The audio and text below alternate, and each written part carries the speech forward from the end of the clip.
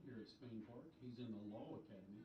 He was inducted into the Speech and Debate Honor Society, and he made state for a mock trial event, and he's in the Rhapsody and Blues Show Choir. So let's give it up for Mr. Rex, and everybody please stand for the playing of our national anthem.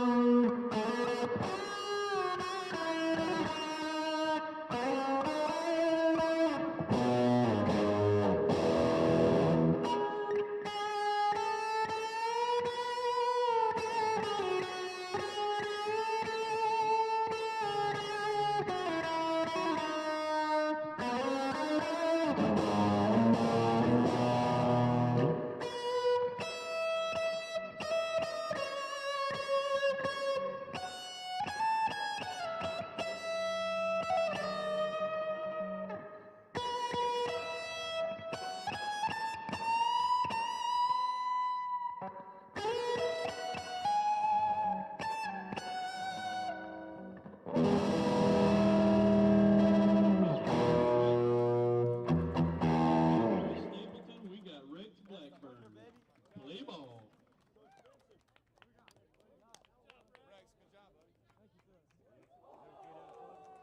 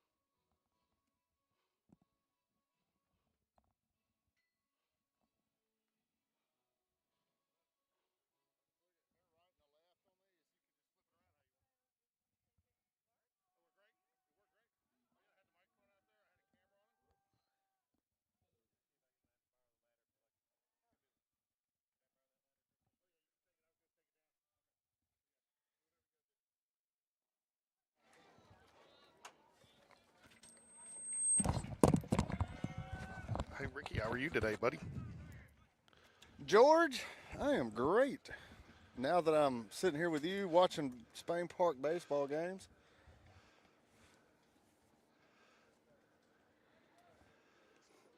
Can you hear me? Yeah. I hear you great. We are live We are live. and in person. Beautiful day, beautiful weather. Had to come home from the beach to get this nice weather. Yeah, no kidding. I'll tell you what, it's a little chilly down there, not going to lie. And Wendy has told us what happens when you get chilly. Yep. You get real grumpy, she said. Yep. So there we go. So here we are. We're live at it.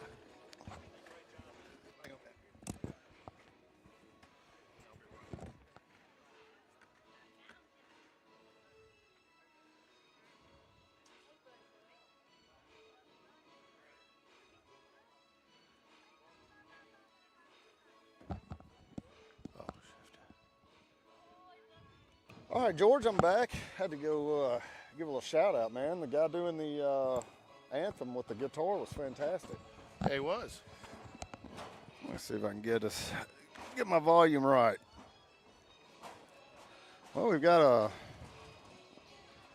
think we've got a little costume issue with the catcher. All right, looks like he's got his comms in, ready to go. Max Vincent on the mound too. That's exciting. Glad to see this. It's exciting. So I don't have a starting lineup yet. Was working to get the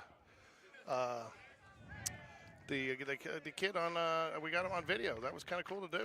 Not gonna lie. Yeah, I videoed the whole thing myself. So, all right, ball missed a little bit low and inside there. What's going on here? Know much about Cullman, George? Not much. Actually, I do. Kyle Cahalan. I'll get you the stats here in a minute. Kyle may not can tell you who's in the bullpen, but he gets you some stats. Why is this not? Oh, there we go. All right, Max off to a 2-0 start here. Not missing by much. Both balls look like they're a little bit inside.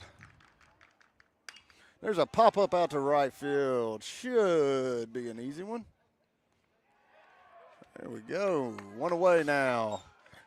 Swing that I believe they would love to have gotten back on that one, though. 2-0 swing, and he popped him up. I have a problem with the scoreboard today. Uh-oh.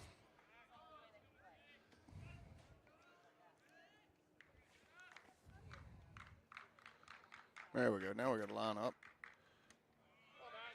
Yeah, it takes a second. It's been slow.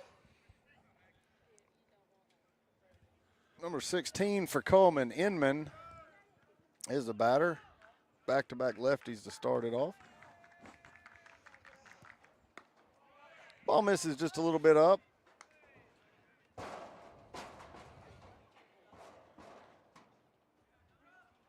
think you and I both have seen Max pitch enough over the last few years. He should pump the zone. There's one in there for called strike. He's going to throw a lot of fastballs, and he's going to keep it down around the knee. And then, he pitched well last year, coming off a little bit of an injury. I don't know why Game Changer's been so slow and lagging lately to get started. Well, there's one. Fly ball out to center field. Hit a little bit better. It's going to be a tough catch, and that's going to get over the head and bounces over off the turf. It's going to be a ground rule double for Inman. He did with that ball what he's supposed to. A fastball down the pipe, and he put a nice swing on it. Thornton couldn't track it down. Is that Thornton in center field? Yes, it is. No, I don't think it is today. I was about to say, he's not walking like Thornton. No, he's still struggling a little bit. He got hit on the elbow the other day. His struggled swinging a little bit. Should be back for the games Thursday. Okay.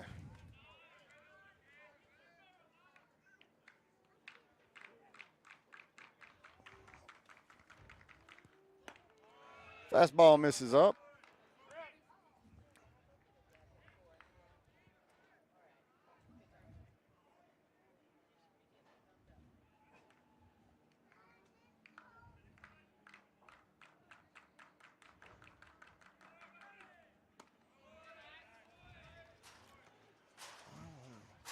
All right, back-to-back. No,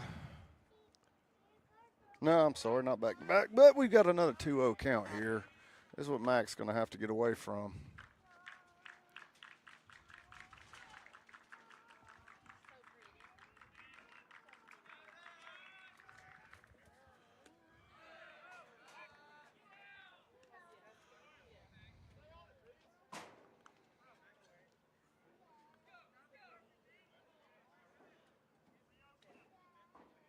There we go. Johnson is the batter. Inman's on second. Comes the 3-0 from Max Vincent. Good call, strike down low there. Love it when they give a 3-0 pitch. It's not really a good pitch to hit.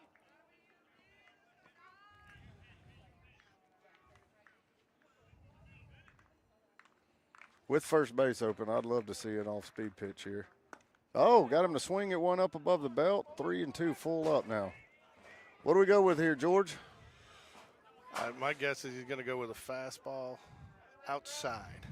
It's early. I like, though, the off-speed pitch on 3-2 with a first base open, especially with a 4-hole hitter up.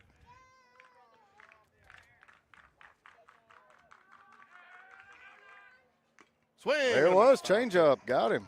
Great pitch. Good job by Evan Taylor there to hang on to it.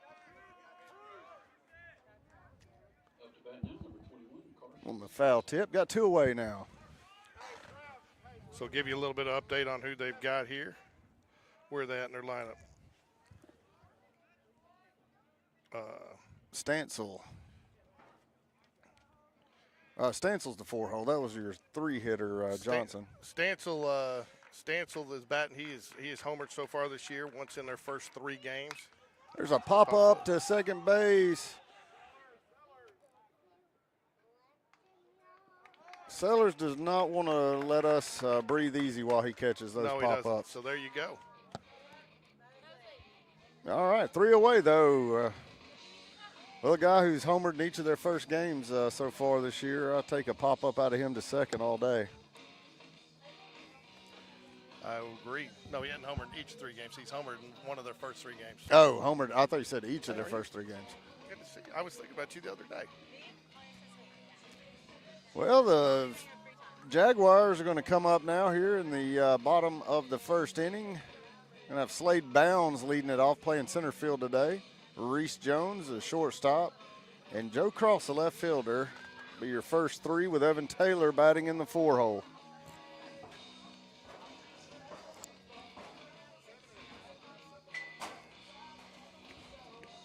All right, got a small lefty on the mound for Cullman.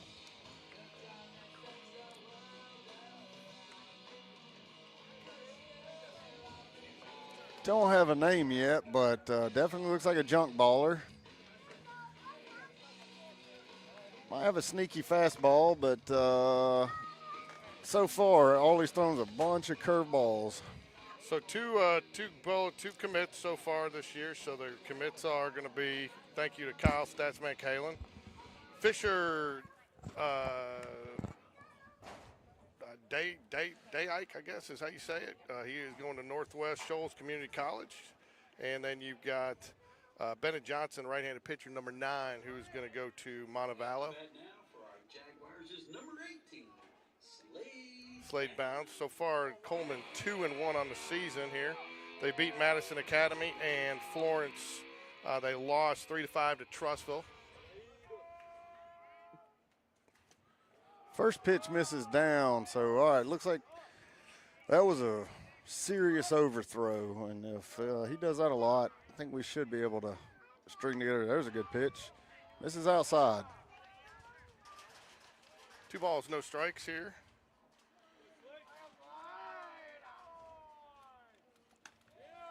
(3-0).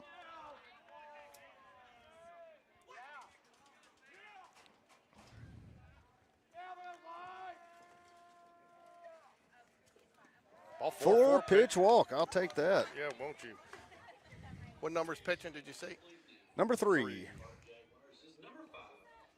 They've got him now. That's Dikey. Yeah, he is a Northwest Shoals Community College commit. 5'10", 150 pounds, left-handed pitcher. Yeah, he's definitely not 5'10". That was a stretch, I do believe. But hey, man, I can only go with the stats that I'm provided. I understand. There's a strike, called strike 1. 2, Reese Jones. I was Reese down at the, I think he had a pretty good He did beach have a trip. great tournament. I'll tell you what, defensively, he was outstanding. In fact, he got GameDay Sports Radio Player of the Game. Oh, and we're picked off again. This I'm kind of getting a little sick of watching us get picked off over and over. We have got torn up. He's out at second. All right, so Bounds with the 4-pitch walk has now removed himself from the base path. That's got to drive a coach crazy. It will drive a coach crazy. Yeah, It's been happening too much, too. He's having David's having a little conversation over there at first. All right, there's a ball. We got 1-1 now. Yeah, I was going to say, though, it's kind of almost joke it when you say that Reese had an incredible game or trip defensively. Like, I mean, he did. I mean, it would be way bigger news if he didn't. No, but there were some. I mean, there were some plays that were just major league. I mean, a little short hop backhand, taking a step into the hole, Yeah. and a couple. He made one on the run, squared up. I mean, threw it on a dime. You don't expect a dime to see when somebody's throwing on a run like that.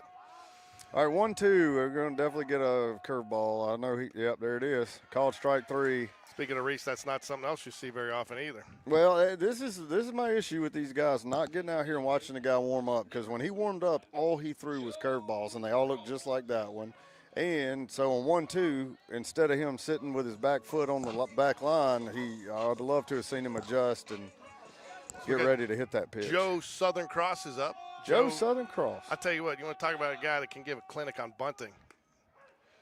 Called strike. He put 2. I mean, you couldn't have placed him out there better in the games. And I mean, they didn't even have a chance to make a throw. I think he was at first base before they even got to it.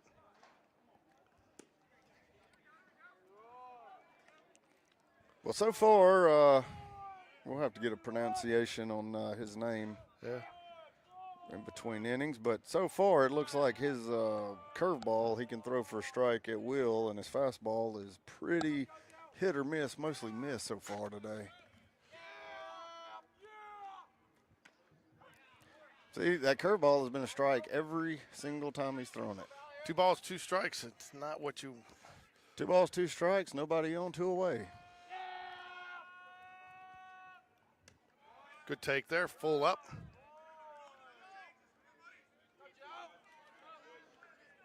Yeah, it looked like looking at the stats down at the beach. Look like Joe had a really good trip at the plate. Ball 4 is 2 walks now.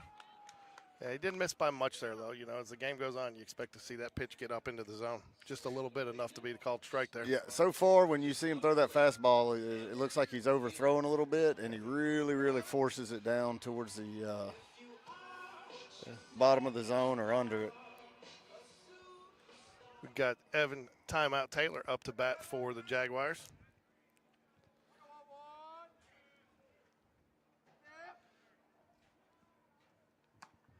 This is high, ball 1. Yeah, you know what, too? It seems like we've been having trouble with running the bases with left-handed pitching, too. Yeah, I feel like I've seen, that's the 3rd or 4th pickoff I've seen this. I mean, he does have a pretty solid little move. You can tell he's definitely had some reps on the mound.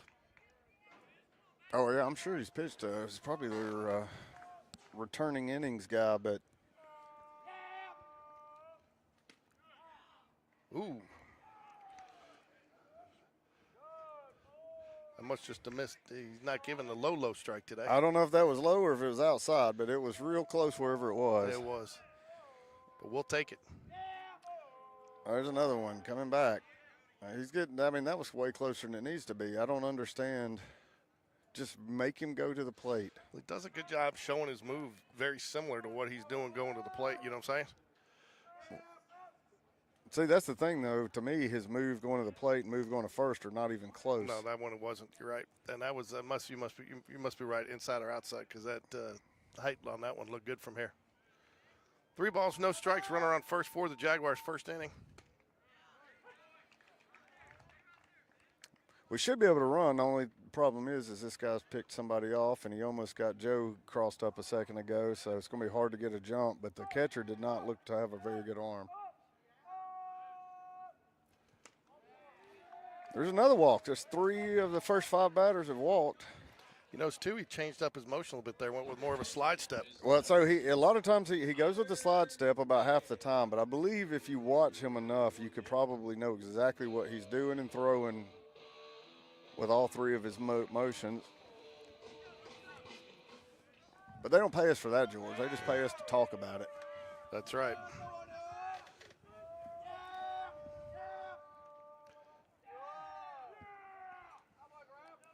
Pitcher and catcher going to talk about it, make sure everybody's on the same page. Camden Major is going to be your courtesy runner for the Jaguars. Connor Grebb had a nice outing down there, too. And Gulf Shores, Robertsdale, Orange Beach, whatever you want to call it. I tell you, too, you want to talk about something else that was nice is the facilities there in Orange Beach. And they're still under construction. They have a monstrous field. It's almost felt like you're playing out the Hoover Met when you're out there with it. The same dimensions. Yeah. I think it's like 390 to center and 330 down the lines.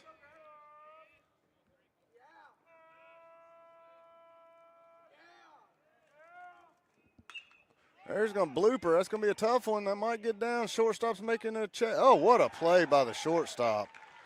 What an incredible play. Over his head, dove for it, snow coned it. That gets down. That's scoring a run easy. He needs 2 baseballs. 2 baseballs. Head coach is Brent Patterson. Hold on a second. I'll go over and get a pronunciation. The shortstop, Bowen, number 5, made that play for Cullman.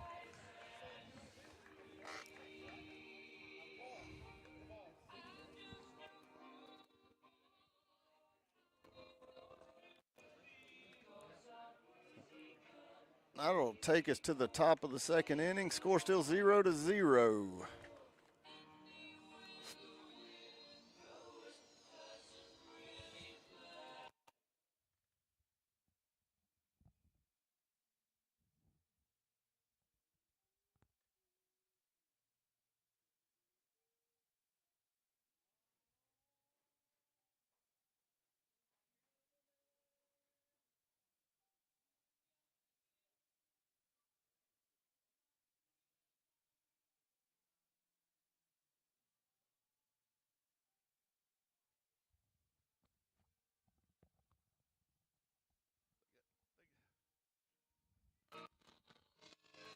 So Dalkey is the name. Dalkey. Okay, well, we're not even close. That's because we're Dalkey. old and we can't see. Dalkey, D-A-L. Yeah, it's a Dalkey. I couldn't tell if it was. I couldn't even really see how it was spelled. I forgot my reading glasses. Yeah, whatever.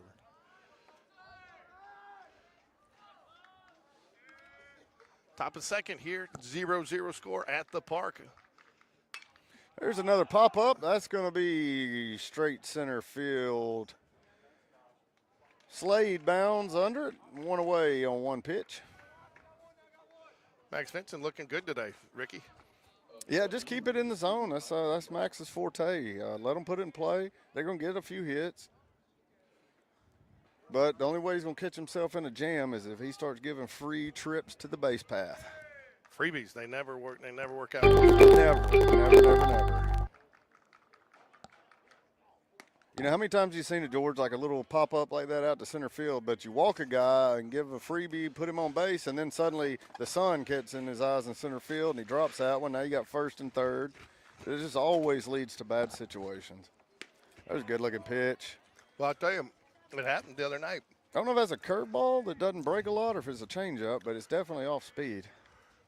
It happened the other night. We had a walk, and then Joe Cross had a fly ball hit to him, and as soon as it was hit, I mean – that was the curveball, and that's going to be – what a catch out there in right field.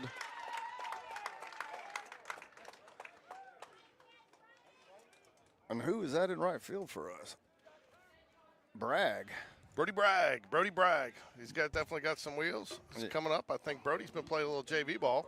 Okay. So I think they brought him up for this one, to be honest with you. Not 100% positive about that, but I've seen him going back and forth a little bit. Well, nice diving catch out there. Little flare. Got 2 away quickly here for Max. And that's what happens, man. You just put it in play and let your fielders make the outs. Rick, I just got some good news a little while ago. All right. You finally got that $1,000 you owe me? No, that's still coming. Okay. We're here Friday. We're not out at the Met. So. All right. And on top of that, because of the school we've missed, they're moving game time till later. So we should be sometime in the afternoon Friday. We won't be broadcasting Thursday. Ricky and I are both out of town, or I'm out of town. I'm just blaming him for part of it too. And I'll be in town, guys. I'll be ready to go if George cancels his trip and cares more. But I will tell you, we will definitely be calling the games Friday and Saturday. Tell you, we got a doubleheader. We got JV action coming up following this varsity match at 4 o'clock, which you kind of like. It kind of sets the tone, gets the action going. We used to, back in the day, we always played the varsity games early. Let JV play last. Probably kind of nice for Will, too. He gets to coach and then watch his son. Nice, strike 3. Nice. Good job, Max Vincent. Just pumping that zone and third strikeout? Yep, so. All right. Nice Takes us to the middle here, and we got a new pitcher on the mound.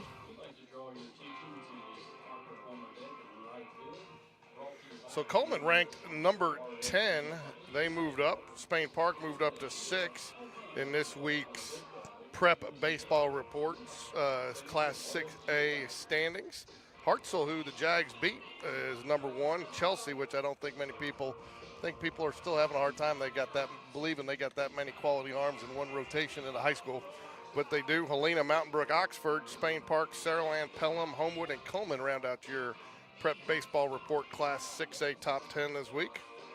Should be a very competitive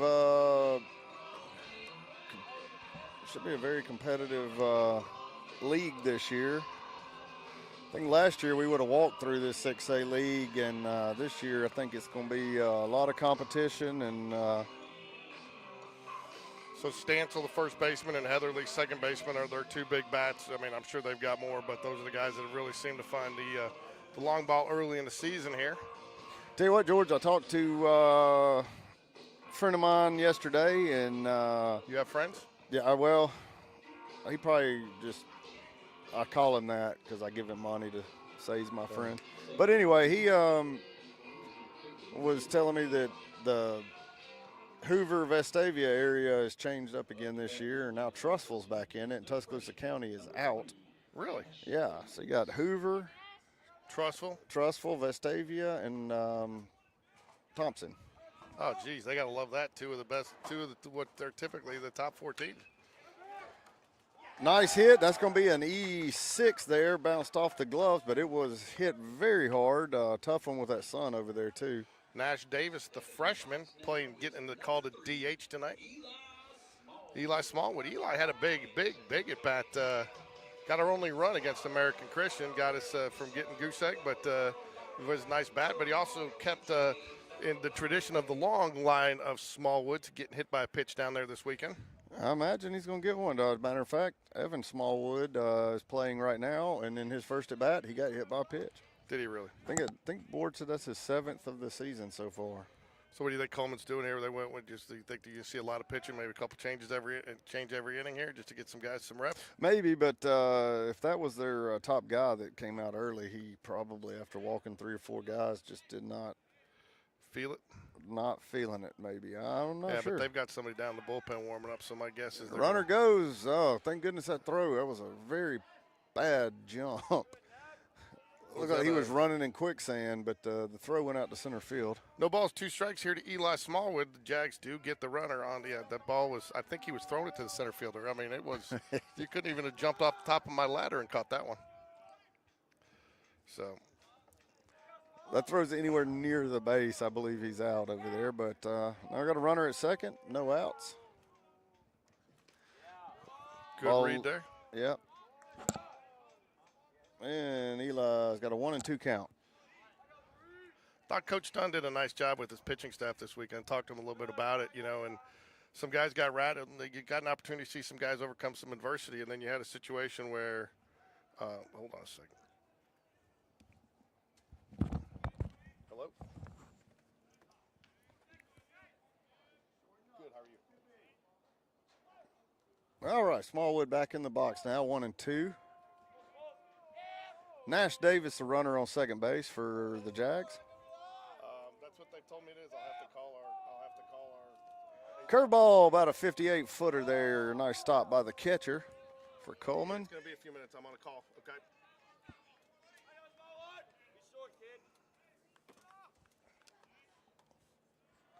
Number 15 for Cullman, McClintock is our pitcher. Had a ton of break on that ball, but just never could keep it high enough.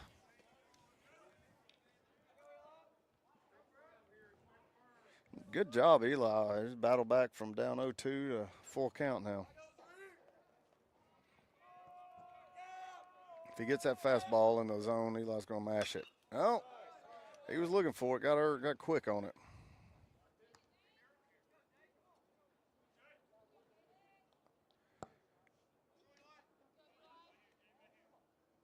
Let's see. Is McClintock going to go with the breaking ball, George? I think if he does, he's probably got Eli if he can get it in the zone. So far, he hasn't put one in the zone. Nope, fastball down, and there's another walk. Great at bat. 7 pitch at bat for Smallwood to draw that walk. That's a big one. Brody Bragg, the right fielder now, is up to bat, the lefty. Got runners on first and second with no outs.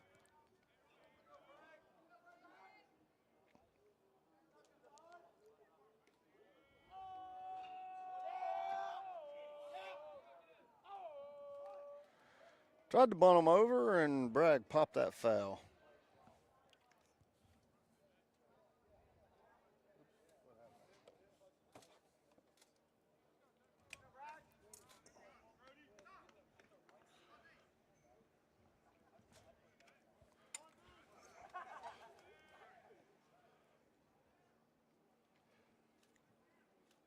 Bragg's going to go down and talk to Coach Smith at third.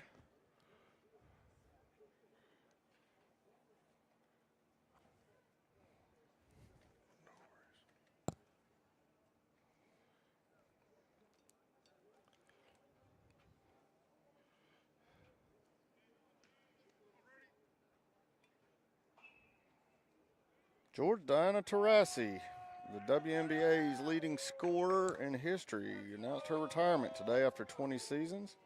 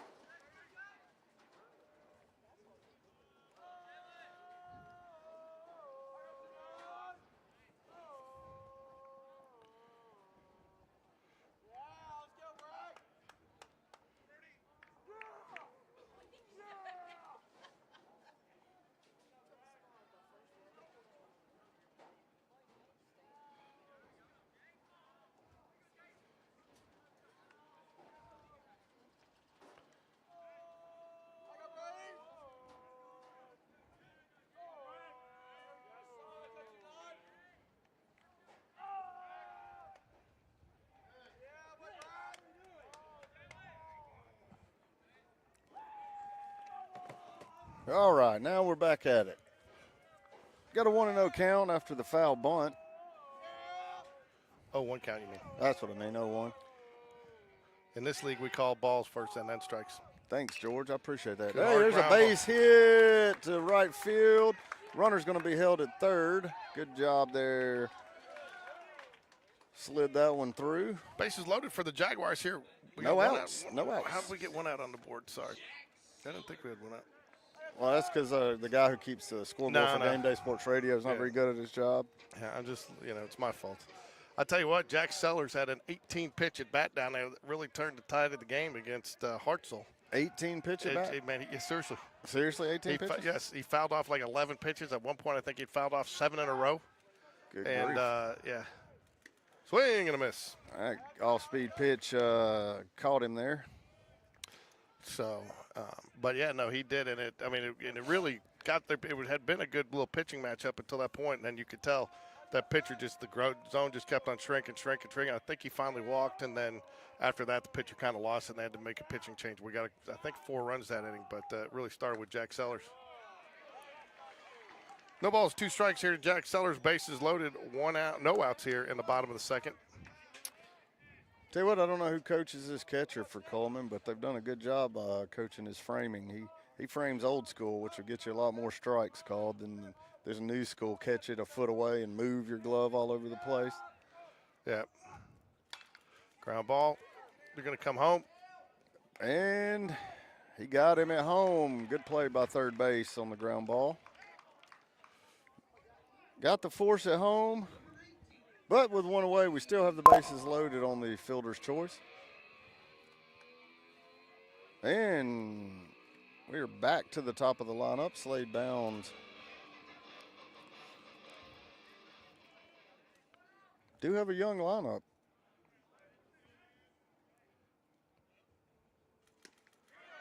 Swing and a miss. No balls, one strike. Jags have to get runs here, Ricky. This is where you got to capitalize. And I tell you what, there were a couple times this weekend we didn't, and I think, it almost came back to bite us. There's a pop-up out behind second base. Going to be a tough play. Center fielder calls off the shortstop. Everybody stays. 2 away now. George, let me ask you, have you done a coaches, what do you call the No, Will and I keep trying to do it, and our schedules haven't. We were going to actually do it before the game today, but then he realized that the varsity was first. So we're going to get one in next week finally. But it gives them a chance to let some things settle in. It was hard to talk about what you're really doing when, they're still putting the pieces of the puzzle together. Yeah, I think that's a foul ball out of play. Yeah, I think that one's going to be a big conversation you have. I think there's a lot of people kind of curious to hear his thoughts on a few things. So no, we were going to try to do it today, but in fact, I thought about maybe trying to get him on between games here, or after the game while the JV's playing, talk to him a little bit. So hopefully we can make that happen. But no, we should get a coach's show out definitely next week. So yeah, we will not call the games on Thursday. Call the games Friday, Saturday, and then Tuesday next week. I was excited to learn that the games are here. That is very nice. Although for me, it doesn't really matter. I'm kind of about as close to going to the Met as it is here for me.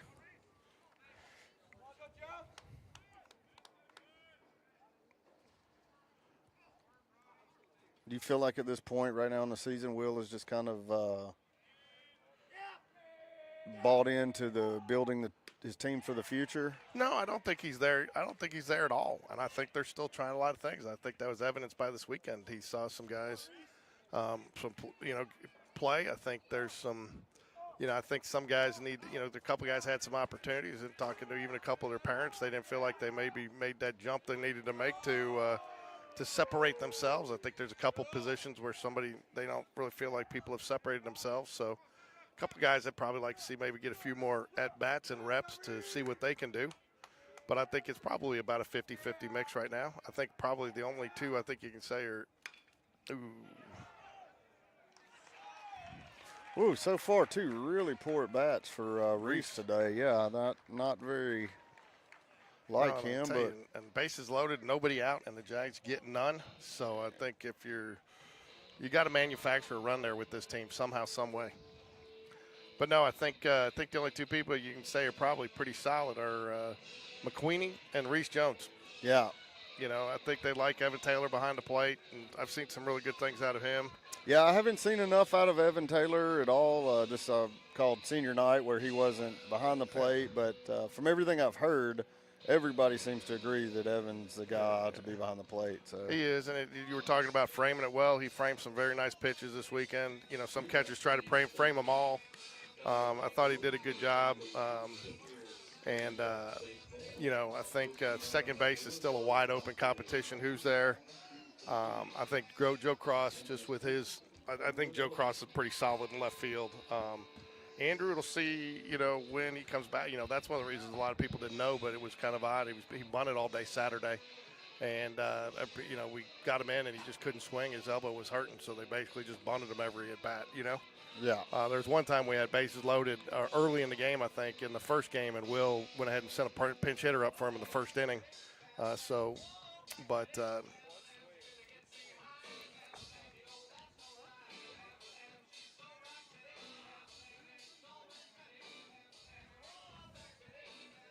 I know he's young, but I'd like to see a little bit more out of Slade. Bounce. Had a couple errors this weekend, and I think he'll get the bat going. I think he's going to be there, but, he needs to make a little jump, too, in my opinion. You're just going to leave that one hanging out there, Ricky? Yeah, I was just kind of thinking there. I got to pick my words real closely here and make sure I don't say anything to upset anyone. So, again, I think you're going to see a little bit of a rotation between Smallwood. They've definitely looked like they've committed to Nash Davis, both on the mound and in some form or fashion. Pinch hitting, they're playing a little bit of first base. Saw Evan Taylor get in a doubleheader situation. He played a little first base.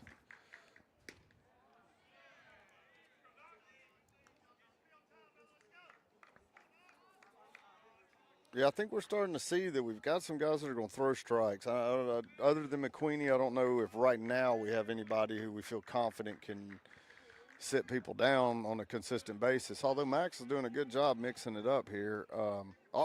Another thing too is playing 6A ball. We're not going to see quite the lineups that we were used to seeing in 7A. So bottoms of lineups are definitely going to be a little shakier. Yeah, well, I think that. I mean, just like you said, you just don't have the depth at 6A, especially even in the pitching rotations too. So, probably, you're not going through the lawnmower like you did in some of these 7A teams, just getting Yeah. Ooh, I like that pitch call right there. Good pitch. He left it up. And I think he left a little too far outside too. Yeah. I mean, and Evan didn't even try to, say he knew it wasn't even close. 3 balls, 2 strikes, payoff pitch coming from Max Vincent to Malden. There's a long fly ball out to left. Going to get down at the bottom of the wall for a stand-up double. Joe Cross could not track that one down. That's a tough one, too, with that sun in your face, at this time of day. I'll tell you one nice thing about having the varsity game first is we can get a player on it during the JV game with us afterwards if we win. Of course, we don't interview players when we lose. So. Need to win, George, so you can interview people. I was going to let you do it today, Ricky. I'm going. I've still got work to do after this game. Oh, so do I, and I got to drive to Nashville tomorrow. And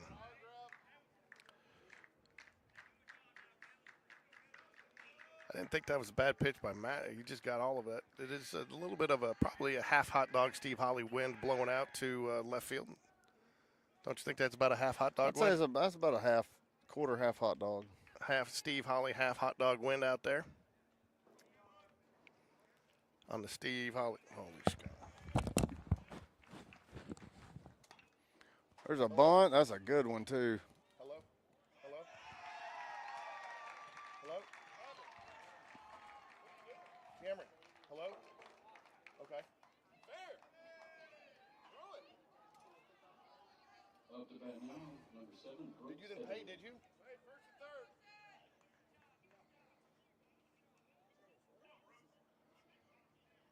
She did, Cameron. You used the wrong card.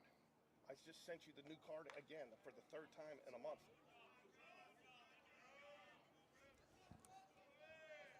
Cameron, I was standing on top of the dugout. Yes, I have another one in there. I was standing on top of the dugout. Okay. There's a pop-up. Shortstop Reese Jones is under it. Calls it, makes the catch. When I send these two, when I send these payments, I understand. But I understand. Go back in and give me, did you pay for it?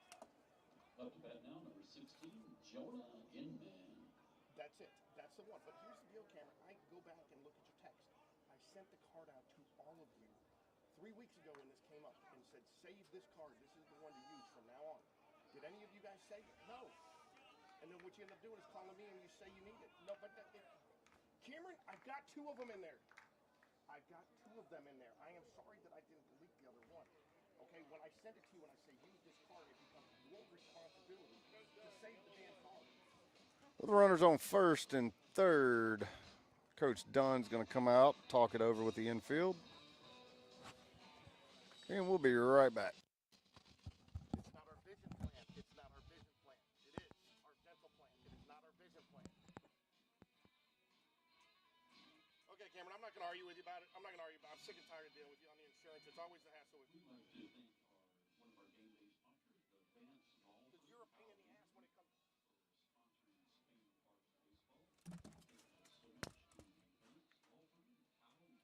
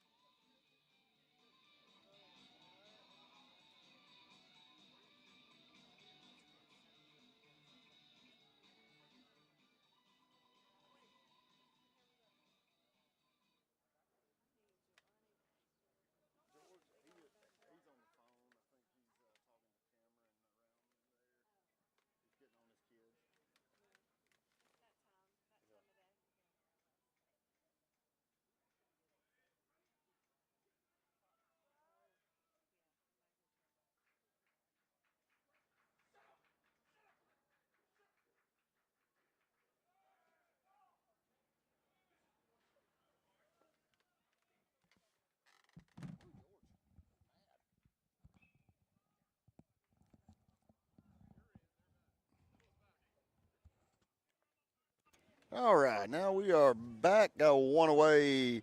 Runner on second and third. Vincent still on the mound, 1-0 count. Inman, the batter, pops up again. This one's out to right field. He's going to tag and go home. All right, Cullman gets a run across, 1-0 on the sacrifice fly by Inman.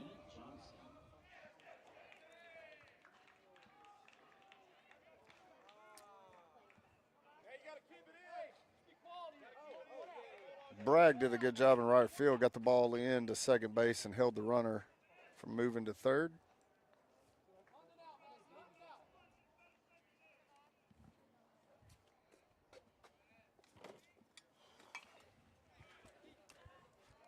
Pop foul by the batter Johnson.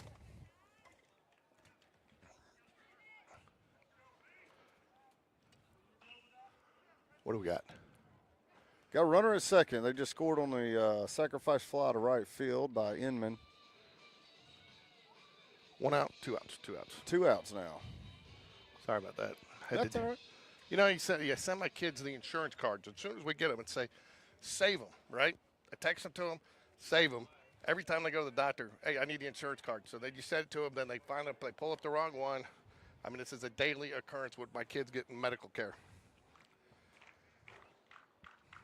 George, you act like you've never met kids before. No, I know. And then it's my fault. That's a pretty good curveball by Max Vincent. That's the first one of those I've seen today. Left it up a little bit. A pretty good pitch.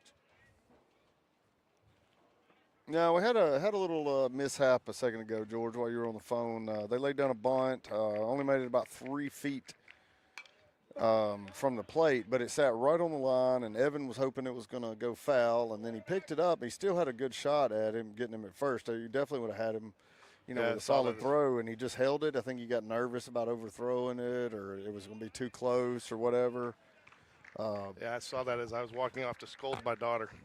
That's one of those things that he'll definitely get better at as time goes, being a sophomore. Ground ball to second, and there we go. Sellers makes the throw, and 3 away. But not before Cullman puts 1 on the board on the sac fly by Inman. 1-0 Cullman over the Spain Park Jags.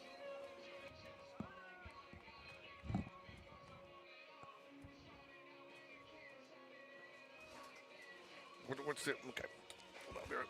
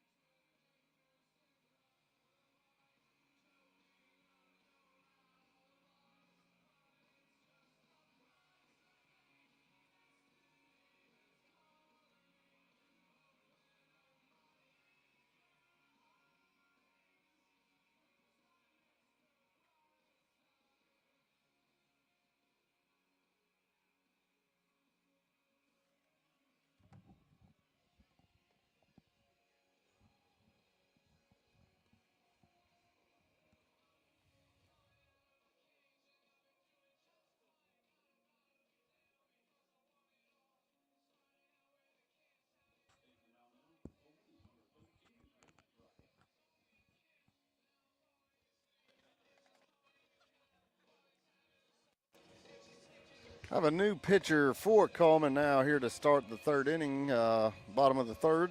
Right is a pitcher. Stepping to the plate now is number 21, Joe Cross. All right, lefty Joe Cross stepping in for Spain Park.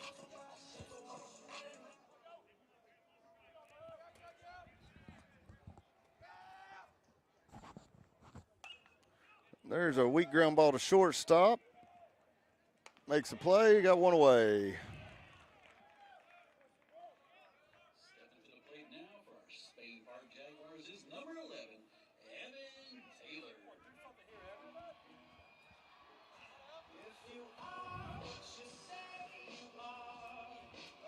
All right, with one away, Evan Taylor, Spain Park catcher, up to bat.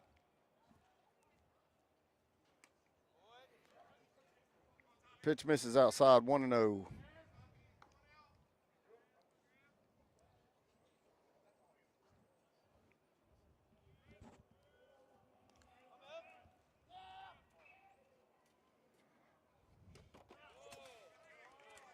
Fastball misses down, 2-0 now to Evan Taylor.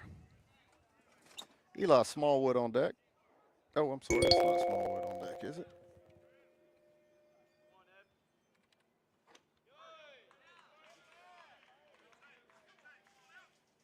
No, I'm sorry, yeah, it's Greb on deck.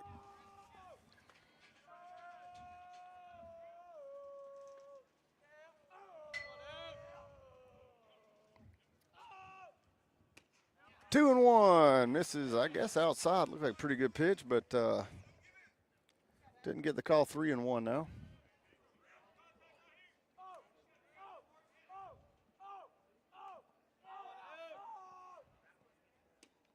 Oh, swung at ball 4. Count goes full.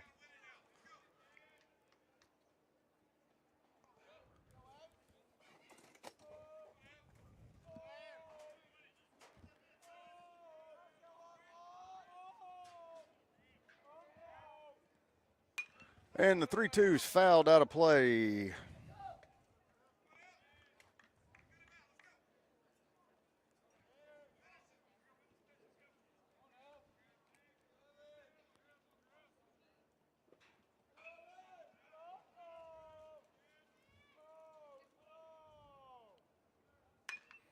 Another foul ball.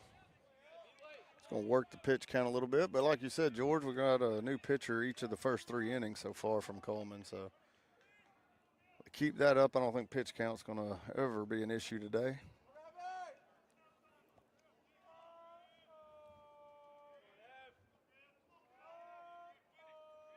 And here's the 3-2. Ball 4 misses outside. Now Taylor jogged down to first base. Assume he'll have a speed-up runner.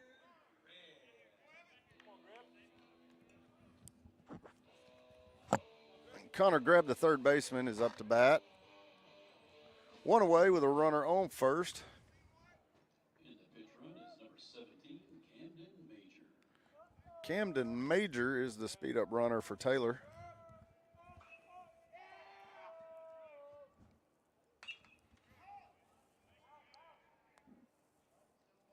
Grab with a little late swing there, fouls it out over the third base dugout.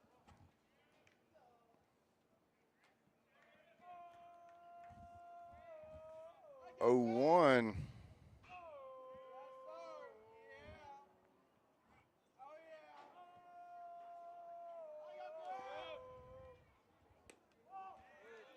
Fastball misses in.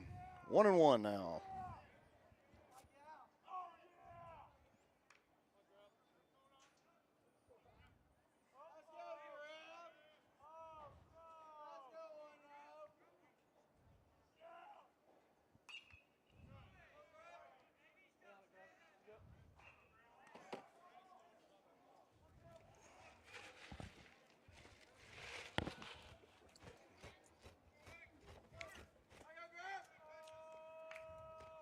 All right, 1-2 now to Greb.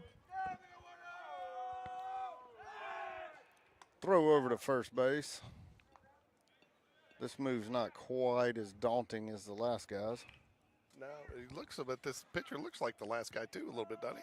They got it looks like a bunch of lefties that are real small. No, the last guy was a little bit bigger than this, and a righty. But this is, oh, we got picked off again. You got to be kidding me. His move's not even good. We just guessed. I think that stems from having a bunch of youngsters out there.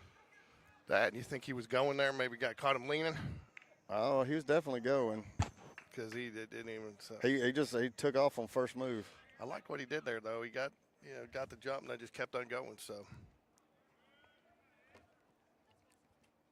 Oh, and there's a swing at a ball in the dirt. That'll be strike 3. Throw him out at first. Not very good at bats. I tell you what, we are. Kevin, what's up, buddy? Man, what's happening? You want a commercial timeout? Yeah, I'm on commercial timeout right now. The red hat's out over here. What you been up to? Working. Just hanging out, working.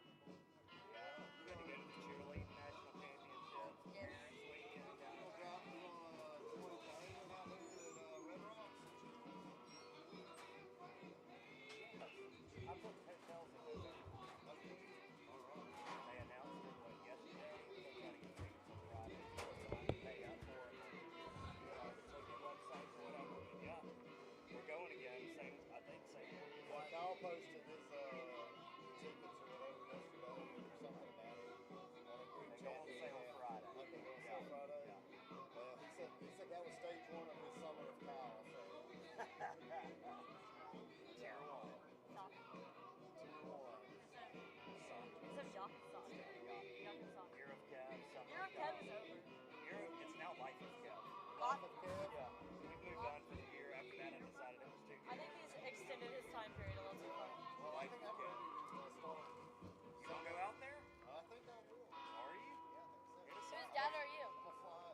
I don't have a kid out here. Oh. Yeah. Usually I just ask that. I know their son. No, Well, Webb didn't play with this. But this is Ricky Strong. This is Ann Ellis. He has a son named Jack. Son named Jack. Oh. What school does he go to? he goes to UAB. Oh. He graduated with Webb. Strike 2. Yeah, no, he didn't play his senior year, but I was doing this anyway, so. He likes hanging out with George so much that he just shows up.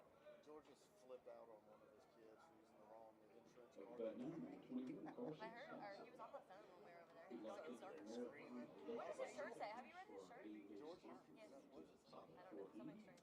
You need to. Well, they went to the doctor or something, and they gave him the wrong insurance card. He's got a new one or something. So he's like, I literally texted Ricky. Something about a sexy wife. Yeah, there's something, and I'm trying to read another one. I It said says, I'm I am already her taken king. by a sexy wife or something. Yeah, there's like something, I am her king. Uh, What the world? you know, my brother is the entertainment for Edmonton Oilers. Can I put these on? Yeah, it's awesome. Arena up there in Edmonton, and today he called me. He goes, dude, I just booked a blast from your past. I was like, dude, just Cypress Hill. I was like, when? He's like, May 1st. In Edmonton. You wanna go? May 1st. I saw Cypress Hill in like 1992 in Atlanta at the pop. Like high school freshman It year. was amazing. I saw him. I was like, they're not even a Live Nation, Drew. He's like, I'm gonna book them outright. He's like, it was cheap. And he's like, we'll see what it does. Good, how are you? What does your shirt say? Oh, just something my wife gave me. I didn't even have time to Up to change bat now, there's number 5, Colter Valley. Oh my. I put the headphones on, but I didn't talk to you. You can talk if you want. Is it live? Yeah, we'll be there in a second. Hold on, I'll get you a headset and I'll talk to you. Hold on, let me find a. Are you gonna interview me? Yeah. Because I'm a diamond doll. No, not a dime a dollar's gonna. Hold on. I'm a diamond doll. Give me your headset. Not right now. Ann Ellis. Dad, I'm getting interviewed. Come over here. Here, Oh, put let's this go. one. Put this one. Okay.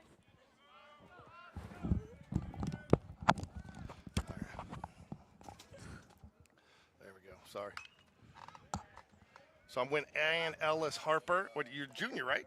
I'm a sophomore. Are you a sophomore? I thought you were a junior. Yes, sir. So not only is she a diamond doll, but she is a varsity Spain Park Jaguar cheerleader who just got back from Orlando, where you guys came in the top 10 in game day or traditional. Yes, sir. 10th in the nation for game day. And so tell us a little bit about that, because that was you guys have had a really clean game day all year. Traditional, you guys struggled just a little bit. You did not advance in traditional, but game day and to finish top 10 in the nation. But that's not when we talk about nation. I mean, that's nation. That's like because it's different. It's not like AHSA state stuff. It's what AC, the American Cheer Association, or something like that. The NCAA. NCAA, okay. UCA. Yeah. We went in super strong for game day. We were expecting good things from that. Traditional, we were a little unsure, but it still turned out better than we thought it would. So talk a little bit about it's a grueling 4 days, right? I mean, sometimes you guys have your first routine at like 8 o'clock in the morning, and then you got your second round like 8 o'clock at night. So you got a lot of time in between, right? Yes, sir. It was really tiring, but it was also rewarding becoming 10th in the nation. We stayed up pretty late at night at practices, but it all ended up being worth it. Yeah, and then you guys also, did Morgan do her like 6 a.m. practices up here the week before to kind of Yes. get you guys prepared? It's you a guys have tradition. The morning before we leave, we practice at 6 a.m. So you guys, though, have to be good friends to spend as much time as because, I mean, cheer is probably the only real year-round sport that we have up here. You guys start in the summer and you go pretty much through Yes. now, right? It's already back rolling. Is it really? Yes, it is. They're in the gym right now. Why aren't you in the gym? I chose not to try out again this year. Oh, really? I'm really going to miss it. Yeah, but it is really a year-long sport. It is. It's a grind. And, I mean, I tell you what, too, I think I probably saw more injuries in cheer this year than I saw in football. You had girls tearing ACLs Yes, and there's lots of bumps and bruises. Lots of concussions, lots of ankles, fingers. So tell us a little bit about what the Diamond Dolls are and what they do for baseball. So for Diamond Dolls, we sell merch in the merchandise truck, and we work the ticket booth as people come in and just greet people and give the players baskets for most of the home games. So who's your player? Don't you get assigned a player? My player is Caden Smith. Caden Smith? Yes. And they fill out a form and request certain snacks that we give them for pregame. Oh, that's cool. So cool. And then the Diamond Dolls, they come out and cheer them on too. Some do you guys have to work like the gate or work concessionary like they do over at the softball? I don't think we do the concession stand, but we do the gate at the entrance. And the merch booth? Yes. So what's the hot merch item this year? A lot of people like the hats this year, the new ball caps. Right. Those are really popular. Do you guys get Diamond Doll merch? We do. We get a sweatshirt, T-shirt. So Very nice. What's your favorite sport up here at Spain Park? I mean, I have to be biased and say the cheer team. No, that you're not doing it. Did you either get to watch or participate? I really like football. Football, okay. Yes. Yeah, no, I knew you were going to say cheer, but no, I'm talking about either cheer or watch. Sorry, that was Yes. not a very good question. Cheering for football is definitely So super fun. Okay, well, thanks for joining us, and Thanks good for luck having with being me. a Diamond Doll, and good luck enjoying your junior and senior. You'll get to sit Yes. and watch them from the stands this year, huh? Yes, I will. So you excited about that? I am. I'm very excited. So there you go. All right, Ann Ellis Harper, ladies and gentlemen, also daughter of Kevin Harper, the Harper Home Run Porch. Get Do your you ever free go? hot dogs. Do you ever go sit out there? I have not yet, but I think I will today. There you go. All right. Well, Yes. thanks for joining us. Thanks Have a for good day. having me. Nash Davis, designated hitter, up to bat for the Jaguars.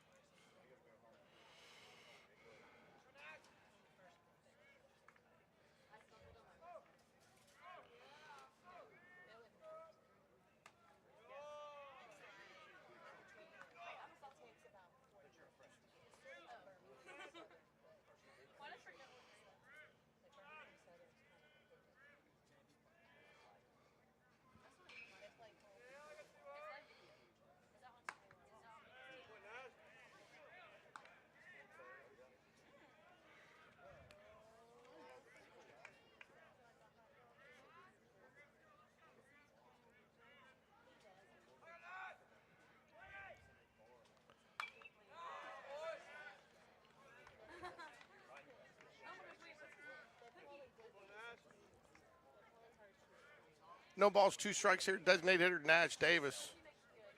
I got to get the score right. Sorry. 1-0 here. Bearcats. Nash Davis, fly ball right field. It is going to be in the hole out there in the right field corner where we don't see it. And I think that is going to be an out, and it is. He does pull it in, so that'll be out number 1. All right.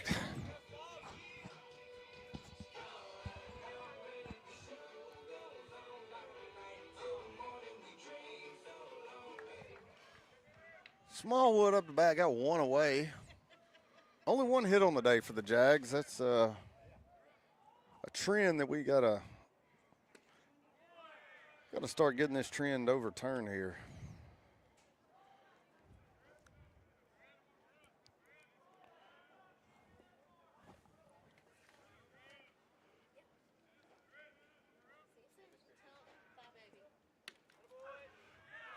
Ooh, got the low strike. That one seemed like that was below the zone, but you nevertheless got the call 0-2 to Smallwood.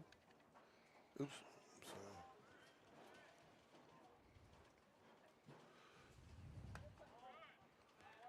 Well, George, this is their fourth pitcher of the day, and 3 of them have been 145-pound lefties. I'll tell you what, though, but they've been pounding the zone, and they're getting it done. They've only given up 1 hit.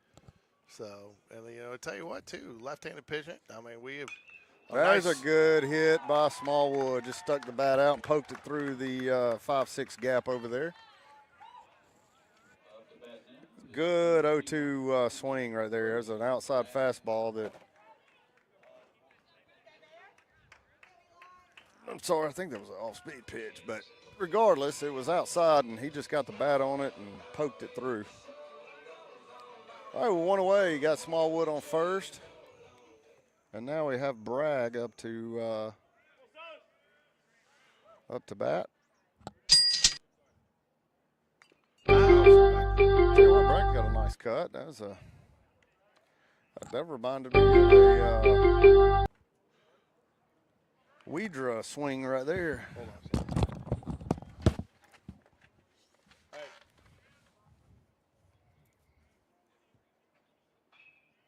They do. But am I using the right card? Then it's been a pain in the ass. Am I using the right card? Ooh, off-speed pitch. Got him 0-2 now. No, I mean our dental's through Blue Cross Blue Shield, right? Yeah.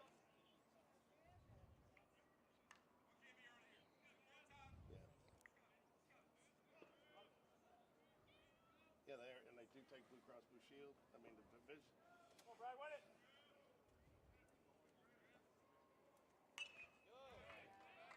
Another foul ball by Bragg. Count stays 0-2. I'm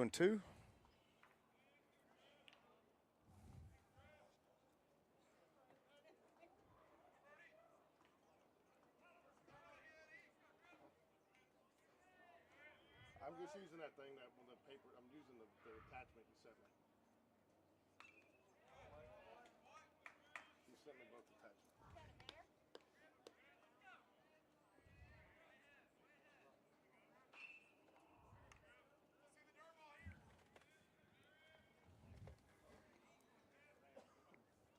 Oh-2 pitch. This is the 6th pitch of the at bat now. I'm sorry to bother you. And he got him with an off-speed pitch, curveball. Got him way out in front.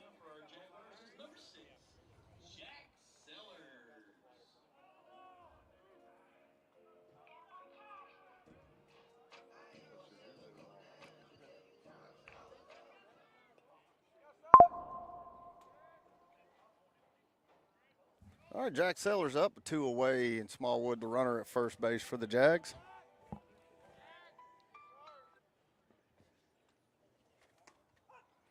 Called strike on the inside corner. 0-1. Yeah, tell you what, these Cullman pitchers are. They're pounding the zone. The first guy I know walked 4, but since then, they have kept the ball in the zone.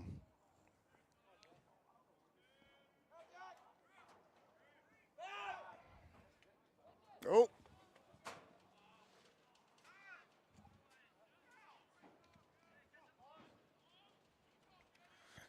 Through to first, it got away over to the fence, and Coach Smith's a little bit perturbed at Eli staying there.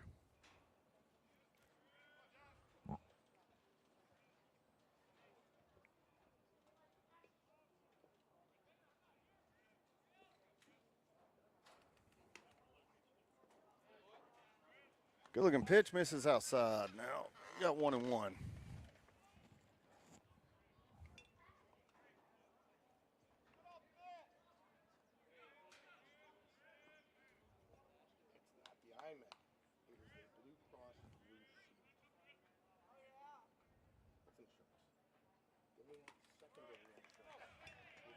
Breaking ball, swing and a miss. 1-2 count to Sellers.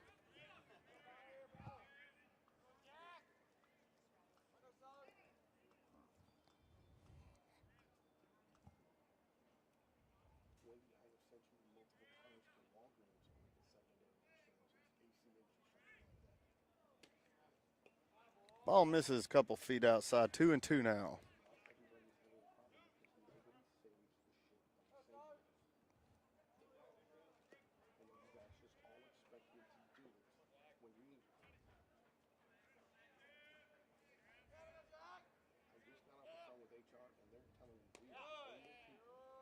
All right, full count now. 3-2. Fastball misses down. All right, Jack Sellers got a full count. Smallwood should be taking off here at first. Got to watch the pick.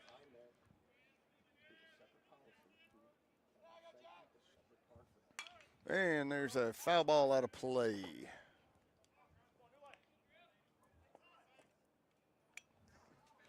What do we got here? 3 balls, 2 strikes. Sellers started off 0-2 and battled back to a He full did this count. weekend too. I'm telling you, man. And let's see how many pitches this bet goes.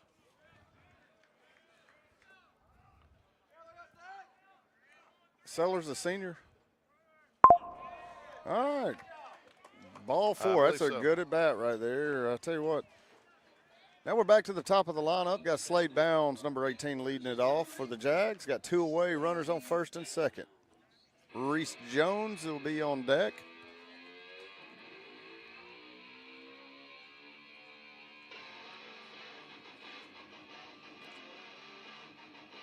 Little kickstart my heart right there, George. You remember driving your Camaro around town with the T-tops out back in the day? Listening to that? Probably why you're missing some of those hairs that blew out with the T-tops.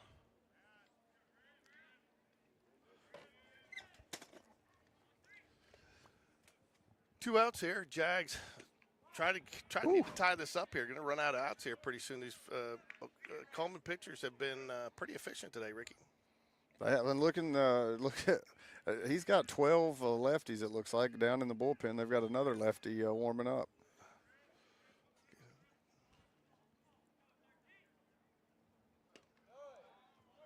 Ball missed down, maybe. And maybe a little inside too. He bounced back just a little bit. So top of the lineup here with 2 outs. So you'd like to have what's this called, a 2-out rally. 2-out rally. 2-out rally.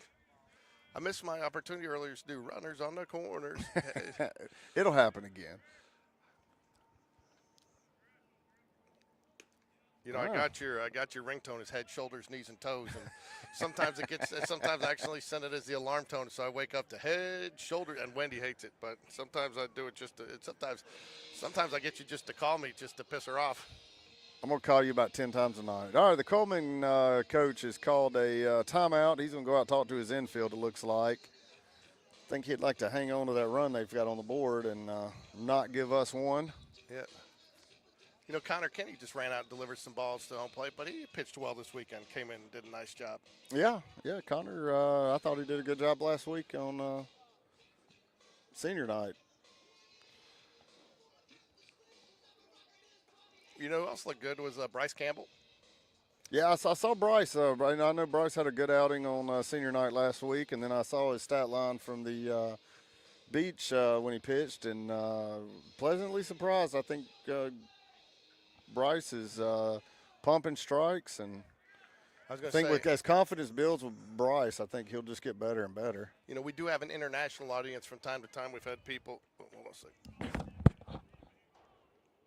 Hello? Hey. No, just send it to me. I'll deal with them. I don't want to put you in that. Thank you. All right. All right.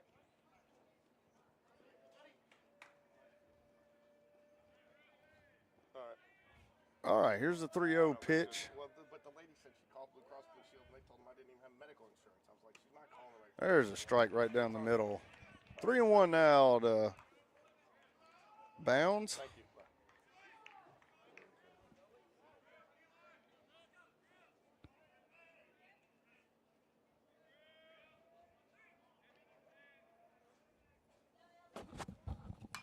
Bye. And popped up out of play.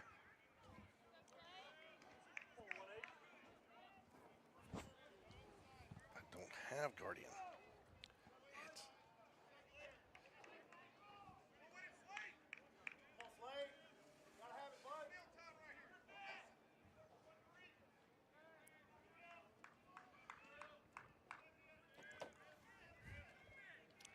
It's Right with the 3-2 pitch to Bounds. And there's a pop up to left field. That'll do it. For the bottom of the fourth, Cullman hangs on 1-0, heading to the top of the fifth.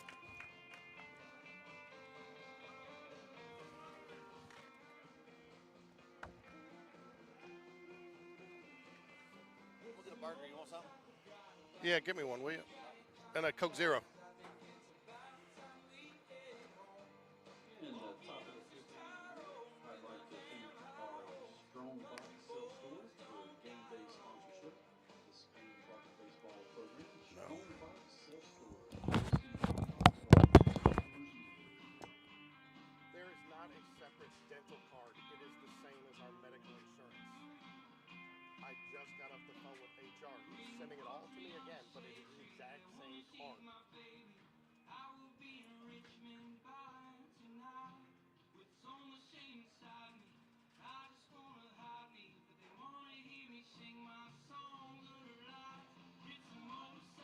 emailing me 100% of the information again. I'm going to send it out to you guys. Download it, save it. This is the last time.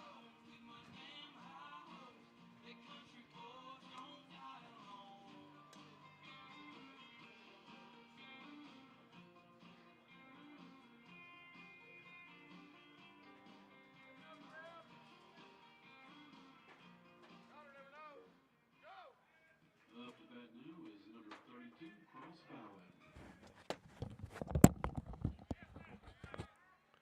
Top of the fifth here, Jags trail. Max Vincent still on the mound for the Jaguars. 7, 8, and 9 hole hitters. Bowen, Malden, and Heiss up for the Bearcats. Max misses with his first pitch, just a little low ball one.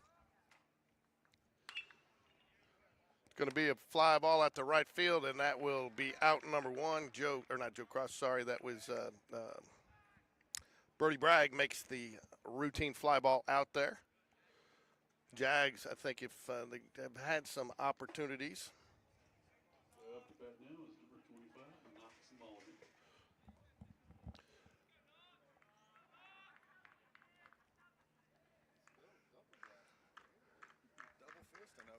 Thank you.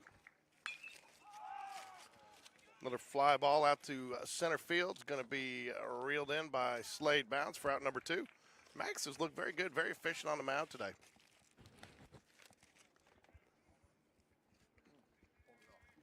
Up to bat now is Thank you. number 8, Caleb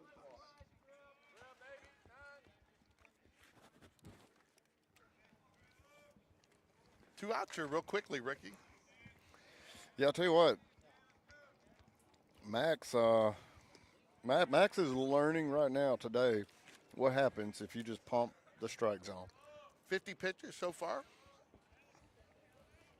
Through 4 2/3 innings. Swing and a miss. Not a very good swing at that.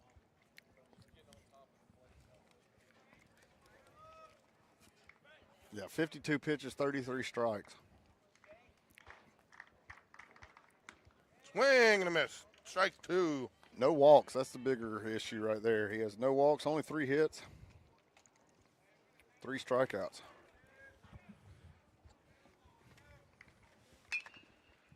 Man, there you go. Filled his position too. 3 away. Great job by Max Vincent. Real proud for him. In fact, we'll try to get him on between games Yeah. or during the JV game.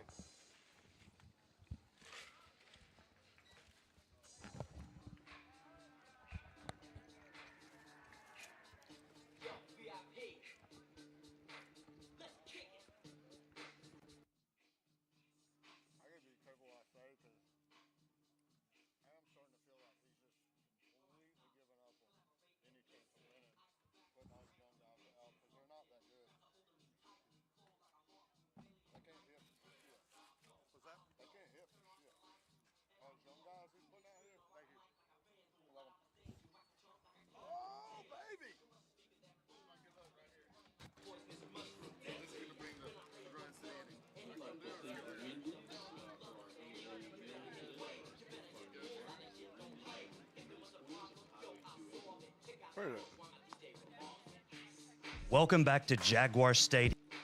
So it's time for the Sean Jones snack of the game. Peanut M&Ms today, ladies and gentlemen. Those are Rally peanut M&Ms, right? Rally peanut M&Ms from Sean Jones. Sean Jones snack of the game brought to you by Sean Jones. I'm telling you, Sean, I'm not going to lie to you.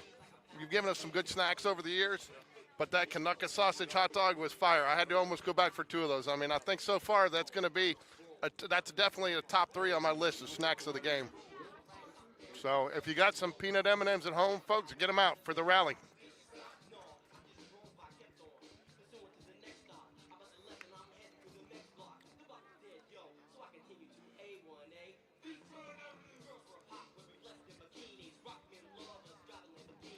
Bottom of the 5th here, Ricky. I think if well, I'll wait till you get back on there.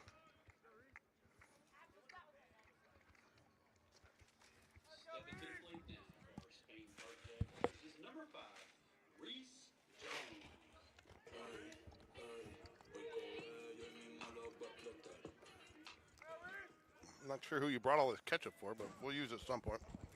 Well, he just said he had some packs for you. I put mine on over there, but I didn't know what you Nice wanted. little bunt for a hit there by Reese Jones. Great play. There's not even going to have a chance at him. Well, and I'll tell you what, that's one of the best things you can do, too, when you're struggling a little bit at the plate. And another reason is, I mean, he's had 2, not great at bats today, but that'll change everything. Get you on base. I also think, too, he saw that the third baseman was sitting back pretty deep. It was a good opportunity, a good read by him. I'm not sure. Do you think that was a called bunt there? Or you think he I don't know. I saw him and Will talking, so they may have been saying, hey, if he's sitting back on it. And look where he's at now, though. See what that does to your infield, changes things around. Oh, don't jab at it. You can see the despair in Will's head but I tilt. I think if you look back, though, Ricky, I mean, Max Vitch has pitched a gem of a game so far, but his offense not really helping him out. Bases loaded, nobody out. Jags walk away with no runs, and I think we had, first and third with one or we have bases loaded with no outs. I know, that's what I just innings, said. We've had a couple of runners on and just unable to get a run across the plate. Oh, and we got picked off almost again. Well, We are not good on the bases. I tell you, that's Reese, and of all people, I didn't expect him to get caught leaning. I think, too, these guys, I think we've struggled with some lefties here. And if you look, that's when we've been getting picked off. Oh, no, yeah, it's all been lefties.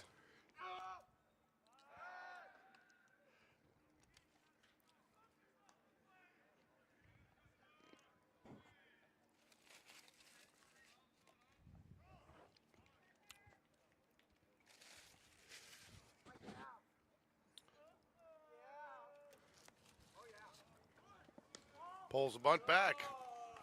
1 ball, 1 strike here to Southern Joe Cross. Joe Southern Cross, right? Joe Southern Cross. Evan Timeout Taylor on the deck for the Jaguars.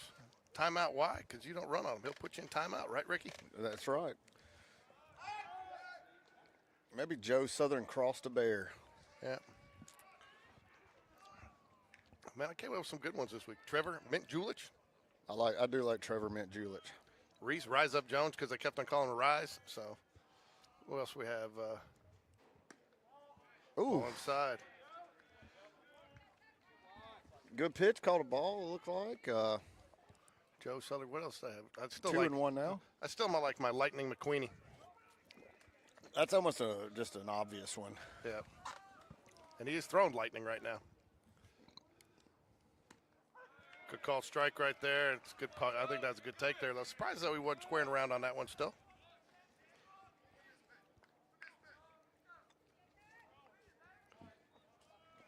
I'd almost be surprised if Reese isn't in motion here. Nope. Fouls it back. Stays alive. Off-speed pitch. Knew we were getting it.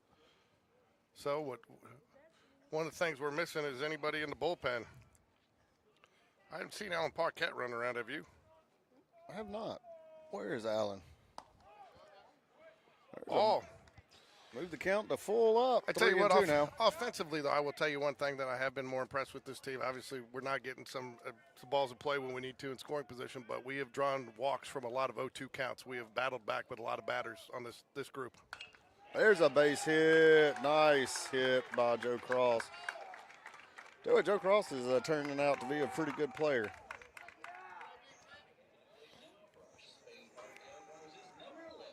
Tell you what, he shot up a little bit too, you know?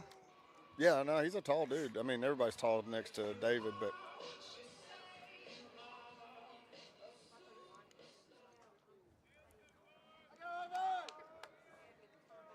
All right, Evan Taylor up to bat now. Spain Park catcher. Connor Greb on deck for the Jaguars, and that is going to get out of play. For a second, I didn't think it was going to. I lost it for a second. Tell you what, that was kind of cool seeing the, and I was glad we were able to get the camera up and get the national anthem on there today for the Rex. And that's Rex did a nice job playing the national anthem. I thought so as well. Oh, I got to get my.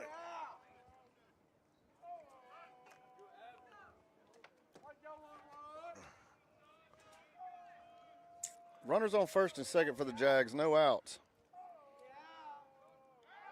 And on top of that, you've got Reese out there on second, and so you got great speed on the bases with Joe Cross and Reese Jones. Yeah. You're not going to take a bat out of your 4-hole hitter with a bunt here, but you'd love to get rid of this force.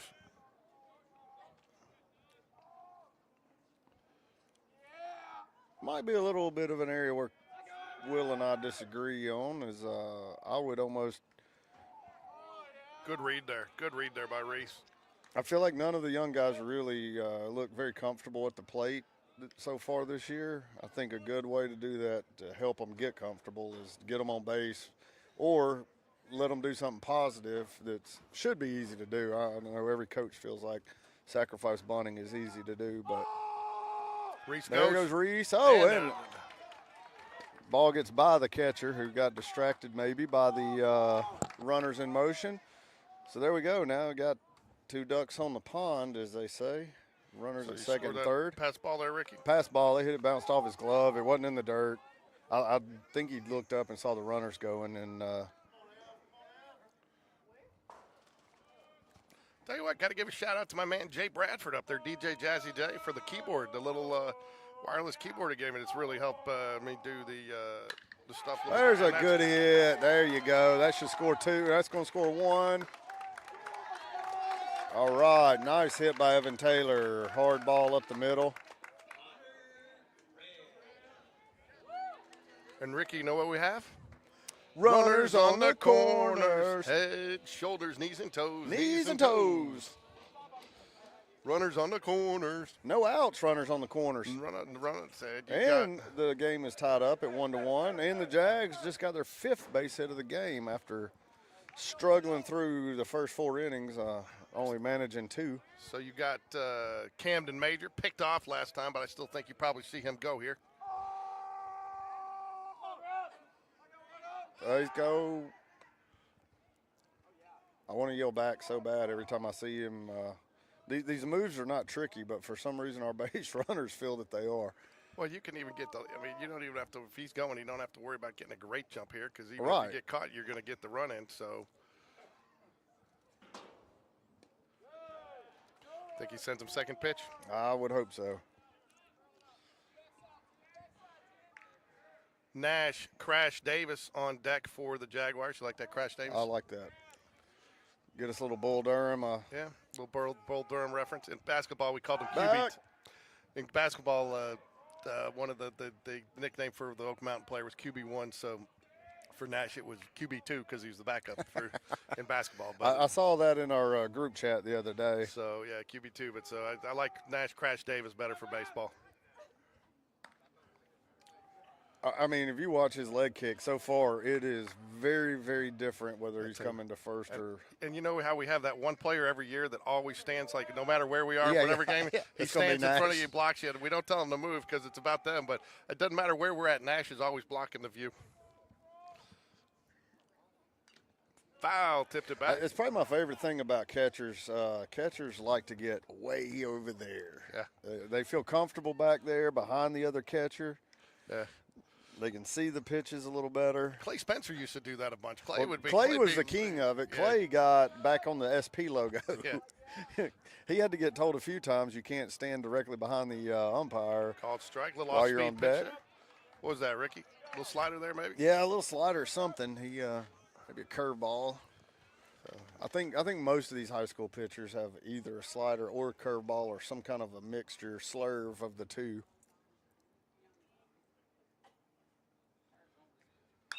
There's Good another hard hit and ball it's gonna off be the down first baseman's glove, but that was a bullet right there.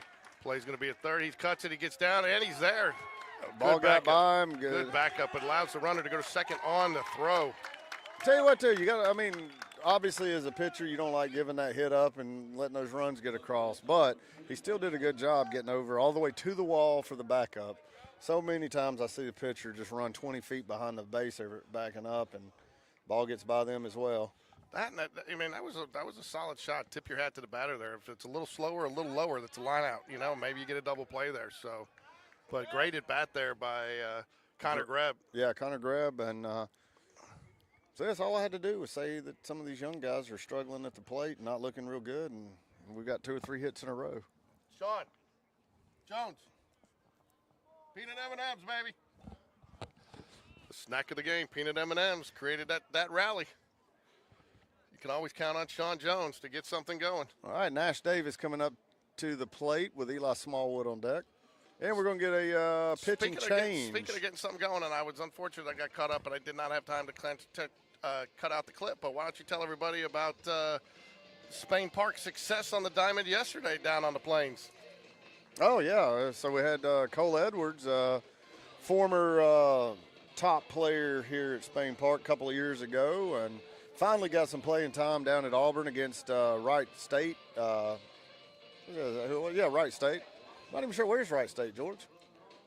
Somebody asked me that the other day, and I meant to look it up and forgot. But anyway, yeah. So Sunday, Wright State, and big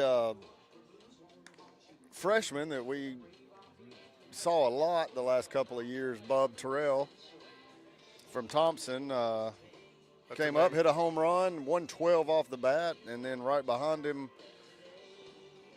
was playing right field. Cole Edwards came up, and he blasted 111 off the bat over the Green Monster down there on first pitch breaking ball. Dayton, Ohio. Dayton, Ohio, okay.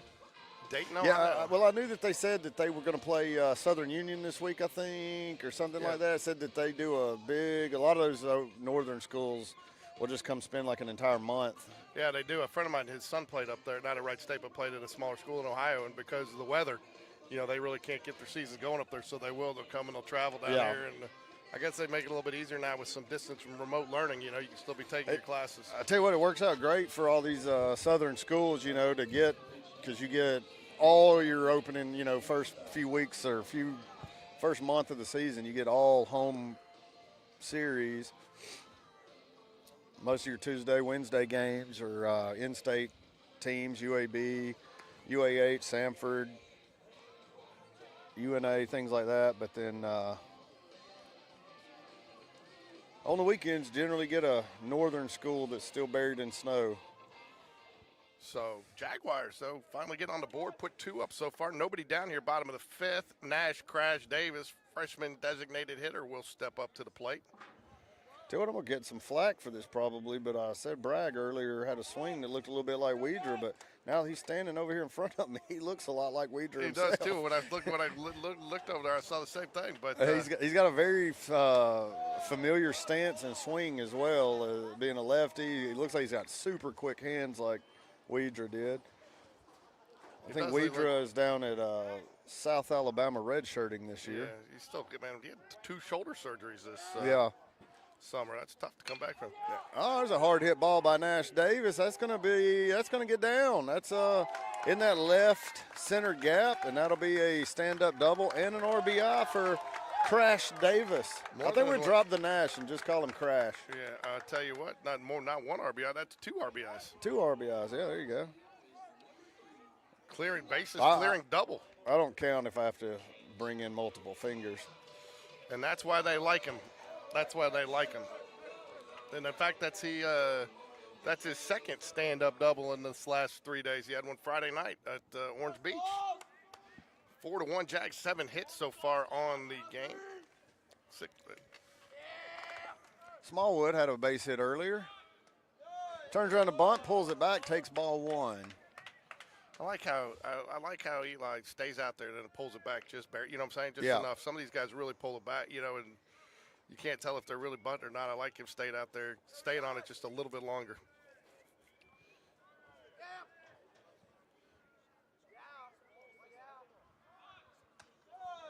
Tell you what, he seems dedicated to bunting. 2-0 now. 2 balls, no strikes to Smallwood from the long line of Hoover Smallwoods. 0 out still. I'll tell you right now, if I am Coach Smith, I'm probably going to let him swing here. I feel like Eli on a fastball counts a good bet. He squares, pulls it back, 3-0. I don't know much about. Do you know much about this team we play Thursday? I heard they're pretty decent. Who is it? I'll have to look and see. I looked at the schedule, but since I didn't do any graphics for it, since I'm going to be out of town, I didn't. And I didn't really. And a pass ball. That's definitely going to be a pass ball. That's 2 of them today. And so you get the benefit of the bunt and the runner without giving out the out there, Brody Bragg steps up to the plate. Looks like we're going to have a pinch hitter here coming up for who's our second base? Jack Sellers. So after Brody Bragg, it looks like that's is that Lutenbacher there? I think that's Jack Lutenbacher on deck now. Tell you what, sounds like we got a little bit of a crowd out on the Harper Home Run porch today. Check it out. Yeah, we do. There's 8 or 9 out there. Do we have anybody in the pen throwing? Nobody.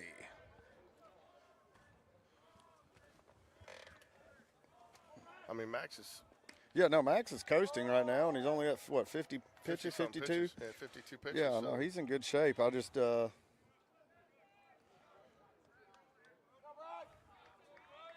feel like they might get somebody loose in a minute.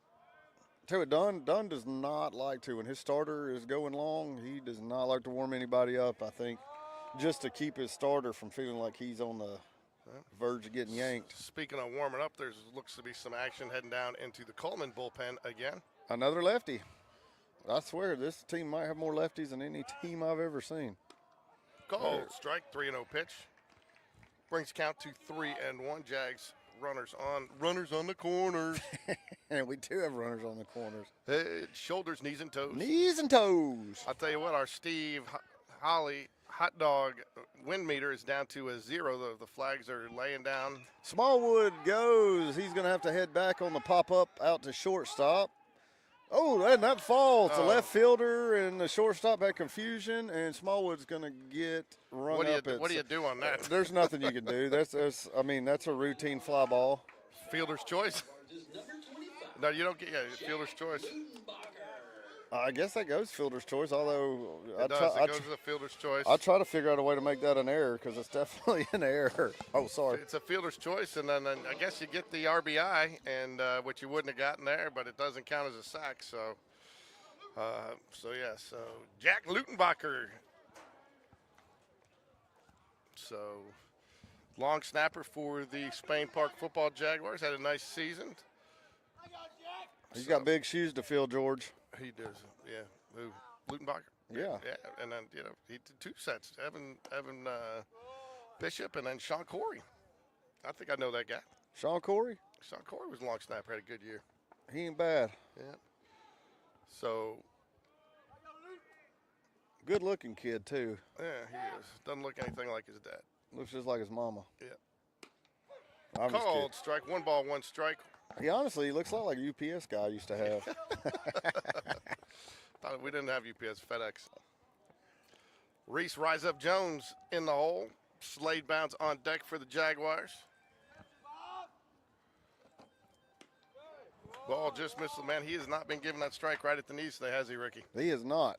But I tell you what, he has had a consistent zone. He's had a consistent zone. The only one I've seen him call below the zone today was to Eli earlier. I think Eli got a hit on the next pitch, so it didn't hurt anything. But otherwise, his zone's been very solid. Brody Bragg, nice job there, too. We got a right-hander. I was going to say, got back on there nicely, but it's a right-handed pitcher. We don't struggle on the bases with right-handed pitching. We do have one away. I know the scoreboard shows no outs, but 3 balls, 1 strike. Yeah, game changer struggling a little bit. They still got Jack Sellers batting. They don't have the Lutenbacher, the pinch hitter, in there. Ball 4, Lutenbacher draws the walk. My guess is you probably see Sellers maybe come back in and run for him, maybe not. Yeah, and that's exactly what's going to happen, folks. I see Sellers coming out. Sellers is going to, I got to go for it. Hold on. For the, that's our booth crew, but give our oven mitt shout out there. Jack Sellers with the Doug Cole oven mitt Doug. He's going to run with the oven mitt, right? I wish he was double oven mitting it, but Only single oven mitt, but there you go, Doug Cole. You made your moment here today. So, shout out to our booth crew. Still got some of the old guys on there, but the same guys we got updated this year. But James Thornton on the scoreboard. Oven mitt Doug always texting in. You got me and Ricky on the mics. You got Kyle Cahalan, even though he's not here, he's still our stats man. He sends in the stats via text. DJ Jazzy J on the music, and then of course we always have Jay Busy, John Bistrich, who will always be a member of the booth crew. So there we go. Those are the guys that help make the game day experience happen for you. Bryce.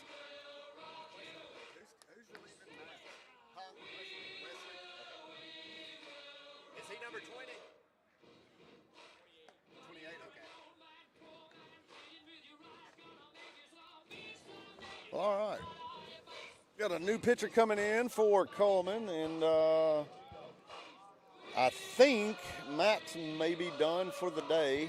That's probably wise as long as he's sat right now. Yeah, I think he's sat a long time, and I think they've seen what they need. You got other guys that you really want to get innings, and especially having a 5-1 lead. Wesley Williams is going to come in. Not sure if he's coming in next, but that will be the reliever. Well, the other thing you can do here, too, by bringing in a reliever now and not having Max go any farther, you can save him for possibly some relief on Friday or Saturday. Right? Yes. Yeah, no, that's keep Max alive, and all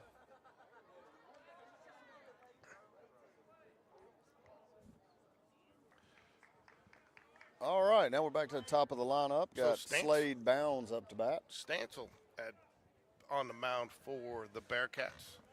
Slade Bounds with 2 runners on. Not quite runners on the corners yet. Ooh, good looking pitch. I think he called it high, but he's got that little kind of 3/4 motion, and looks like he releases off the underside of the ball, so he gets a little late drop on it.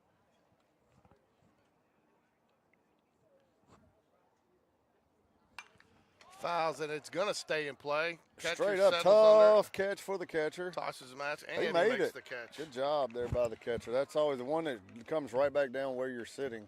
Yep. And he literally caught that in the catcher's box. Well, and to your point, though, you mentioned earlier these catchers have been coached well. He did a nice job. He held his mask, got under it, then tossed the mask when he knew what it was going to be. Because that's one of those, if you toss it right when you turn around and look, then that's when you end up tripping over your mask on. Yep. I trip over my mask all the time, though, Ricky. You trip over everything. Oh, no. Mostly your words. Hey, now. All right, not holding a runner on second on. Ooh. Called strike to Reese Jones. That's the first low strike he's called in a while.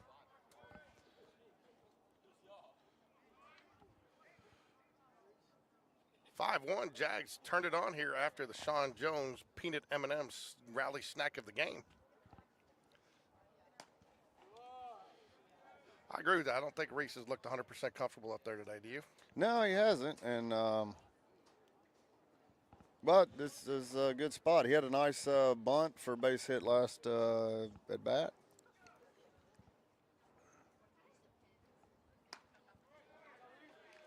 One ball, 2 strikes here to Reese Jones. 2 outs in the bottom of the 5th. 2 on for the Jaguars. Jags turned it on offensively here in the 5th inning. Stick around following this game, folks. We will have doubleheader coverage today. We will be following the JV, and on top of that, we got Will Smith. I'm told his son Brody Smith is going to be the starting pitcher for game number 2. All right. So it may be hard to get Will on the mic with us, during the game. Runners go. Good call there. So do you think you think there was a missed sign there at first, or do you think that he went just on the total read there? I think he wanted to hear you sing. Runners on the corners. Head, shoulders, knees, and toes. Knees and toes. Yeah, it's either a miss sign. I think it's got to be. It could have been a miss sign by by Bragg. For all I know, he may not have had a steal and just took off. But Either that or he could have gotten a good read on it because that pitch was way inside there. yeah, well, it was a breaking ball inside, and That'd be a hell of a read, though. good take there to work the count full by Reese. I would think that the runner on first base is going now. He's got to be going now. Full count, 2 away. Joe Southern Cross on deck for the Jaguars if Reese Jones can make something happen here. Jags would like to put a couple more on the board. And Good there's a hit. The shortstop fields it and makes the play. Good decision by the shortstop. Well played. Good Had job a with the chance. runner in motion. Yeah. That'll end the inning, but not before the Jags can add 5 runs in the bottom of the 5th and takes the score now to 5-1. Spain Park over the Cullman. What are the Cullman Bearcats? The Cullman Bearcats. I'll tell you what, you're gonna get on me for saying something.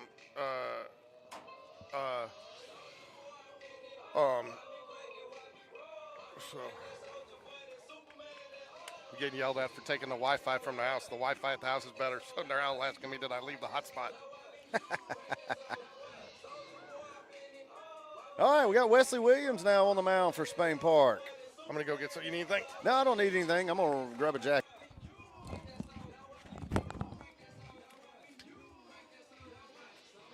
Taking on now for our Spain Park Jaguars is senior pitcher, number 20, Wesley Williams.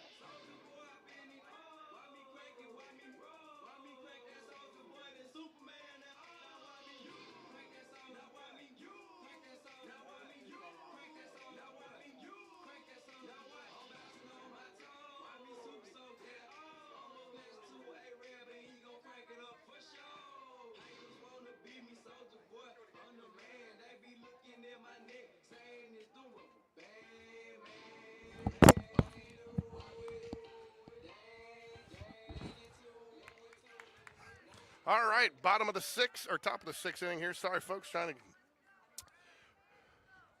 Williams into pitch for the Jaguars will close the book on Max Vincent. 5 innings pitch, 3 hits, 1 run, 1 earned. No walks is the important stat. 3 strikeouts, faced 18 batters, 54 pitches, 35 strikes. Ball 1.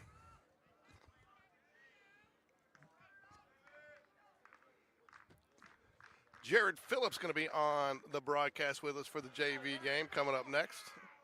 Going to welcome him to the broadcast. Glad to have him.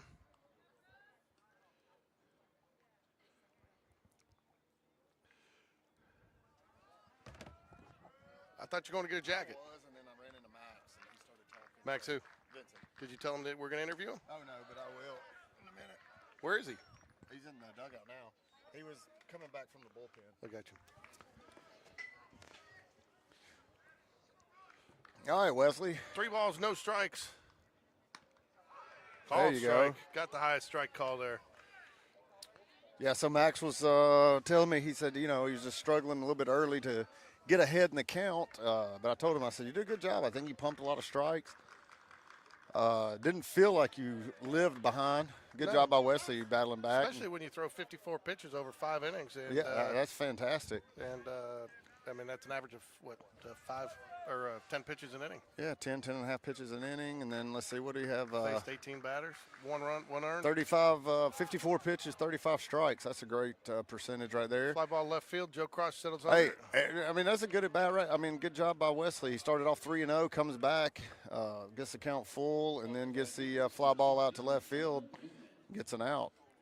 Obviously you don't want to start off 3-0 and have to battle back like that. That'll end up biting you more times than not, but it's a lot better than putting him on 4 pitches. I agree, and again, I think that's what these coaches. So, another lefty. I'm sure that shocks most folks to see that the Cullman Bearcats have a lefty. Ground ball right side, just outside the. I thought I should have switched the camera there, but nice job by Jack Sellers. Sorry, folks, I thought he was going to come in the range. Should have switched it. Yeah. So anyway, talking to Max, Max said that he was struggling. He said Evan was setting up outside, and he was missing inside a lot. Said he wasn't getting a lot of those calls, even though they were strikes. But obviously, when your catcher has to chase the ball across the plate, you're not going to get the call a lot. And then he said he was definitely getting pitches off the plate as long as Evan was set up over there. But he was struggling because he said he likes to keep the ball down in the zone, and he just was not getting the knee call. Oh, and there's a hit batter. And that's what probably jumps out more than anything is 5 innings and no walks. So Don's going to go talk to him. Yeah.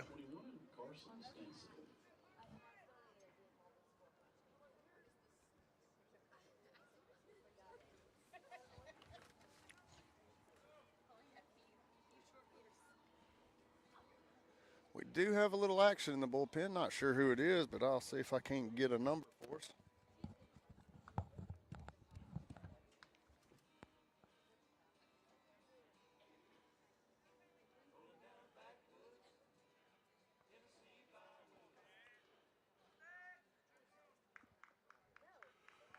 We're back at it here. Just a quick little talk there. Not even time for Dixieland Delight. Line, oh, right at Jack Sellers. Nice job.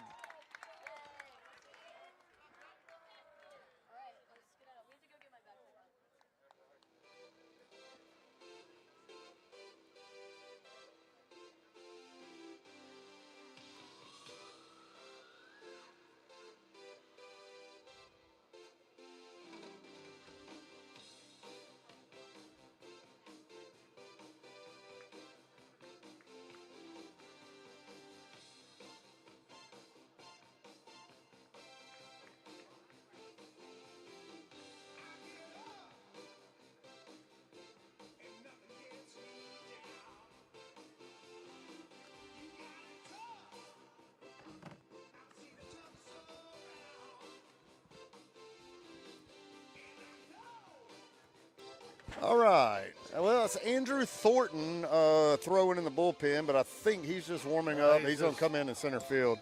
Yeah, I think they're just seeing if he can throw, how he's doing. Yeah. What threw me off, though, is he's throwing off the mound and he's using a full pitching motion. So, but I don't anticipate him coming in.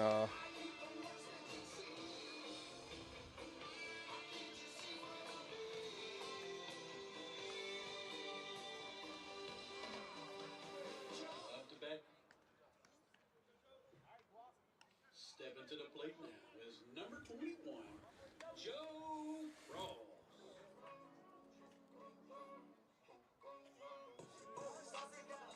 Joe bear the cross.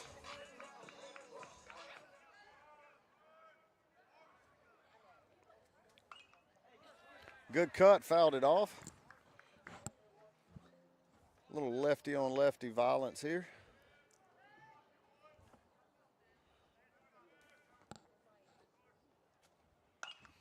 There's a pop-up down towards third. That's going to be trouble. It's not going to be an easy play. The left fielder drops the ball as he was trying to slide for the catch. Good job. Yeah, right man, I'll tell you what. Yep. Didn't let that little blooper no, he was running hard keep him from running. Yeah, turns it into 2. When you score that, it's double. I'm going to score that in air, but, you know, I'm a Let's see what Game Changer scores. Yeah, I'll be curious myself. But it bounced out of the palm of his glove, even though he was sliding for it and all that. Yeah, I thought he had it, and then it just popped right out. Called strike. Jags catcher Evan Taylor up to bat, takes strike 1.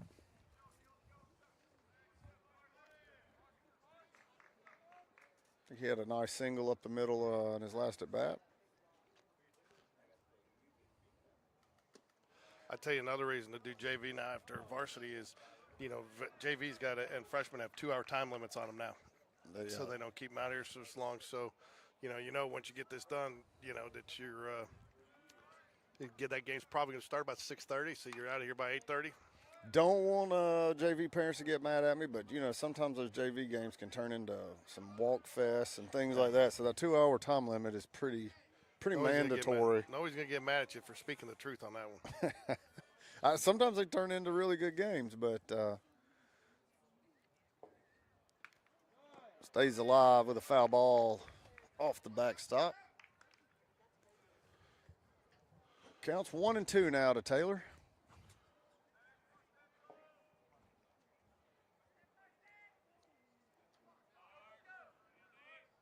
Stancil is the new pitcher for. Yeah, he came in relief last inning. Oh, did he? Okay. Yeah. Ball outside. You can tell that one missed outside. 2 balls, 2 strikes here to Evan Taylor. Evan Taylor 1 for 1 on the day. He's got an RBI, 2 walks, so solid day at the plate for timeout Taylor.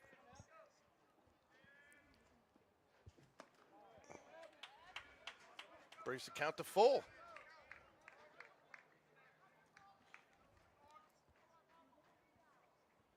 3 balls, 2 strikes here. Payoff pitch. What are you going with, Ricky? Me? I'm going to go, me, I'm going off speed. And he misses. So that should get a Camden Sea Dog major sighting here for the courtesy runner of the day.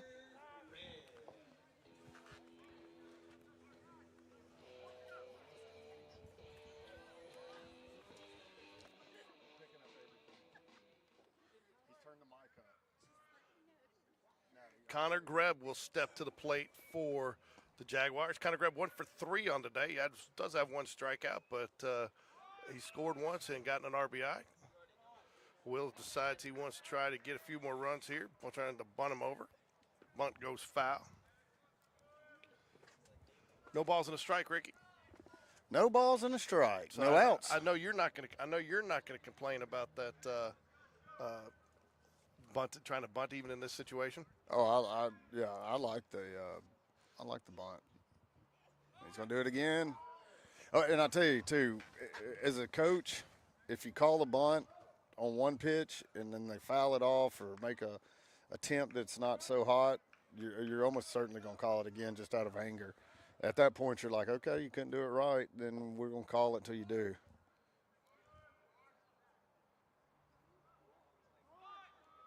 Pulls it back, ball gets away, and that's going to move the runner. So, best thing in the world just happened to Connor Greb.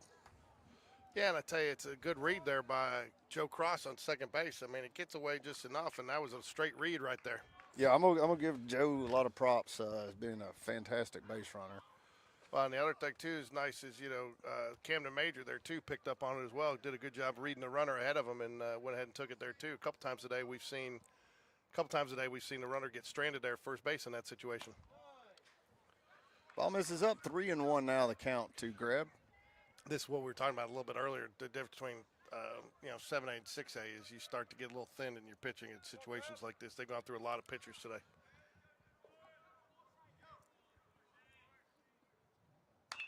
Ground ball right side. Oh, that makes it through. That's going to get 1 run in and hold. The runner at second's going to hold at third base. Now we got, guess what, George? Runners on the corners. Head, shoulders, knees and toes, knees and toes. With all right. Nobody out here for Crash Davis. Crash Davis with a long fly ball out there about 360 feet. If he doesn't if he didn't go to the gap on that last at bat, I think it's over. If he pulls that down the line. Oh, if he pulled it down the line, it's over by a long way because it's only 305, and that one hit right at the base of the 360 sign. I still think the aforementioned Cole Edwards has still hit the longest ball I've ever seen, though, out in left field before. Cole's hit the lowest, hardest hit home run I've ever seen by a high school player in my entire life here. The one he hit, obviously his senior year, but he hit one that didn't get higher than that foul pole out there, which is not a very tall foul pole. No. And I could not believe it actually went over. I thought he was going to dent the wall. Hey, Ricky, I meant to tell you, I zoomed in earlier, and I found a spot on the foul pole that you missed. Didn't you paint those? I did not paint those. I supervised it. Oh, I thought you painted one. No, it was my idea to paint them, though. Why don't you paint him like blue? I was going to paint them baby blue, but they all said, no, absolutely not. We're not softball players. And then I said, but y'all wear black and solid blue pants. There's a nice hard hit ball by Crash Davis. Gets through. It's going to be another RBI. Who's this Annie girl? Huh? Annie? Annie. Oh, Durham. Oh, I'm sorry. Yeah. So.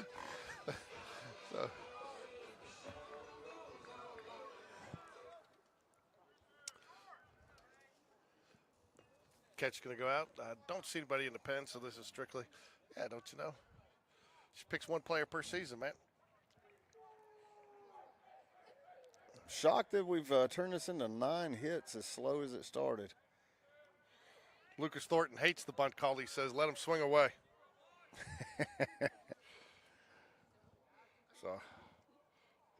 I hear you, Lucas.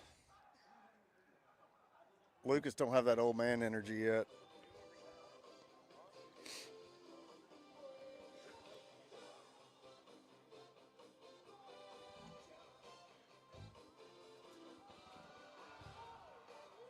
All right, we're bringing a position player in, George.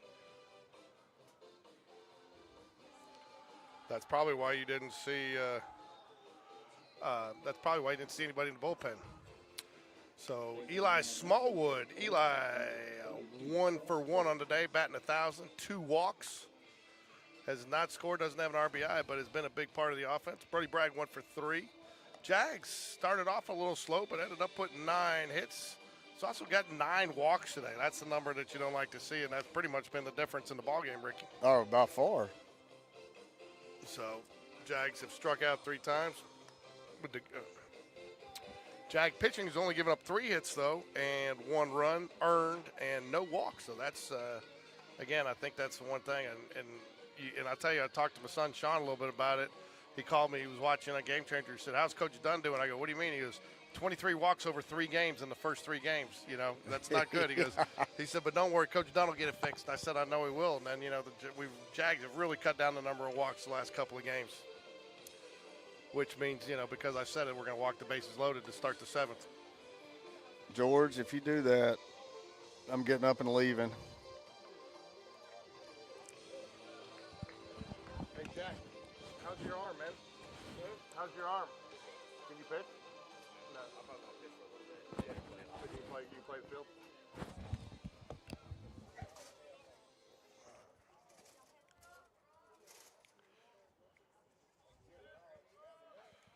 Eli Smallwood steps to the plate with nobody out.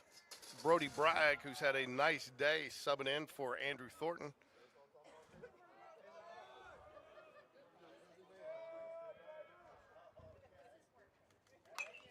Foul, gets out of play, comes out behind us. You know, I think Brody Bragg's done himself enough today to get some additional playing time, don't you, up here at this level? I think so. I think he's looked good.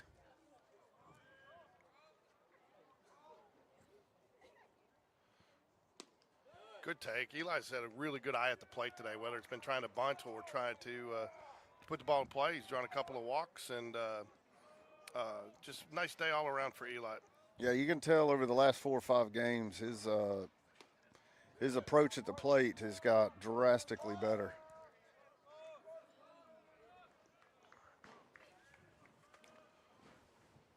Had to turn down my brightness, run out of battery on the iPad. All right, no outs. Runners on first and second. Eli Smallwood up. 2-2 is the count. 2-2, 2 on. Nobody out here for the Jags here in the bottom of the 6th. Oh, did you tell me earlier, is Bragg a freshman or sophomore? I think he's sophomore. Okay. Oh, got him with the curveball there. That was a good pitch. Good pitch, yeah. So, I don't think. Well, this kid just came in, so this is the first time he's thrown that pitch. Yeah.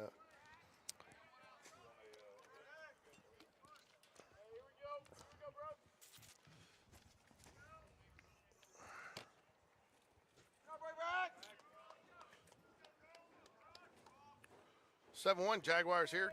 1 out, bottom of the 6th. Brody Bragg steps to the plate. Got the low strike call there, Ricky. Got it. Yeah, suddenly he's got a low strike. Jack's got a lot of baseball coming up this week. I think after this week and, coming out of February, I think you kind of have to feel where this team stands heading into March. And typically we don't say area play, but area play because, they've got an area matchup with right around St. Patty's Day. That's right. I'll tell you, too, I like the way it worked out, too. I think Chelsea, by far, is going to be the toughest opponent in this area. Get them out of the way, and then you kind of, I wouldn't say you're going to have to regroup, but you kind of see where you stand. Watch out, Will. You see where you stand, and can make some adjustments for your other two area matchups. Yeah, I agree, and he's going to have a lot to work with. I still think he's got some guys in there that could probably use some at-bats and some playing time maybe to get a better feel about what we got all the way around.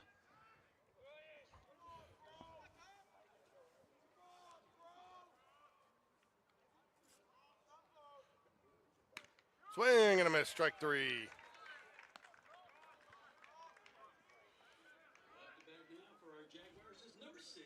I tell you, it's worked out nice, too, for Coach Whitaker with Coach Smith's schedule this way because his daughter, they play varsity over there, too, at softball, so he's able to watch his daughter play varsity softball, and who's Allie's a junior, but a Mississippi College commit, so she committed this summer, or actually this fall. Jack Sellers steps up to the plate, takes ball 1. Curveball missed down in the zone. Slade bounds on deck for the Jaguars. 1 out here, or 2 outs. Game change only has 1. It's lagging a little bit. Ball 2. There it goes. Bragg strikes out. Just happened. 2 balls, no strikes here.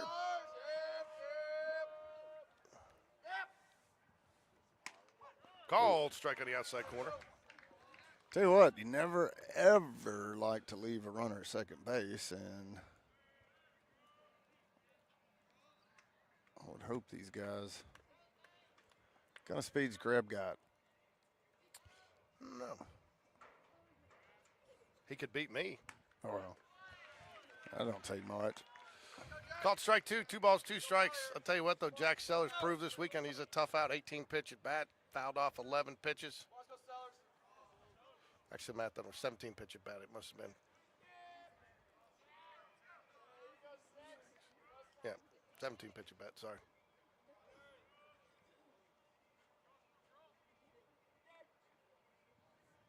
Curveball misses up. 3 balls, 2 strikes. Will you put the runners in motion here? I would. You got to. I know. I'm just messing with you, Ricky. Try to see if you're paying attention. I'm paying attention. Oh, Logan Bradford's going to get the pinch hit opportunity here if Jack Sellers can reach.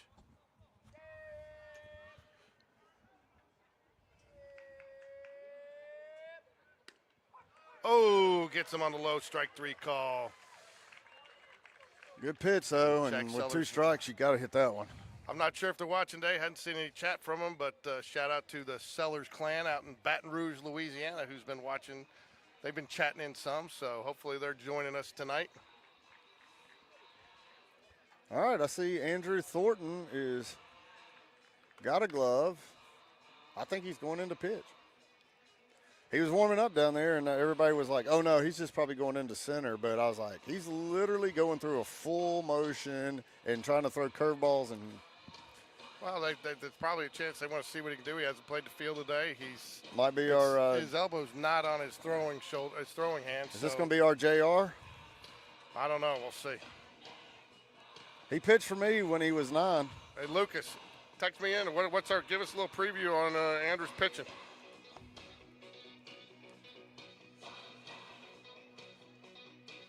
Lucas has got a open invitation. Lucas Thornton, previous, Game Day 1 starter, Game Day Sports Radio player of the game many times.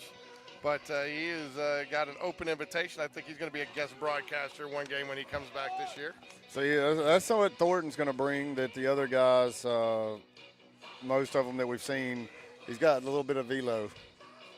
He does look like he does have a little John Robert-esque He Thompson does. He in him out there. does. So He really does.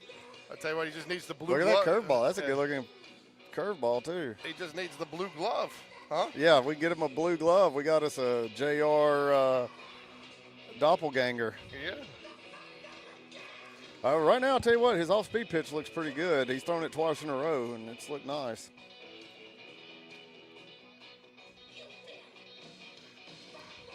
This I know for sure, and I hadn't even seen him face a batter yet. He's got to be a way better pitcher than Lucas Thornton. All right, here we go. Not a save opportunity by my book, but, you know, sometimes these on Game Changer, you'll see them score to save. Yeah, it should automatically. It doesn't automatically do it on Game Changer. You actually have to go manually put it in. So, good velo according to Lucas. We're going to see some good velo movement on the fastball. Used to have a good breaking ball, a little wild at times, but if he can keep his body under control, he should be good. So that's the familial scouting report. And he starts off strike one right there. 1 ball, 1 strike, sorry. So thank you for that update there, Lucas Thornton. I want to get him on one of these days. I mean, I'll tell you what, he called me and went over and talked to him at a football game. I was fascinated by the fishing, the college fishing and the tournaments that they compete in and how they all work. And Paula and James were telling me they had to get him a new truck, a diesel, because I mean he's got to take his. I'm just assuming you're showing up and you got sponsors and the sponsors have boats, and you go out. No, you got to bring your own boat, So when he's going up to Michigan, he's got to tow his own boat up there. So it's fascinating. George, I can tell you are not very familiar with the bass fishing world. I'm talking about college, man. I mean, how many college? I mean, that makes it an expensive sport. Bass fishing is the most Strike expensive. 3, strikes him out. Good job, Andrew Thornton. Fooled him there with a little off speed there, huh? Yeah, he did not look very happy about that strikeout either. So, Jags a little shaky throwing around the infield, but 2 outs away from getting back 1 game above 500. Is Mint Julep behind the Mint Julich behind the plate now? It looks like it.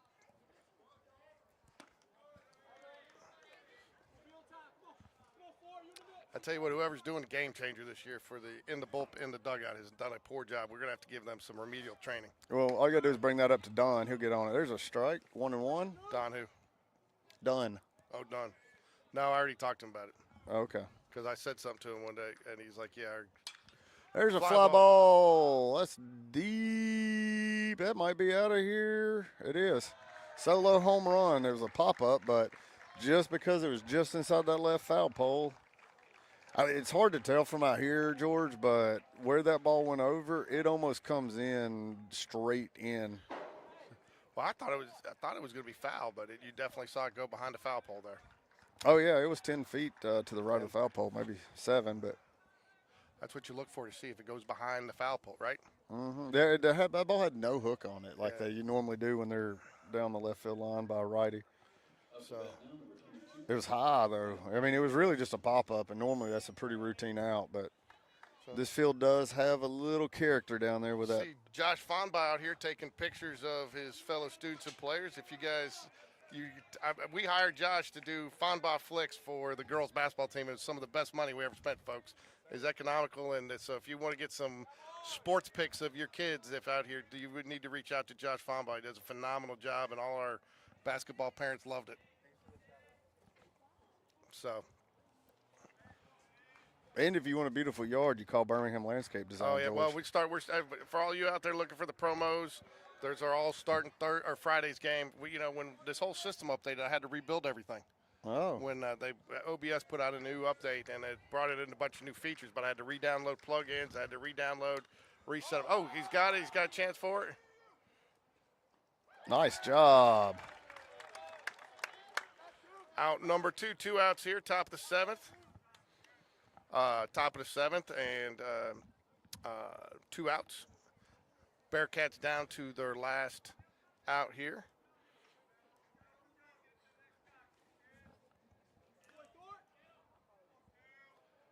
Again, though, you got to look back and is offensively, I think we were cold a little bit to start, but probably not our best offensive performance. But again, I think what some considered might be the shakiest part of this team this year's proven to be pretty good today, and that's the pitching, Ricky. It has been, and I'll tell you what, Andrew Thornton right now, that's a good-looking breaking ball. And Swing and a Andrew miss. is doing himself a lot of favors right now. If he wants to be on that mound, he's definitely going to be on it more.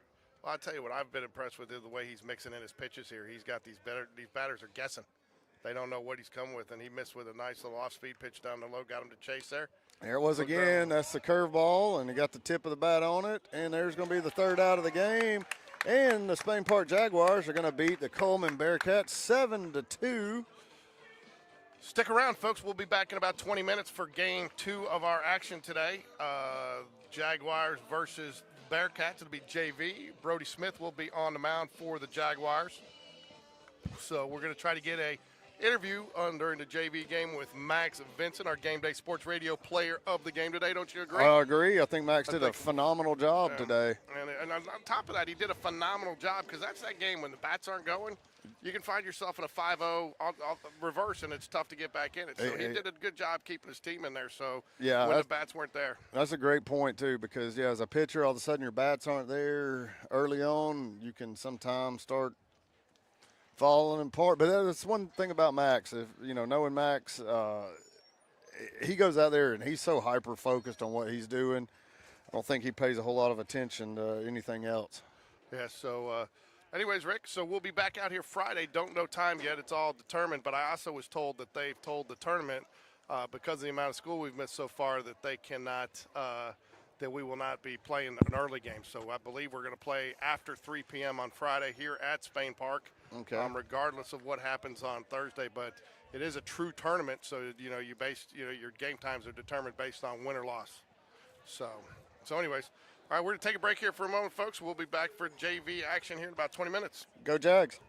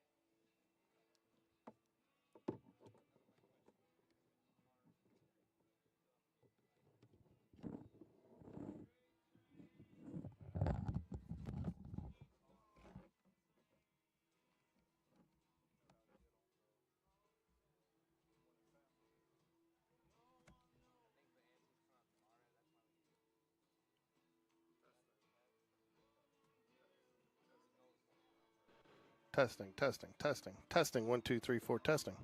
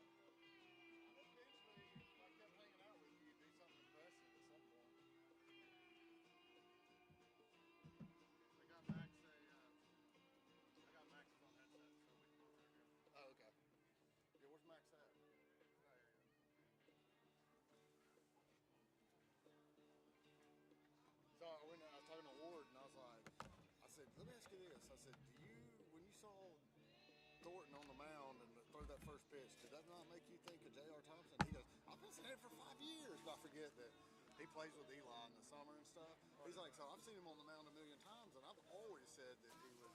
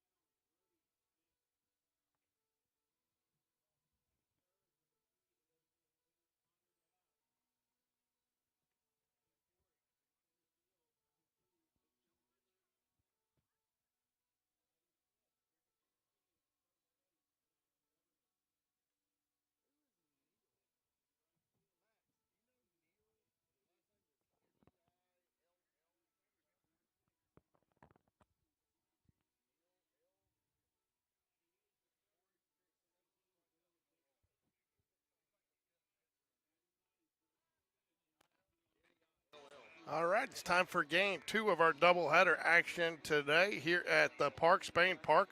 We've got Cullman Bearcats versus the JV Jaguars about to start. Here in just a minute, we're going to be joined by starting pitcher of the varsity game, game winner, and Game Day Sports Radio player of the game, Max Vincent.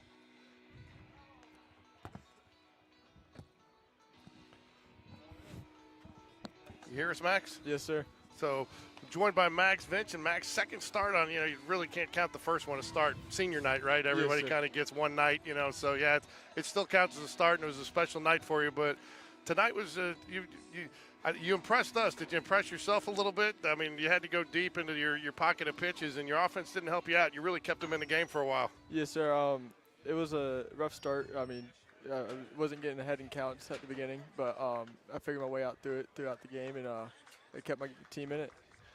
Coach Dunn talks all the time, and even Coach Smith, you got to cut down the freebies. No walks for you today. You said you weren't finding what you want, but we didn't see it that way from here because I know you might not have worked from ahead, but you battled back, and that's more of a mental thing that I think you've worked on the last couple of years, isn't it? Yes, sir. That's one of the biggest things I was working on in the past was getting ahead in counts and, don't let free people on base.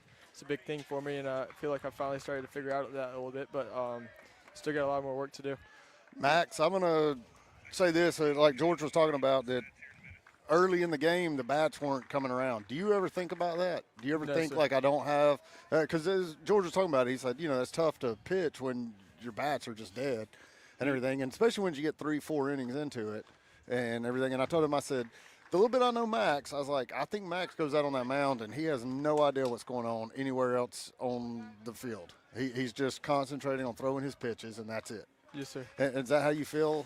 I do. I feel like Coach puts up a great lineup for us to compete every game, and I feel like I got to trust those players to be able to hit the ball, and they can do that, and they've showed that recently. And so I just go out and do my job and let the rest of the team do their job. Yeah. I think you did a great job today, and the walks is obviously, and you see, I think their pitching performance didn't throw the strikes, Yes, and obviously they had 9 walks. We had, I think, 1 or 2. I think is all we had the whole day. You had none. You had none. Yeah, we had one. Yeah, I think Wesley walked one person. He did. That might have been it, and so which is fantastic. I think Coach Smith would probably take that if you told him you could have 1 walk in every game the rest of the year. He'd be like, yes, let's sign that up. What did you do early on though when you were missing spots? How did you adjust? Or you think about that or anything? I made a mental adjustment. I have a big tendency of opening up with my lead leg when I'm pitching. So I knew Reese always helps me out on that. He'll always remind me of it. Evan will remind me of it, and they remind me of it. And so I made a mental adjustment of telling myself that I need to stay closed longer and keep that lead leg pointed towards third base a little bit longer, and that helped me out a lot and helped me throw away to righties a lot better. You talk about Reese Jones a little bit, and I think that's something a lot of people don't necessarily get to see, the leadership that he has, because he's such a quiet guy, except he lets his kind of play speak for him. But I noticed several times this weekend down at Gulf Shores, and you mentioned tonight, he'll come and get with you guys and talk about what his leadership kind of means to you guys as the pitching staff. I mean, I love him on the team as a teammate and everything. He helps out a lot. He knows that his baseball IQ is very high, very high, so that helps out with a bunch of pitchers. And with his dad being played as a pitcher too, he knows a little bit about pitching, and so he always helps me out with that. He's always has since freshman year, and he helps the whole team out with the struggles they have and helps fix them. And he's like another coach in the field that you don't got to call a timeout for. Oh, here we go. Deep fly ball. Looks like it should be corralled out there in left field. It's for a 3 up, 3 down, and it is 3 up, 3 down. Brody Smith starts off well for the Jaguars. Jags coming in bat. And one of the things I've noticed about you watching you the last couple of years, I know last year you battled with some injuries that you came off of and had to kind of get back, but you seem to get stronger as the game goes. Do you just start to find a better rhythm as you go, or is it a mental thing or a combination of both? It's a mixture of both. At the first couple innings, I try to see what I can get away with on and off the plate. Then as the game goes on, I try to stack good outs on top of good outs and innings on top of innings and pitches on top of pitches, and that usually helps me out a good bit. There's a pitcher that you remind me of a little bit. I'm not going to say a ton, but Kalen Phillips. And if you know Kalen and watched him pitch any, you're both, not going to kill people with velo. but you can place the ball, you throw a lot of strikes, don't walk people, and everything, and let your defense do the work. Do you ever think about what kind of pitcher you want to be? And do you ever think, like today, you had 3 strikeouts, no walks? Great stat line because you only threw 3 or 4 pitches, I think. 54, I believe. Yeah, through 5 complete innings, which is fantastic. I mean, you'll take that every single day and be happy about it. Do you ever, like, think, though, about your stat line or anything like that, or just worry about pitch count and that's it? My mom will go over all that stuff with me when I get home usually. She'll tell me my strike percentage. And Yeah. But ERA, I don't care. I'm out there just trying to compete and Right. fill up the zone best as I can, and that's all I do. That was the thing I always had to talk to Kalen about was, know what kind of pitcher you are. You're a contact pitcher. You're going to throw to soft contact. You're going to get pop-ups. You're going to get, ground balls and that type of thing. And once he believed in that and believed that that's who he could be and who he should be, he really thrived with it. And has you always kind of been a contact pitcher? I mean, I had a little bit of velo, not much before surgery, but after surgery, I got humbled very fast. My first couple starts, I had to figure out I'm not a strikeout pitcher or whatever. I said when strikeouts come, they come, but I've learned to be a very good contact pitcher, which is what I like to be now. And the strikeouts will come back. Yeah. They'll come when you're not looking for them. Those strikeouts tonight, I wasn't expecting them, but I mean, I'll take them when I get them. But you put good pitches on, with 2 strikes, and if you do that, you're eventually going to get strikeouts. Yes, sir. Yeah. Well, you didn't come back in the 6th, but it looked like you might have been. Was that kind of a decision because you sat for a while there and just keep your pitch counts down, or were you always just going to go 5 today? I didn't know how long I was going to go. I was just sitting there, still locked in the game, just ready to go out until the coach tells me otherwise. But then. Yeah, well, I think you sat for a while there. That 5th inning, they got a lot of runs and for sitting there for a while. But I also think with your pitch count, it's nice because it leaves you as an option for this weekend too. For Saturday, yes, sir. So you've worked some both out of the pen and out of the starting pitcher. Obviously, a lot of times when you start, you obviously get to pitch more innings. So a lot of guys like that. But you got to have a lot of guys don't have the mentality to be able to do both. So how do you kind of wrestle the different roles you find yourself in sometimes? Just go when coach tells me to go. That's what I've learned. I said you got to take every opportunity you can get when coach puts you in the game, and you got to take advantage of those opportunities, which I've learned very fast. So this team, pitching was a question mark with such a staff that doesn't have a lot of varsity innings to start. It seems like you start off a little shaky the first couple of games, but that's normal. I don't think you can chalk that up one way or the other. But it feels like you guys have had a chip on your shoulder to have something to prove as a pitching staff. Is that the case? Well, we leaned on Patrick for a lot of our pitching and all of our confidence this year so far, and he's helped us build all of our confidence. And we all wanted to prove everybody that we can do it, so that's where we are. Yeah, that's another guy, too, just real quick, and I'll let you get out of here so you can go get some rest, because it's nice that you guys got the first game so you get home a little early. But Patrick McQueen's another guy I think that's kind of been a little bit of a silent leader on this team. He's not a loud guy, but he seems like he's rallied you guys. So just talk about that, and then we'll let you get out of here. I mean, Patrick's a great pitcher. We like him. I mean, he knows his pitching mechanics pretty well, helps all the lefties pretty well. Then Reese always helps the righties pretty well. We got split it up like that.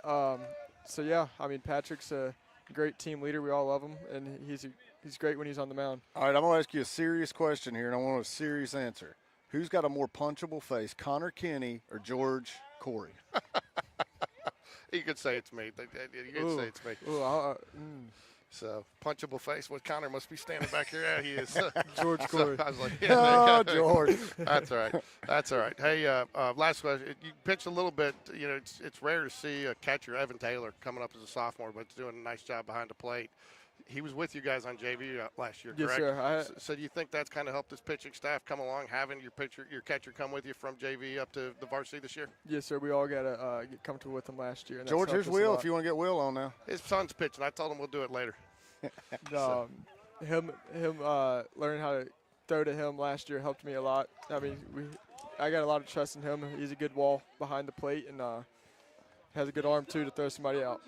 All right. Well, we wish you the best of luck. We hope to see you again. You did a great job tonight, and especially you were Game Day Sports Raider Play of the Game largely because of the way you pitched, but also told Ricky, you kept your team in it until they got the bats going, and that's huge because if it goes the other way, you might not get back in that game. So, and to your point earlier, you got to take the good with the bad, right? So there's times your teammates are going to help you get out of it when you're struggling by making good plays, and there's times you got to keep them in it by making good pitches, right? Yes, sir. So Yes, sir. thanks for joining us, Max. We look forward to seeing you pitch a lot more this year. I know the Jags are going to count on you. Go Jags. Go Jags. Go Thank you. Jags. Good job. You know where the channel is, right? Yeah, well, go show your mom. Your mom was trying to figure out where she could go hear the interview.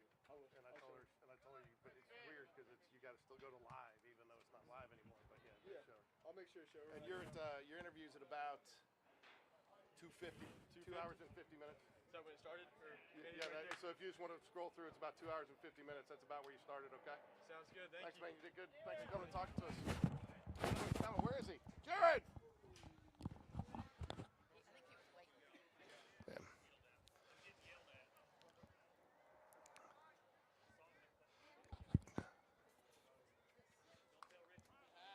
2 balls, 2 strikes here, and I don't know why we got game changers. I don't know. I'm not happy with game changer this year.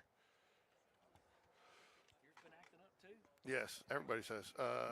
Go with that one right there. That one right there. Okay. This case anybody interviews with us. How you doing, Jared? Oh, let me get you on. On, there we go. There you go. So, Man, back at it. Another season. Back at it, another season, and glad you could join us, man. You must be, well, you're working too hard when you're coming in here for a JV game at 6, 7 o'clock on Dude, 2 wheels. Coming in hot. My daughter decided to play this year again, so Oh, did she? spread thin. That's good. Ooh, just misses there. So we interviewed Max. Max was Game Day Sports Radio Player of the Game. He really pitched a gem. No walks, 3 strikeouts, gave up a hit or 2, or 3 hits, but 1 run, but really kept the team in it. Bats were cold, Jared, for the first 5 innings. Yeah. Until we did I don't know if you were listening until we did the Sean Jones snack of the game. Is that what turned it around? Yeah, he did. It was They the were snack? they were rally at peanut M&Ms. He said he came down. He said this is a rally bag. A of rally peanut bag. M&Ms. So Nice. So anyways, so Very hey, good. talk a little bit about Hudson Hibbert. I know he's been going back and forth a little bit, playing a little bit JV, playing a little bit of varsity. Wasn't he up there pitching some this weekend for the varsity? I No, honestly I can't think remember. Was Hudson doing that? I think I know Houston's Houston's the one Houston I'm has and Nash has. Yeah, Yeah. Houston's the one I'm thinking of. Houston's the one I'm thinking of. Yeah, So, Hudson. I'm just glad to have him back, kind of full strength. Honestly, he's kind of battled some injuries last season as a freshman, so it's good to have him full strength. This is Wyatt Beatty. Listen at me. Wyatt's been tough at the plate a couple times this year. The couple games that we've called, we've watched him once before. Yeah, this is a good kid right here. He's a freshman, come up and contribute very often and very early for this JV team. Yeah, coached his sister Libby in basketball when she played for a couple of years. So she's a freshman at Ole Miss, was a superstar standout student at Spain Park. She played a little bit of volleyball, but I think academics was her thing, and she got into some clubs. But I always liked her. She always came up, said hi to me. Yeah, Good family. Good family. That's right. Good family. So, swing and a miss. 1 ball, 1 strike here. So talk a little bit. We haven't got to see a lot of JV, only 1 game this year. So kind of tell us what we can expect tonight, and kind of this team doesn't seem like, with some of the talent, the way these guys have played together, that they are JV. Yeah, well, what I was going to say is, and to be totally honest, we're spread thin family-wise, so I have not gotten to see a ton. Wow, that was quite a rundown there. Yeah. I've not gotten to see a ton of this team myself, but they've hit some road bumps here early on. I feel like they overall are a better team than they maybe necessarily have performed to this point.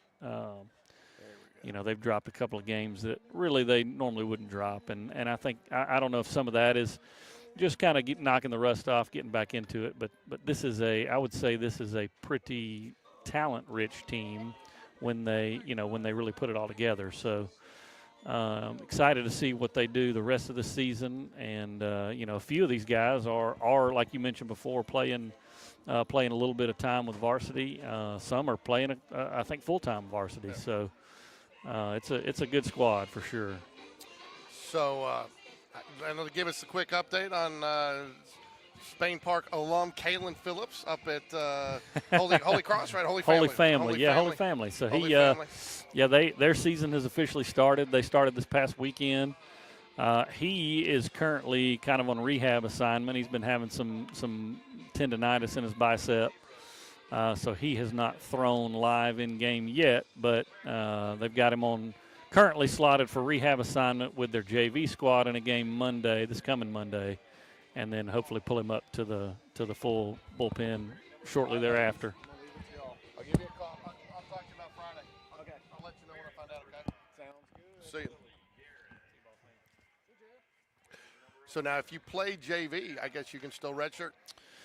Well, so they kind of use their JV squad as like I say, kind of some rehab assignment stuff. Like he may pitch an inning or two there just to see some live game action as he's getting healthy and getting fully recovered. But they basically told him, hey, if you don't throw on a weekend that varsity plays, then you'll start in a game on JV. So he kind of flipped back and forth. Oh, careful out there. Nice job, second baseman the shortstop calling, or shortstop, right fielder. Right field calling off the second baseman. Yeah, right fielder calling off the second baseman. Good job there. What's our defensive set here? Is that That's old Brennan Charles playing Wyatt, second base? Yes, and Wyatt Beatty out. Look at right. there. Mac Beverly at first. Tristan Slimp behind the plate. Was it Will Jacobs? Yeah, Will at third. Yep. And Johnson at MJ at short. He had a nice year last year as a freshman. You're not going to see it. Catcher makes the grab. Tough grab just out of the camera. Had to dive for it a little bit, folks, but he makes the grab. Unfortunately, we got about 98% of the field covered. I feel like you expand your capabilities every year. Are we on 4K def? Are we like high def cameras this time around? Well, we are in high def. I still only broadcast in 1080 because the bandwidth you have to do 4K. Yeah.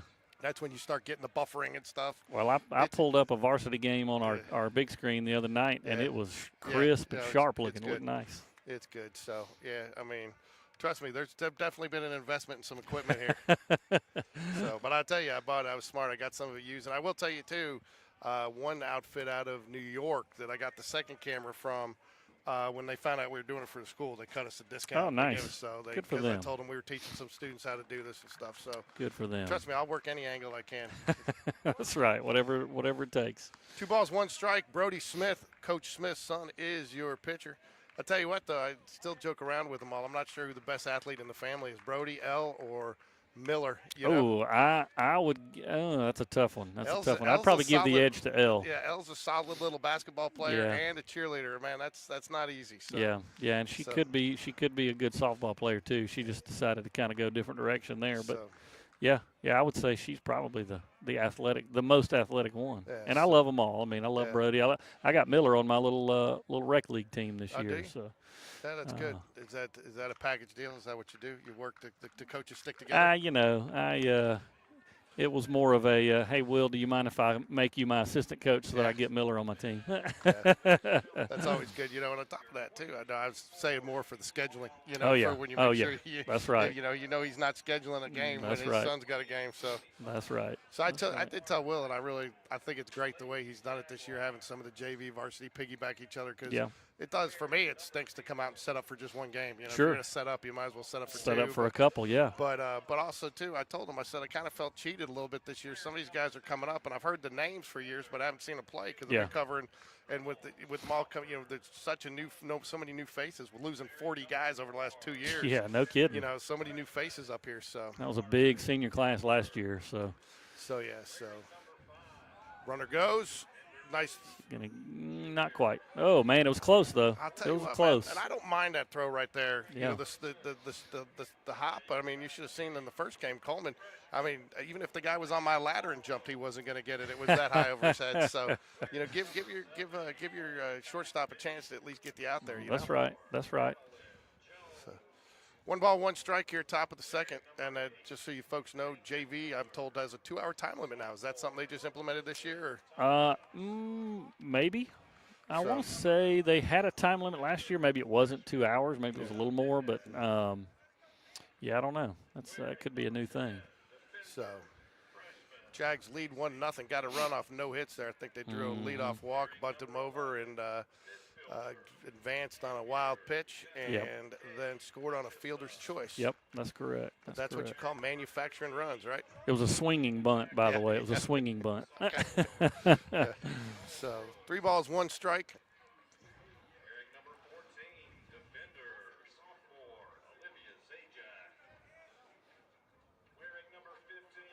I tell you, we talked a little bit about Max Good Vincent, the pitch. way he Good pitched. He pitch. said, and Ricky said he reminded him a lot of Kalen. Yeah. You know, a little bit Yeah. taller kid with that long and Tall and lanky. pitching to contact though. You're Yeah. not going to blow him away. You're not going to be a 9 strikeout Yeah. guy, but you live off your location and Absolutely. and make him put it in play, and that's what Max did. And he worked from ahead. Kalen was always pretty good about working from ahead. Absolutely. Oh, we gave up the walk right there.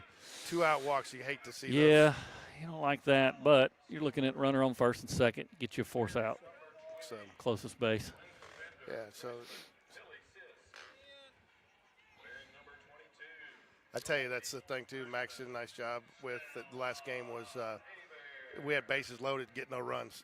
2 men on, and bases loaded with nobody out, got no runs. You know? Yeah. And if you're not pitching well, when you have stuff like that, you can find yourself in a hole, and it's tough to dig out of that hole until That's you get right. the bats going. And then That's Sean right. Jones brought out the peanut M&Ms, and we got the bats Got going. the bats alive there. But that's important for pitcher. Just working ahead, letting his. Don't give them those freebies, especially when you have that situation going. That's right. Well, and early on, too, you want to see guys get into jams and see how they get out of it. See how they respond and get out of it. Runner goes. That was still all on the pitcher. Yeah. He's got to check that him. was a little early break on that. Yep. Pretty smart base running play right there. Yeah, he's got to look him back there. 2 outs though, nonetheless. 2-1. 2 balls, 1 strike to the batter. Batter is Barron. Yeah, I don't know much about this Cullman group. No, I don't know what's going on with them either. I don't know what's going on as far as they've played a lot fewer games. I think this is only their 4th game of the season. I don't know about JV, but for varsity, so I don't know, maybe that's some weather. It just started a little bit later in the season because it's all about the number of games you play. That's so right. They maybe have some packed in a little bit later in the year. Yeah, they may be in-loaded. Mm-hmm. But so didn't have a lot of data on them. Ooh, nice pitch. pitch. Little breaking ball. Well done. Set him up nicely. Well Brody done. Smith set him down. Bearcats get none. Strand 2. Jags come back up, leading 1-0 here as we move to the bottom of the 2nd. So let me hear you got Maddox out here playing, and Yep. now you got another one. How many kids you have? I got 4 total. So we got Kalen off in college playing. We got Maddox out here, JV playing. I got a 12-year-old that does the JAG Elite program here through our park and through the school here. And then my 9-year-old daughter, like I said, she took last year off and didn't play, decided she wanted to play again this softball year. or baseball? No, she does baseball. Okay. Yeah, she wanted. We had that discussion. She made it very clear she wanted to do baseball. It was first time for her for kid pitch. So we'll see how that goes. Yeah. We'll see how that goes. Does she plan to make the transition if she sticks with it to play softball at some point, like You in high school, know, or is this just an extra sport for her because she focuses on something else? I think this is more of an extra sport for her. She's into the social aspect of it as much as she is the actual, She's not chasing the sport. boys, is she?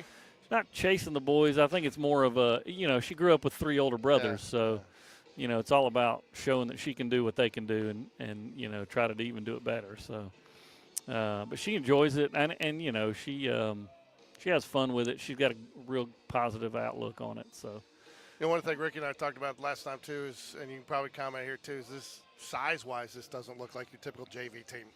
Yeah. I mean, and I think some of that's the conditioning that we've Yeah. done through Godspeed and Yeah, through the for program sure. and other stuff. But and maybe it's just me, or maybe the kids are just getting bigger. But I mean, there's could be a little bit of that. There's definitely a few nice little hogs out here on the farm. they got a couple of decent sized ones. Bottom of the 2nd, we're going to lead off here with first baseman Mac Beverly, followed by Wyatt Beatty, and then Tristan Slimp. This is a good kind of beef of the order right here. Yeah. This is a good string of batters for us. What year is Johnson? Sophomore? Yeah, he's so in this lineup we're looking at here, it looks like they're all sophomores except Wyatt Beatty and then Brennan Charles. They're both freshmen. JV roster's a little smaller this year because they've taken a couple for varsity, a couple of guys up. So it's kind of good to have some freshmen you can pull up and contribute as well. So what I'm told is, there was kind of a little thin year, like the junior class was kind of thin. Yeah, you got a little lot bit, of sophomores. little You got some of the juniors who are up on, but but I also hear there's high expectations of this freshman class coming up. Yeah, that's what I understand too. I mean, they're a pretty good group, a larger group. So they got some real talent there for sure. It'll be exciting to see as these guys kind of continue to grow and develop. I've kind of been saying it for a while. I don't want to get ahead of myself, but I'm excited to see this JV group as they develop and then move up next year. We talk each year about 6A, 7A, but I'll tell you, man, since we've gotten to 6A, Oxford, Mountain Brook, Hartselle. Yeah, there's good teams in 6A, brother. There are good teams in 6A.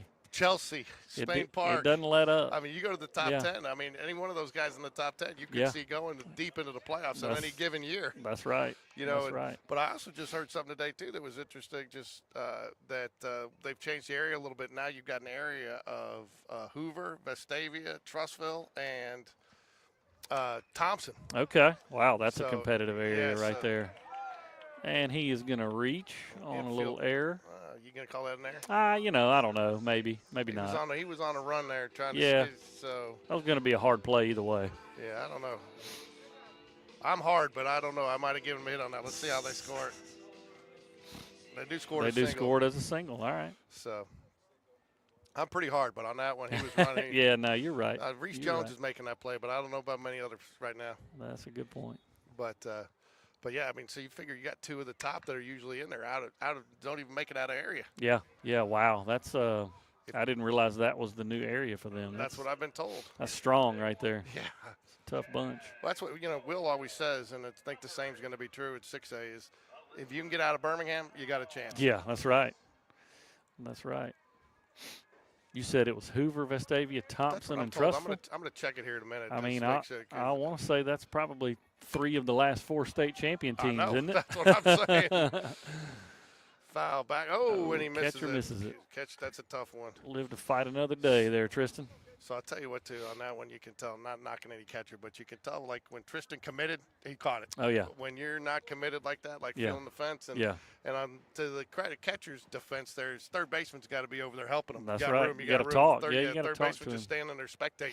Yeah, that's right. So you need a little help there so you can kind of, you can't be looking at everything. That's right. Got to help each other out on that field. Little pick over. I'm glad you're able to join me today, Jared. I tell you what, I did 2 games down in the Gulf Shores by myself. Solo, yeah. It's not bad if you get the rhythm going, but sometimes after 2 games talking by yourself, man, you don't even want to hear yourself. You don't even want to hear yourself talk anymore. Yeah, I bet. So what? You couldn't talk Sean into calling with you? What? He did one, but then you had a few things like Jay was going to do one with me, and then Logan was pitching. And I get it. I want to call a game. That's your right. Kids pitching, and That's then. Right. And then Robertsdale, and then Alan Paquette was going to call the second game with me, and he had family there, so you got lumped into the family thing. Trust me, I think maybe if his family's listening, turn it off or mute it real quick. But I think he would have much rather been calling the game. So I won't tell anybody. Yeah. Oh. I'll tell you what. Again, neither one of these teams looks like neither one of these teams looks like they're JV. Tell you what, too, you got to go back and watch the very beginning of the broadcast when we start. Watch the guy. We actually put a camera out there. We had the Spain Park student play the national anthem on the electric guitar. Oh, no way. Who was it? Was it Rex Blackburn? Okay, very nice. He did a nice job. And I got the camera set up, and we had the mic out there, and you could hear it. Oh, sweet. Yeah, I'll have to go back and look at that. Rex did a nice job. Yeah, did a nice job playing, and so. I was more peeking in on it on the first game. You're building houses now? Is that it? Actually, architecture again. Yeah, you're kind of back into doing that a little more full time. So, yeah. No, I had my daughter's practice tonight, so I had my phone kind of set up on the fence on the dugout so I could keep an eye on it. But it's a little different when you don't have a kid playing. Varsity, you're not following it quite as intently maybe as you would normally, as you would when you got one out there. Yeah, no, I get that to some. I'll tell you, I followed most of. That's where I recognize the names. I don't recognize the kids because there's a lot of times I mean, I've got like 20 teams I follow now, and believe it or not, with what we do, I've had like Bob Jones. They've invited us to be a fan to follow him and report on him, and absolutely James Clements and some of the other ones, and so Vestavia, so Oak Mountain, so we follow a lot of them. So any given night, I'm getting a game changer update. So when they're, so a lot of times when JV is playing or something, I would go and I'd be watching what they were doing. But again, I can't put a Mac Beverly face with it, just something on Game Changer, you know? Right, that's right. So that's right. So I know some of the names and stuff, but oops. Looks like defensively we're the same. Same setup this inning. Brody's pitching a nice game so far. Top of the third here, Jags lead 1-0. Still one hit for the Jaguars, no hits for the Bearcats. Misses just outside.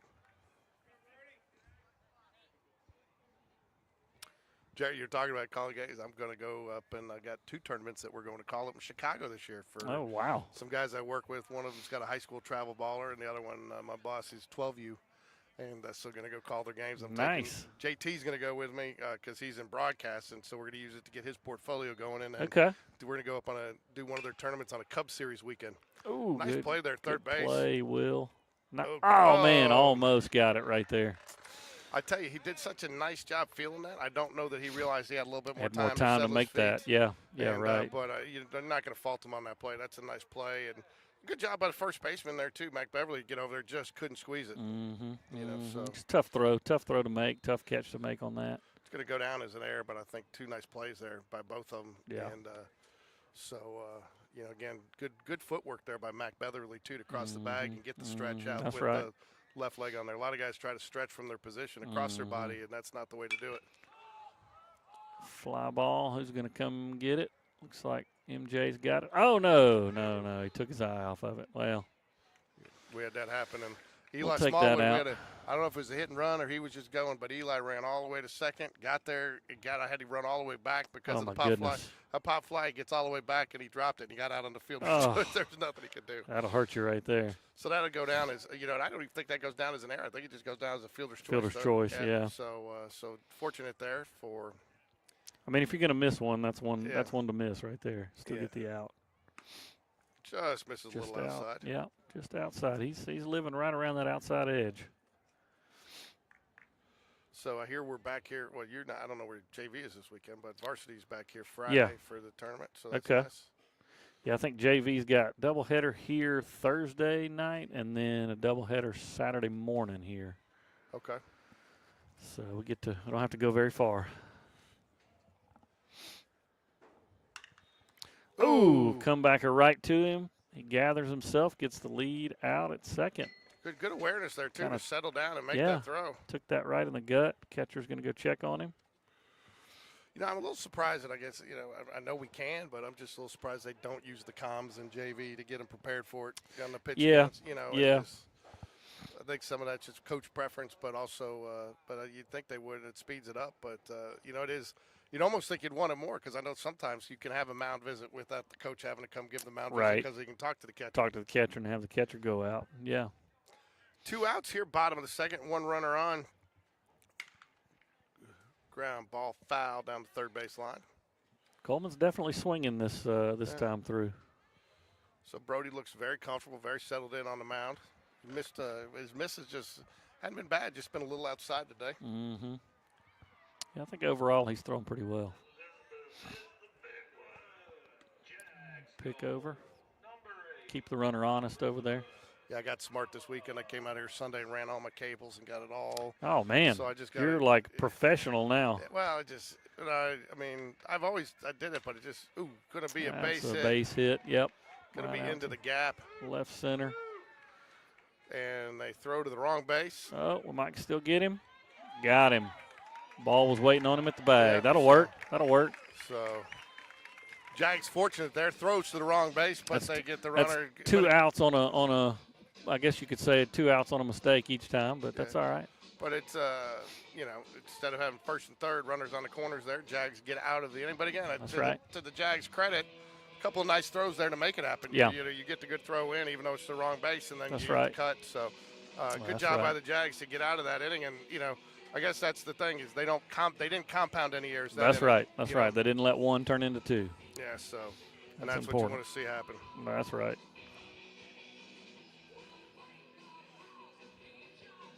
You got me thinking about this now, Jared. I got to check it. All the teams you're following, is that it? No, I gotta see. I just can't believe they put. Oh, that area. I can't believe that. I mean, that area. I mean, that area is stacked. If that's the case. Oh, not Chelsea. Who I'm thinking about. I'm thinking Hoover.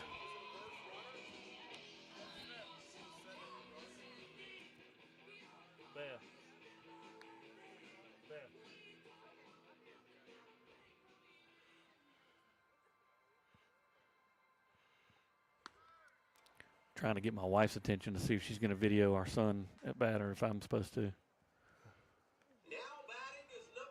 No, it is not Thompson. It's Trussville, Vestavia, Oak Mountain, and Hoover. Still, man. Woo. That's still a tough little I feel area. sorry for Oak I Mountain thought right they there. had Thompson in there, but no. So that is. And Oak Mountain's not mincemeat either, man. No. In fact, Oak Mountain took a few lumps last year. They were supposed to be, they were good, but they had some young talent on their team. Yeah, that's right. So, not disappointed to have them out of our area. But I will tell you, I don't think anybody's. You want to look pound for pound, top to bottom. Chelsea's got probably the top staff in the state. Oh, my goodness. I mean, how do you get that many arms? I don't know. I've been told they've got 7 D1 pitching prospects on my that team. Goodness. Low and in. As always, want to give a shout out to Prep Baseball Report. If you don't subscribe, you should. There's a lot of great information out there. They help if your son's looking to possibly play at the next level. They're good for recruiting. They get a lot of showcases and stuff, but that's where we get a lot of our information. And I know David Sharp and his son Austin do a good job getting out to all the tournaments and getting some of these players on the radar. So it's well worth the $100, and it's just a little over $100 for an annual subscription. Worked his way to a full count. He does that quite often. Ooh, got him swinging a miss, strike 3. He's so Michael Johnson had a really, really solid year last year as a freshman. Wasn't there some talk about him possibly seeing some varsity or no? Maybe. And Connor Grebb was another freshman last year on the freshman squad, right? Well, Connor played with the JV last year. JV, okay. Yeah, him, Evan Taylor, Slade Bounds, and Brody Bragg all were freshmen last year playing JV, and now they're all sophomores. Brody Bragg kind of bouncing back and forth. He's played some games with JV, some with varsity. The other 3, I think, are pretty much full-on committed varsity guys. Yeah, Brody did a very nice job today. I think he did a good job. I think he's earned some additional looks there. For sure. Nothing against Slade, but the bat has not been going yet. I think, you give maybe both those guys a look, and Brody made some nice plays out there in right field. Both good players, but I don't think either one of them solidified themselves into that everyday role. Yeah, no, you're right. That's right.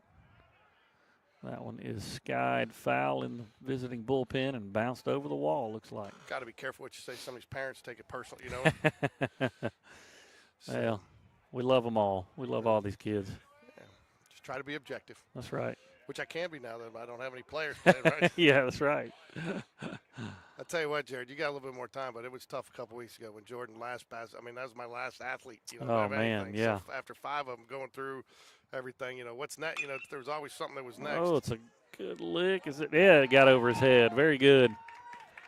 That's going to be a few if he can get there. Nope, they're going to hold him up at 2. Good job by that left fielder to get to that ball quick and get it in. It was a good hit. 1 out here for Brody Smith, pitching a gem so far. Only giving up 2 hits, no runs. Definitely by far the best walk-up song on this team. Yeah.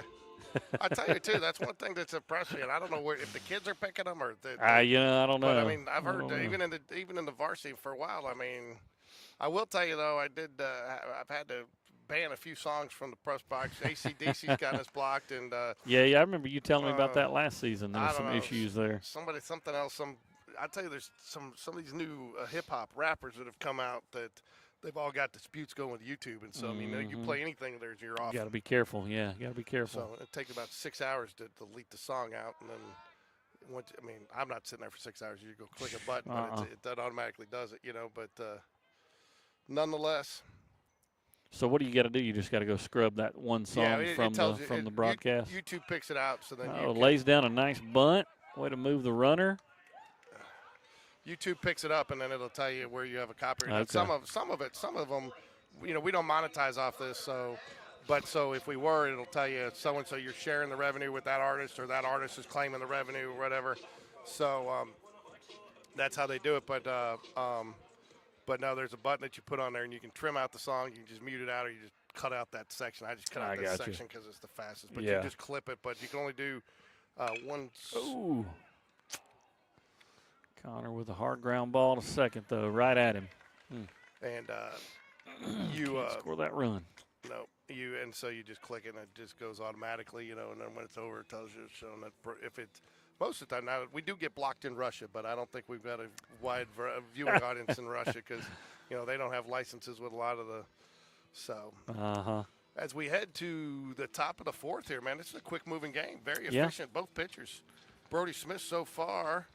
Only 36 pitches, 19 strikes as we go through as he comes into the top of the fourth.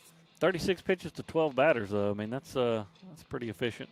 Is that 3 pitches a batter? Mm-hmm. And then Shattuck for Cullman is sitting at 46. 46, same number of batters, so 28 strikes, both of them. Pretty efficient all all that's around. the key right there. Brody 2 walks, Shattuck 1 base on balls. So both pitchers 1 strikeout apiece. Jags with 2 hits. Cullman with 2 hits, but it's the Jags with the 1 run to lead in the ball game. 1 run without a hit that inning. Yep. So. Yeah, you're right. What are we? We're top of 4. Yeah. Just did make it through the lineup and back to our 1 and 2 hitter. I tell you too, it's been nice talking pitching, and I don't know how much Coach Dunn's been working with the JV staff, but he's done a nice job with the. He's always done a nice job, but getting those guys to settle in, and he's been mixing them in. And again, I think too this year he's got a little bit more variety than I think I've seen in years past. We had a lot of pitchers that were very similar. Similar look, yeah. So this year, and we haven't found our Connor Langston yet, the guy that's that's going to just pound your strikes. But that's right. But a lot of good locators, though. Yeah, a lot of good locators. There'll never be another C.J. Gross. Whew, man. He's a great kid. CJ checks us out, follows us, gives us a go Jags from time to time in the chat. So hard ground ball. It's fair. He got it in there. Snuck it by Will over there at third.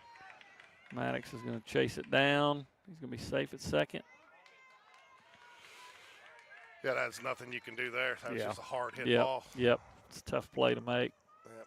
So just a hard hit ball. 4, 5, 6 hitters coming up here. Yeah, you can tell they've now kind of they've seen Brody once, so they're starting to read his pitches just a little bit. And that's typically fairly common for JV at freshman level. Second time. Even varsity, and then even in the major leagues. I mean, how many times do you see guys go through and sit them down the first time. That's it. Sit them down the first time. Squares up, pulls it back. I tell you, that's the one thing that blows me away too, and that's nice that he did that. Number of pitchers that can't find the strike zone when a guy shows bunt. They're giving you an out. Just as Billy Bean said, they're giving you out. Just take it. Just take it. Just do it.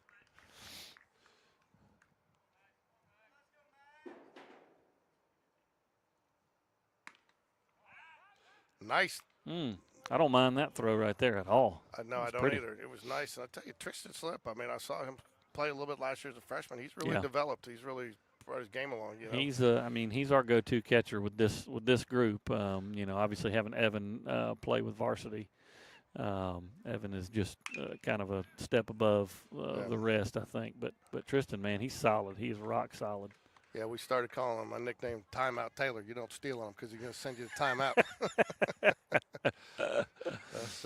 I came up with some good ones last week, and we got Joe Southern Cross. Oh, nice. I like it. We got it's Reese Rise Up Jones because I kept on calling him Rise Jones down there. So right. Call him Rise Up Jones. Very and then, nice. I had Trevor Mint Julich. Oh, nice. I like it. Mint Julich. So I had my Chris Berman going this weekend. There you go. That's good. 1 ball, 2 strikes. We got Crash Davis for Nash Davis. Crash Davis from Bull Durham. Yep. Good miss there by Brody. I don't mind that pitch low. Try to get him to chase, especially with a runner on second. Try to steal it out here without them putting it in play. Righty, lefty, too. See if you can't get him to chase on that one coming across the plate. Did not get him to go, though. 2 balls, 2 strikes.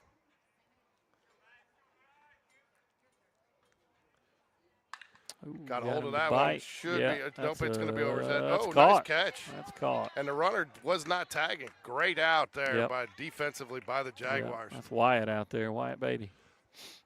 Yeah. Got my white balance a little too bright. I'll have to turn it down for this day. You got to manually switch the camera to the outfield camera, or does it? Yeah. Okay. But no, I got it to manual switch to outfield camera. But Robbie Cole will tell you there's a lot of times when first you're doing this, I'd forget to switch it back. So I've got it on 12 seconds. After 12 seconds, it automatically switches automatically kicks back for But you. it's just 2 keys. So,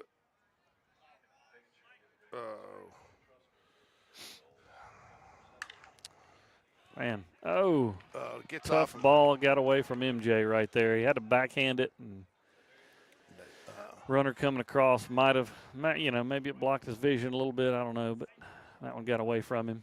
Now we're sitting there, runners on the corners with an out. So what do we got here? Runners on the corners.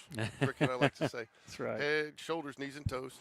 I'll tell you what, though, even if he gets that ball, I'm not sure he gets the out there. Sure. No, that was a tough play to make, backhanding it. I mean, your best case scenario, the runner was going. I'm not even sure you get him at third, so I think that was best case scenario there.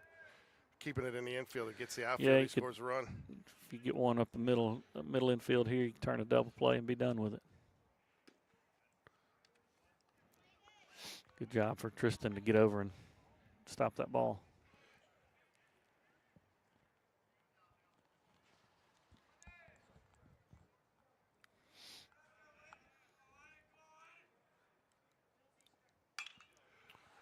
Flies it. It's getting down the line. It's foul ball fly would be dropped. Foul. Matt couldn't quite chase it down. That was a long way for him to get. Yep. 1 ball, 1 strike. So pretty wide foul territory out over there before it starts to narrow at the bullpen. So a lot of ground to cover.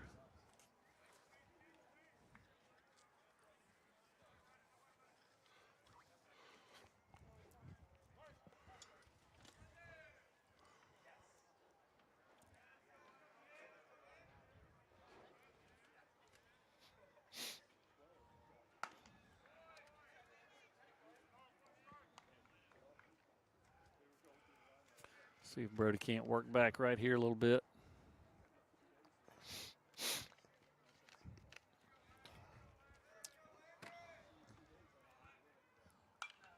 Fouls back. 2 balls, 2 strikes. Not going to lie, I'm a little surprised the runner hadn't gone from first to second yet. Or hadn't tried. I mean, now you got 2 out. I know you got 2 strikes. You may not necessarily want to do that, but. No, I tell you, I think maybe after he got the first foul, you don't want to get caught into a line him out double play,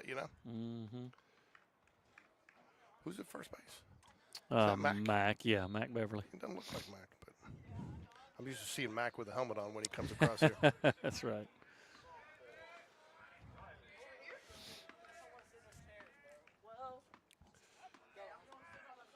Yeah, I had to get set up for I wasn't planning on it, so I got my new little toy here. I got this little stand because it's got fans in it. So when it starts getting hotter outside, because my computer overheats. Set the computer on it and keep it cool. Yeah, it keeps it cool. Very nice. Ooh, yep, got him there. Runner at third has to stay put. I don't know if that's best case scenario or not there. I mean, because that was going to be a wild pitch. The runner probably scores. You don't really want to load the bases, but now you got force at any base with 2 outs there. That's right. So one out, right? One out. Pitt's hit by the pitch. So that'll load the bases here. 4 hits for Cullman so far, though, in the game. They have not been afraid to swing the bat, that's for sure. And without Kyle, the stats man, Cahalan up in the box for us, I don't have anybody telling me if anybody's in the bullpen. Nobody giving you eyes on the pen. I'll tell you what, I gave Kyle and I love you today. I mean, he sent me by like noon today. He sent me all the stats on Cullman, who was getting recruited. I mean, he's digging it out for me still. He's still doing his job. Love it. Love it. Ball high. No place to put him, so you definitely want to work ahead here. You always want to work ahead, but you really want to work ahead when you got a bases loaded situation and 1 out. Because it's going to take more than just a fly ball to get out of this. Yeah, this is one of those times I was talking about earlier. You know, you got a pitcher kind of got himself in a little bit of a jam. Let's see how he responds, see how he works out of it.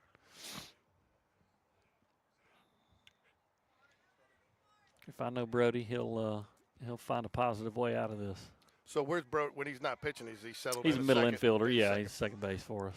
Because I know he played a little short last year, but Johnson's pretty much got yeah, that he locked usually up. It's usually MJ short, Brody second, unless one of the two of them's pitching. Then we move them around a little bit. But So who's our best bet on relief coming in here?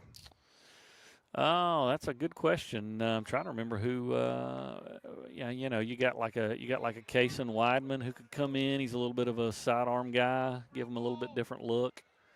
You got. I'm trying to think of who you got available. I mean, they could go to a position guy. You could get Will Jacobson in there to give him a little more velo look. Man, that's not what you want right there. A Wibby. Yeah. Walk batted in, right? Yep. So 1-1 now is your game, but you know what? We got to run off a hit, so I guess it's only fair we give it back to him. That's right. That's right. Looks like Coach He's going to make a call. He's going to make the. You're right. We don't have eyes down there. Call where to we the can see. bullpen.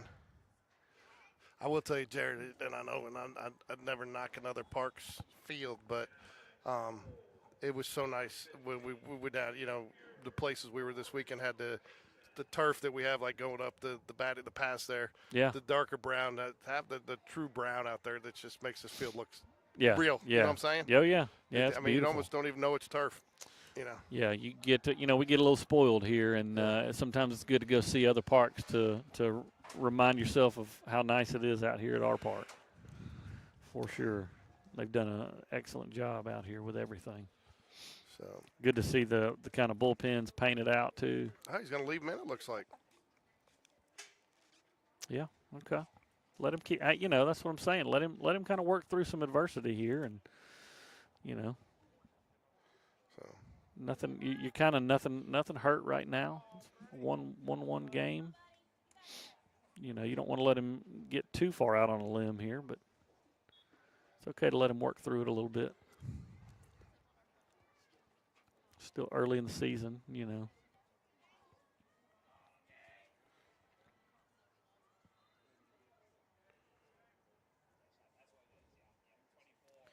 Looks like we're kind of waiting on the umpire to regather himself. I think he was maybe expecting a change as well. Yep. So here we go.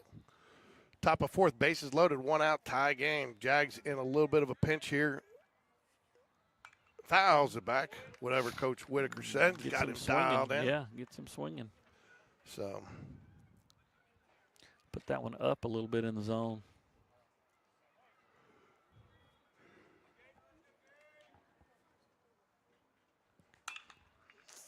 That is going to drop in for a base hit. Going to score at least try one. To score. Nope, they held him up. But no, pitcher's not backing up. Now nobody's covering. Now they're going to get 2. So, again, that's where the mistake starts to compound. You high throw there, nobody's backing up, and instead of just giving up 1 run now, you're down by 2. And the runner, you got runners second and third with no force out. So, key mistake there by the Jaguars, but that's why this is JV baseball. Yep, and you know, like you say, as a coach, you want to kind of see what they do, how they respond. So, you know, that's not necessarily the response you're looking for, but you got to let them work through it. You know, this is where they learn. This is where they cut their teeth. I think Miller sleeps and goes to school every day in a Spain Park Jaguar uniform, huh? Does it even? Hey, Miller, do you ever take that off, or is it you just living in the Spain Park Jaguar uniform? Oh, we got a fly ball to center. That's caught. Runner at third is not going to tag. You just change into another uniform? Miller, how was the rest of practice? Yeah? 2 outs now for the Jaguars, but again, that's where that throw is critical because now instead of only get 1 where you're down by 1, you know, you still have bases loaded to force. 2 outs here, though, nonetheless, and so. Should we tell the scoreboard guys they got it wrong? They gave them 1 too many? What do you mean? Yeah, they got it at 4-1 up there. Yeah, so it's a rookie crew up there in the box.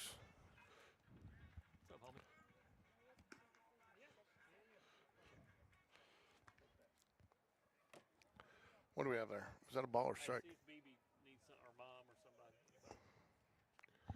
Jeff, Jared, I want to give a shout out to your wife, Beth. She's done a great job this year keeping me informed because with no kid on the team, I'm not getting the updates when times change. And she sent me a text one day. And she's like, "Hey, are you getting these? Because I know you're going to be trying to do some of the games." So, yeah. And then they've been nice too. So I started sending them a weekly schedule when we're going to try to broadcast each week. Yeah, so it's been nice. So, that's good. That's good. Because we can't do Thursday this week, but we'll do the games this weekend. Yeah, so. yeah, absolutely. And I'll tell you, we're going to go out to Gardendale on Tuesday, do the JV and the varsity game out there in Gardendale. Okay. So. Yeah, very good. Very good. Yeah, she's still in kind of recovery mode from her surgery, so she's got a bit of time that she can spend on the computer sending out communications to everybody. So.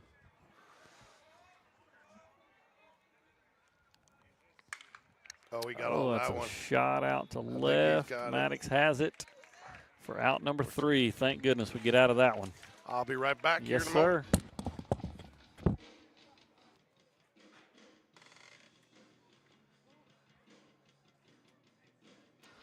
So Jags give up 3 there. Going into bottom of 4. Down 2 runs. Score of 3-1. Cullman.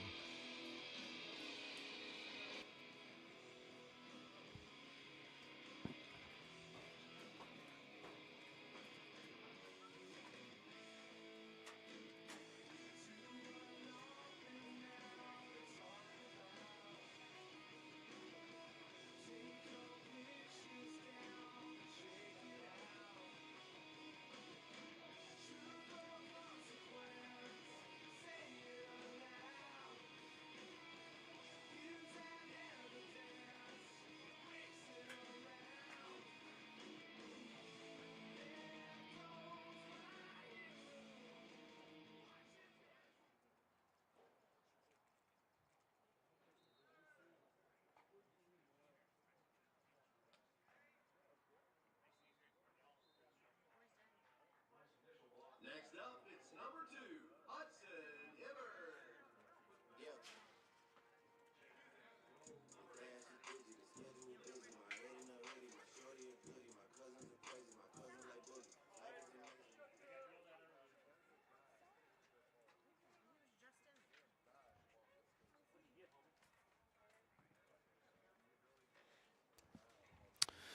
All right.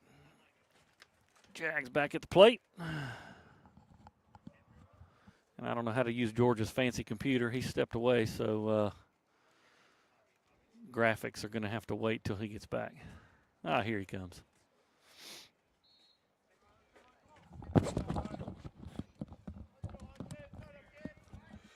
Hudson try to start us off, get something going here.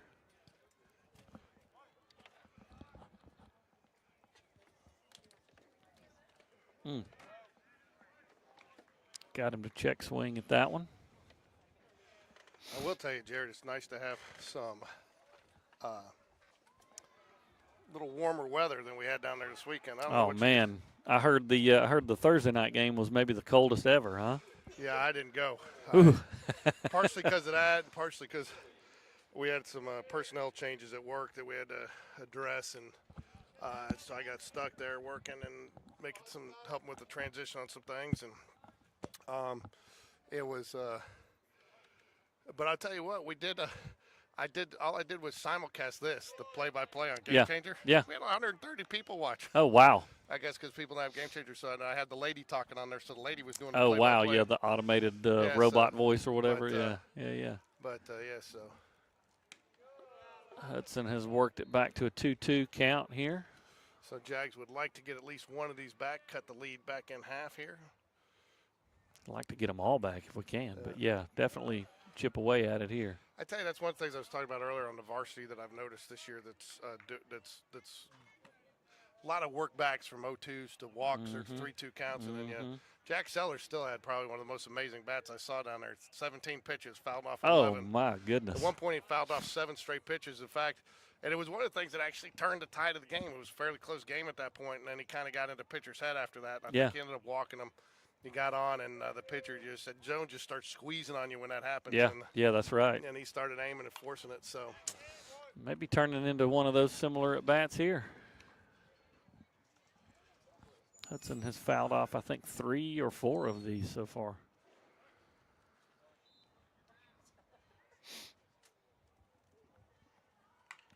And there's another. So.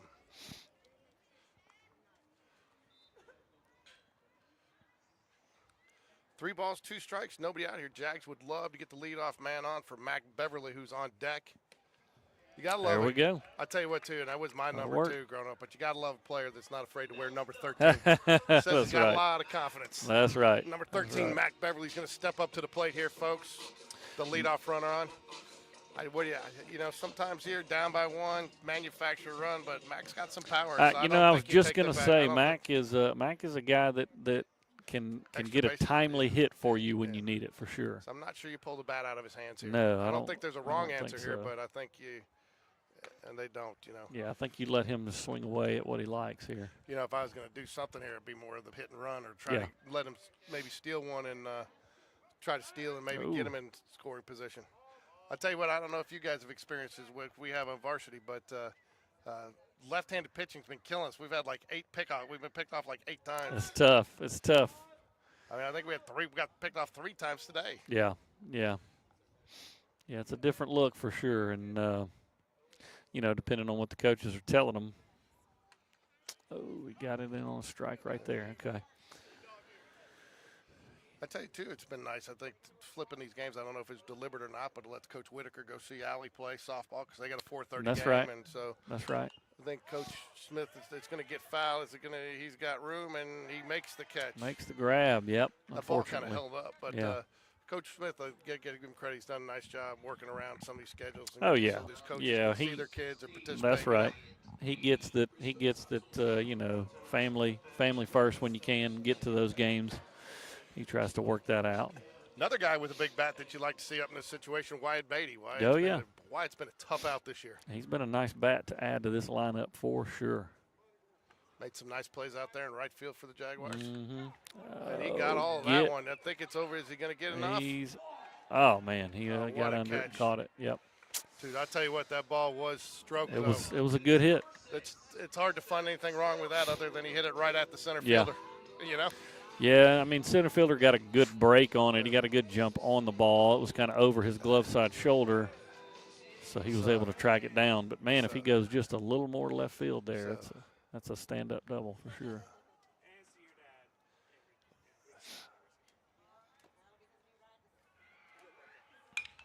Another one. Deep center field. Yeah, this one's a little bit more routine, right though. at him. Yeah.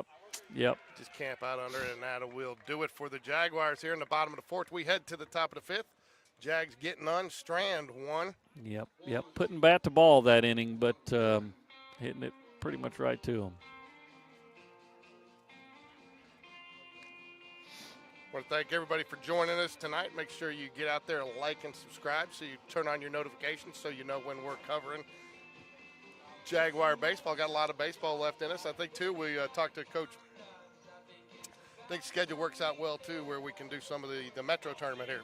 Yeah. I know we host the Metro tournament for JV, right? Absolutely. So that'll be nice. So we should be able to get some of those games in. All right, I'm seeing Brody taking his normal spot at second. Yeah, that means we're going to see see a new pitcher. Who we got? Count was getting up there. He was up at 60 pitches. That's still not bad for 4 innings. It was just that last little bit there. So you know. Let's see who they bring out. I haven't seen anybody make their way to the mound yet.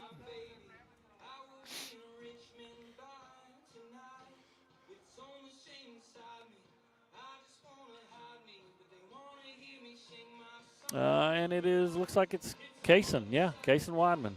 I like that. I like that call. A little more of a kind of sidearm guy, like I said. He's a locator. He locates pitches really well. Let's see if he can come in and mess with them a little bit. He's been a pretty solid go-to guy so far for this JV squad too. He's come in relief. I don't think he started a game yet. I honestly can't remember, but he's had some significant innings so far.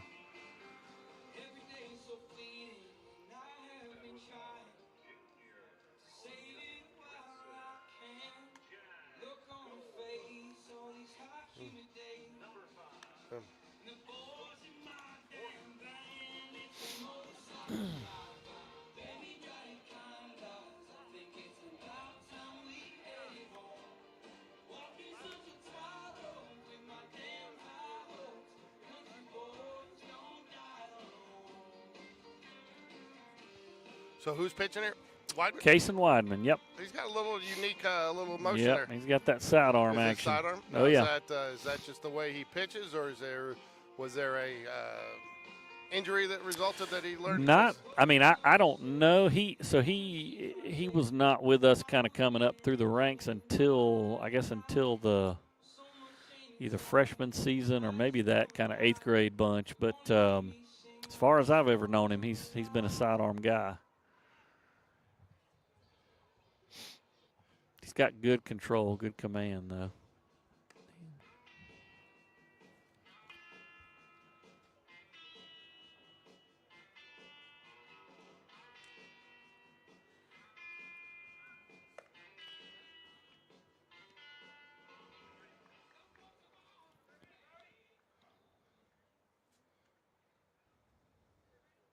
Tristan goes out. Maybe talk through a couple of things with him, make sure they're on the same page. You know, talking to Max Vincent, that was one of the things he said I thought was interesting. He was talking about how much Reese Jones is helping him. You know, and he said when he was missing early, he tends to start opening up a little bit, and he says Reese picks up on it. So, yeah. You know, Reese kept up, pointed to third a little bit longer. It's just amazing. But some of your best leaders are those quiet guys. You don't have to be the rah-rah guy. Reese is a special kid, man. He is a special player, heck of an athlete. So I did get a smile a half smile from him on the baseball field the other day. Sean said it never happened. Oh, another chance for Tristan Slimp here. It's going to be out. He does a nice job tossing the mask. Throws that mask. Yep. Oh, Saps right underneath it again. Sorry, folks, right out of the camera range, but we can only get so much here. I'll just go ahead and tell you, he made a nice catch. He did, so. Catchers, and my son was a catcher, so I'm not discriminating against catchers. So, trust me, if I could get it on the catcher, I would. There you go. So that's out number one, though. You love to have that one pitch out, right? That's right. Maybe something you need to add for next season is like where you can move the camera remotely or something, Dude, remote control. I do that for basketball, but there's a lot more going on here for baseball. I mean, basketball, I don't have to do anything except move the camera. That's right. Guess that one missed a little bit somewhere. Looked decent from this side, but.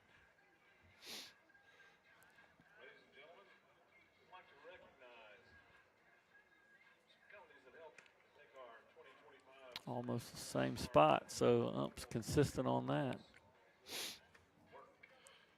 Got him into a 2-0 count here. See if he can work back a little. There we go, got him to swing at that. Foul tip. For any of our sponsors out there watching, don't worry, your ads are coming. So I got out here to do the first game, and OBS, the program we use to do all this, had run a major update. Between basketball, and it's nice because there's some new features on here that are actually good that we've been able. But I've had to reload a lot of the plugins. I had to redo a bunch of I had to redo a bunch of stuff in there, which it happens about once every 2 years. And it's, like I said, it's a good thing. But so I haven't been rebuilding some of the more critical stuff. But it's not something you want to find out when you're setting up pregame, right? Well, what it did is it had done such an update that it told me, and again, this was on me, but it said my graphics card driver was not compatible, so I had to try to download a graphics driver patch, here and get all that done. And so it just was one of those things you're sitting there going, okay, yeah, I'm glad, and so.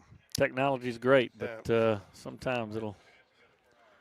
I'll tell you the other thing, you're talking about the quality at home. One of it is this Wi-Fi that I've got. I'm using the home Wi-Fi here. Oh, yeah, is that it? It's a true, it's good speed, and so when you don't get the buffering and the dropout and stuff. Yeah.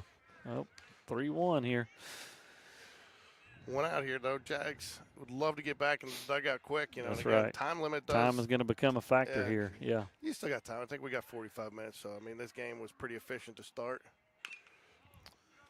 Ground ball to first. Mack fields it, takes it himself. Got that out. Nice and easy.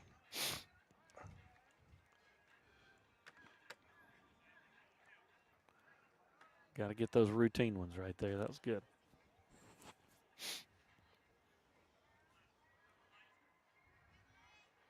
George is doing some graphic editing here on the fly.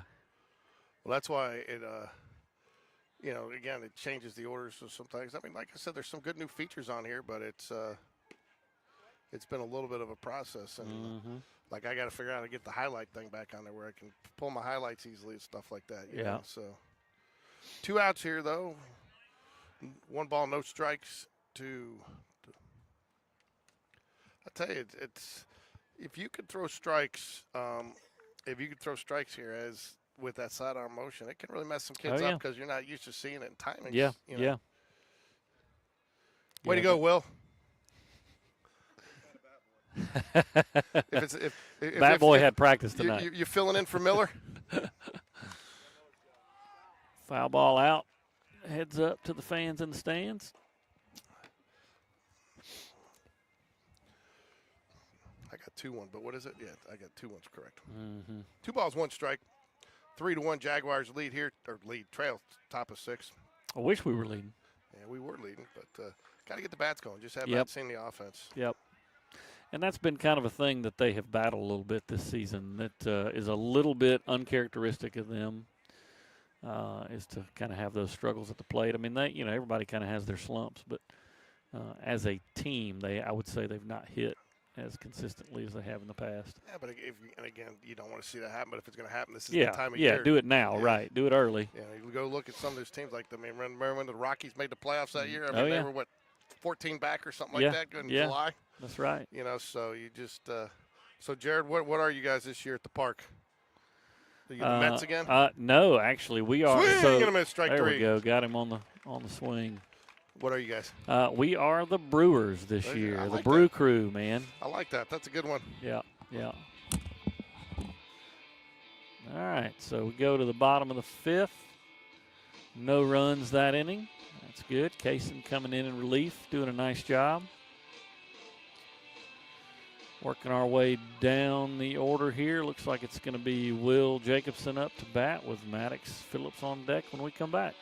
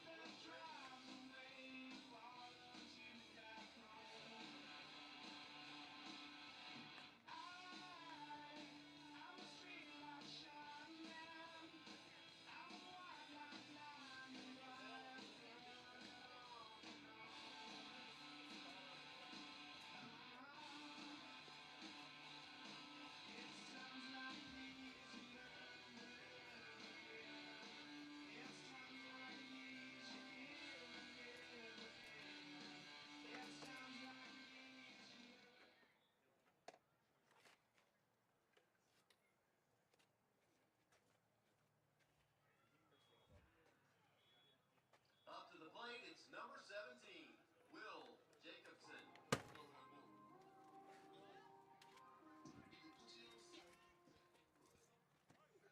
See if Will can get us started here.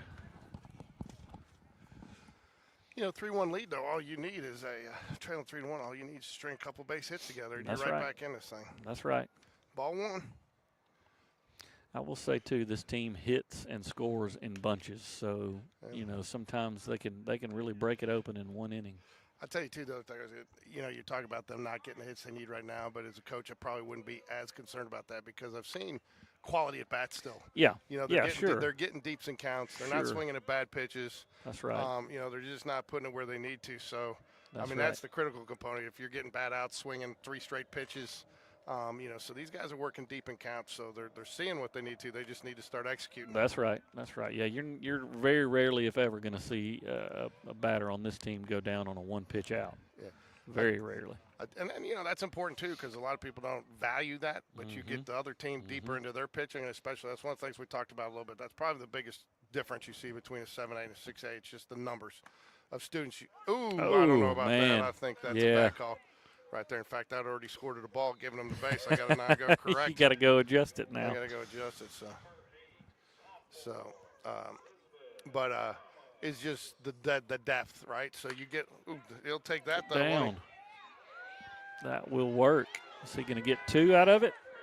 Yeah, he is. He might get 3. That must have rattled around in the bullpen or something. He could have stood up coming into 3rd.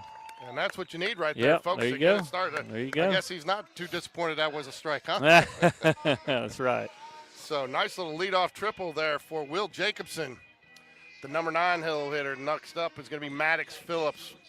who was playing. I saw his 28th. He's I thought he left, was at second base, left field, fielder. yeah, left fielder. But good little start. That's what it takes. And again, you get a leadoff triple like that, you get, the next batter walks up a little taller That's right. sometimes. That's right. That's a good pitch right there. You just want to do a job here, even if you got a ground ball on the right side of the field, score that run. Yep. Got to have something in play here. Swing and a miss.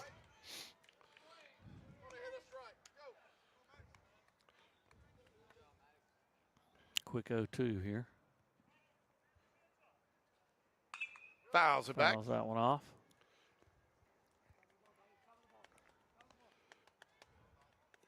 Jay Bradford, if you're out there listening, this keyboard you gave me to do my stuff is a game changer. Ooh, nice take right there. It must have been inside there. It had to have been. But neither one of them flinched, though. So, you know, he had to know that it must have been inside because he had to know. And nobody flinched. Umpire, catcher, or batter. There it is. That'll get it is that done. going to get down? No, but we'll get the tag They up. get the There we sac go. fly There we go. there, and that's what you want right there. Sack fly, score the run. We'll take it. And a no-doubter sack fly, you know? We'll take it. Make yep. it easier. So yep. he did his job there. That's what right. you That's like to doing a see. job. Score the run. And, you know, I mean, you obviously love a base hit there, but Yep. I'll tell you what, though.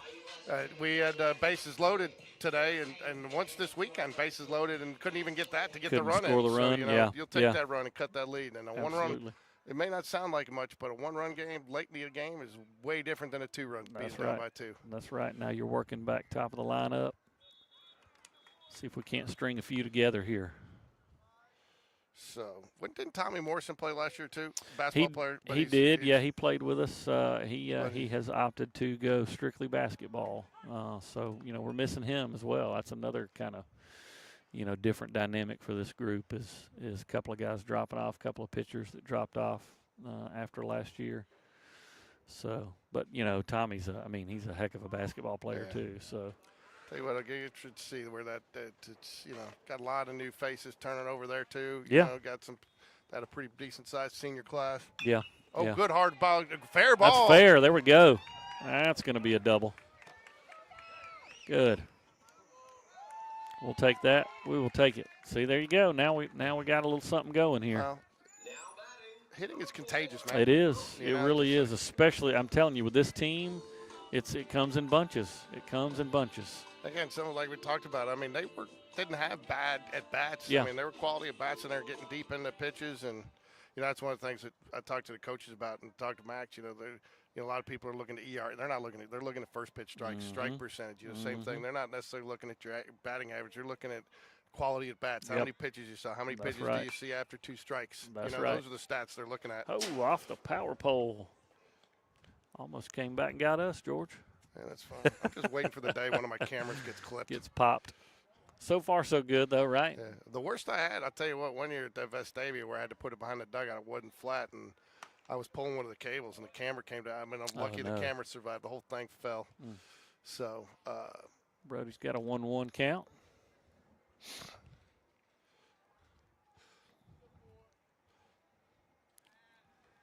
Nope. He goes back.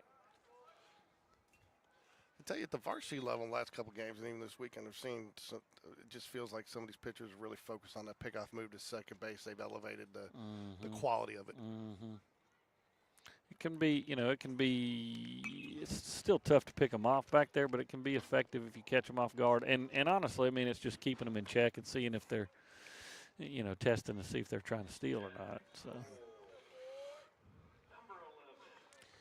So as somebody hasn't had to buy a bat in a couple of years with a pitcher, and I know you had a pitcher there for a while too. What's the latest greatest? I mean, for a while it was all those composites, but then they all started cracking, and now they've pretty much gone back two-piece, three-piece. Well, when I talk to Maddox, I mean he's all about that Atlas bat. Yeah. That I think it looks like Brody's swinging right now. That's kind of the latest and greatest, I think. That one and the Meta bat.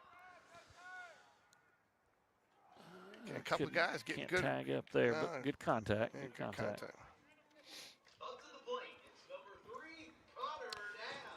Really like to score this run and even it back up here, Especially as you move into the sixth there, get them Yep. down to 6 outs. Yep. Yeah, at some point, either the clock or the innings will run out. So we need to score when we got them on base. Got them in that position.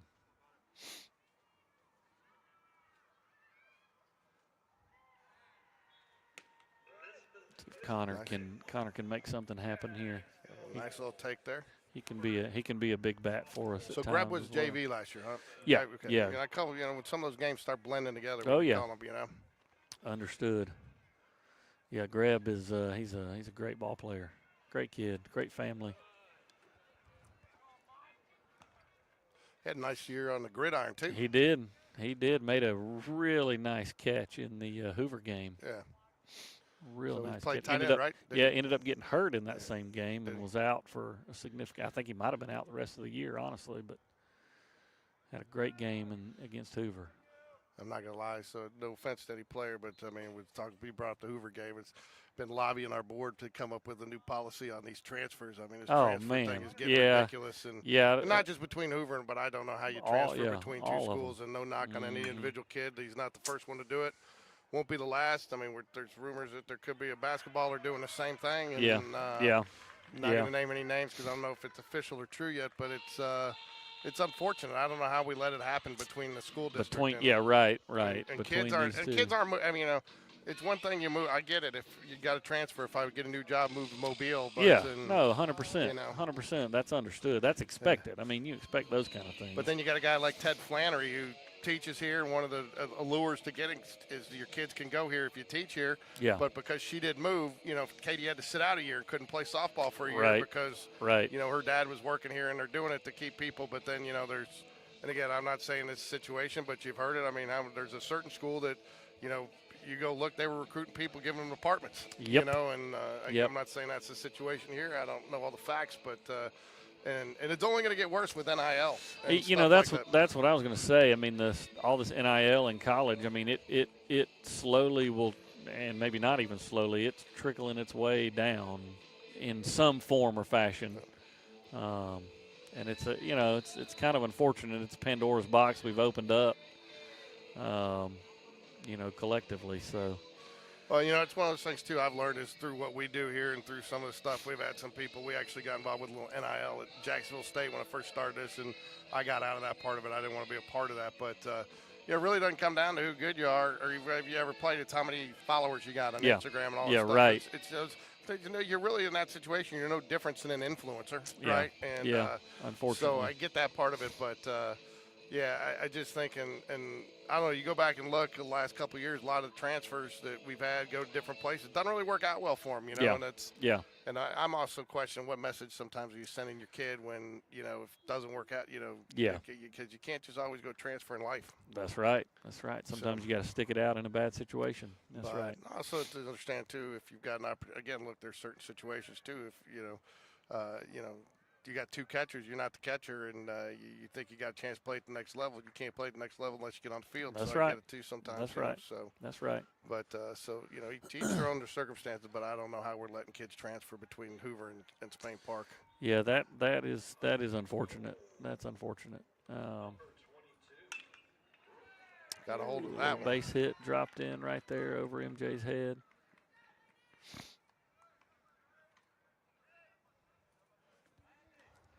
So, but I've said some things that I got no skin in the game anymore. My kids are gone, but but for the state of the game, I mean, that's one of the things that we do this for is to promote high school sports and to promote kids. And that's right. And I think it's unfortunate, and I mean, I think it's unfortunate too. You've got people on the outside influences. Again, not speaking to any individual that start taking advantage of these kids. Right. That's right. Unfortunately, money is a powerful thing. Or the allure all of around, it too. The allure of it, a lot absolutely. of these people have promised that, you go do this, they can get you something, And now that the money's coming even earlier in college, if you, Yep. So. That's right. And again, that's one of the reasons we don't really we've been asked to and done a couple put recruiting, but we get a request a lot of times for clips. Yeah. There's companies out there want $5,000 to do a recruiting video for, Yeah, I mean, crazy. If it's Spain Park kid, we typically just give them the clips, and our only policy is that if they don't use it for resale, they don't sell it to somebody or give it to somebody that's going to charge them for, Right, that's right. because this is our time is our money out here. You know. That's right. Squares to bunt. I tell you what, you want to talk about a bunting clinic? You should look at Joe's Southern Cross this weekend. I mean, he put 2 out there, and Reese Jones had a nice bunt tonight. I mean, we've had a couple of nice, but Joe can really be in that left-handed batter, get it down that. Oh yeah. That third base line, and I mean, they don't even have a chance. That's right. That's right.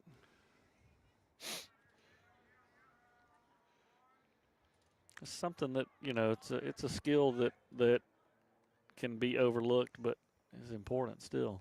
Yeah. Jags trail by 1 here, top of the 6th. Nobody out here. Runners on first. Started off with a good leadoff line drive base hit. Just missed Just outside. missed it. Just missed Weedman is the batter. Is the pitcher. So throwing with a little of an unorthodox motion there, sidearm, but has been effective thus far. Brody Smith was your starter. I'm sure they would like to get out of here without without having to go to the pen again because of a doubleheader Thursday and a doubleheader Saturday. They're going to need a lot of pitching for the next few days. So I understand Coach Cooley is working Jag Elite now. He is, and yeah. So is he not coaching any JV? I don't believe so. Okay. No, I don't believe he is. Which, I mean, look, they got great coaches everywhere. Coach Cooley's one of those great guys, man. I really like him a lot. Is he coaching your son in Jag Elite? No, he's not. He's the 8th grade group, and we're the 6th grade. But I just, our experience with him, with our older boys, with my oldest, and with with yours, with Sean, really liked him. Yeah, he's a good guy. Great guy. So correct me if I'm wrong, too. The things have changed a little bit for the middle school era, that they are actually doing we don't have a true middle school team, but there's a middle school league that they're playing in. Is that correct? Yeah, basically. It kind of grew out of a lot of these OTM, over the mountain schools that don't have middle school teams, but want to, develop that kind of core group of their players that they know that they know will be, coming up through the ranks. So. But you're playing the 8th grade is playing a Vestavia OTM team. Oh yeah, right? absolutely. And absolutely. So are they doing that through park? Is that kind of arranged through the park? It's kind of I want to say the Vestavia Park folks kind of spearheaded it, and they kind of do the scheduling and communications for it, and then we just we submit our team that we want to play in what age group, and I thought he might just from the angle here looked like, but it got too far away. Yeah, he'd have to have been Stretch Armstrong to get that's that. Right. If you remember that toy as a kid. Oh yeah. So the way it looked, the angle looked like it went straight up, but it was way too far. It was way out for him for sure. He'd had to bare hand catch that one. Tell you, I'm watching Will Smith over here. He talk about adding layers. He's gone from shorts to sweatpants to a hoodie. Now he's got the hoodie over. Started at 70-degree weather earlier. Nice and bunt now there. It's chilled down. Good decision there. There you go. Yep. He checked him and knew he didn't have the out at third, so he went to 1. And again, nice not to panic there. You see a lot of kids at this age panic, and and then they don't get no outs. But again, he knows. And the whole thing there too is you got to convince yourself you got time. Yeah, that's right. Got time, and you need to get an out somewhere. So go to the sure one there at first when nothing else is there. So they're going to bring the infield in and try to keep this run from scoring. Yeah. First base is open, but there's only 1 out, so you don't want to load the bases here. That's right. So last thing you need here is a wild pitch or a pass ball either. So nice pitch there. Did not seem to miss by much, but out of the strike zone just a little bit. Yeah, he's been down just a little bit here. See if he can't get back up in the zone a little bit more. Not been missing by much. That was a nice one. That was a nice one. Ooh. That's fortunate to hit the base there. That's right. That's right. I thought that was going to be. I thought that was going to get out past him. Not bad. He's got to get that throw up just a little bit, make it a little easier on his third baseman. Yeah. I'm good. Thank you, buddy. Somebody correct me if I'm wrong, but was that Jack's goal number 0, Isabella Thomas? Is that right? Ooh, just outside. That's the one thing about that sidearm is at this level is it's sometimes if you get going outside, it's hard to you really got to have it dialed in and throw it across your body like that. That's right.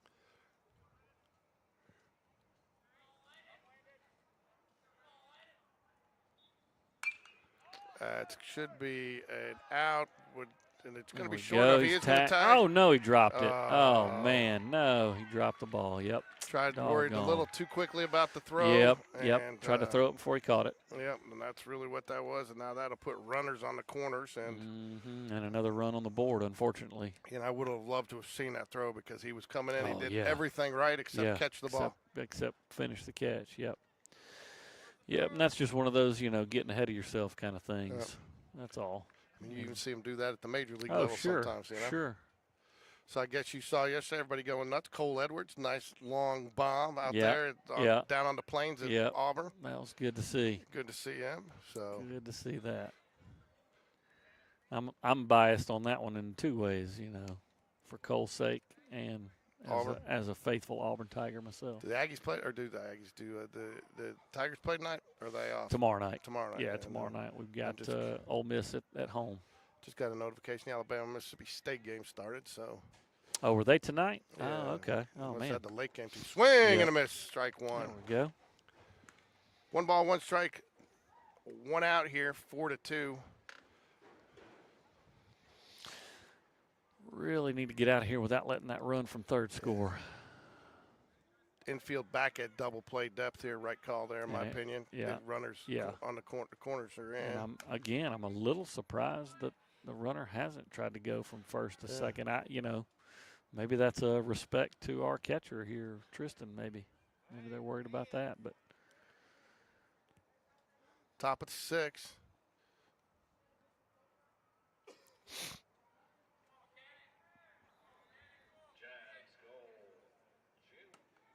Misses outside. Yep.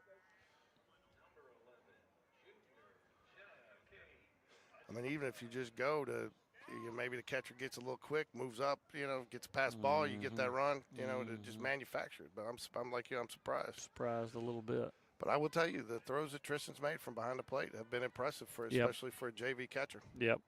And these guys, like I've said before, these guys have played together. A core group of these guys have played together for a long time. So I can assure you they've got some good first and thirds Swing and a miss.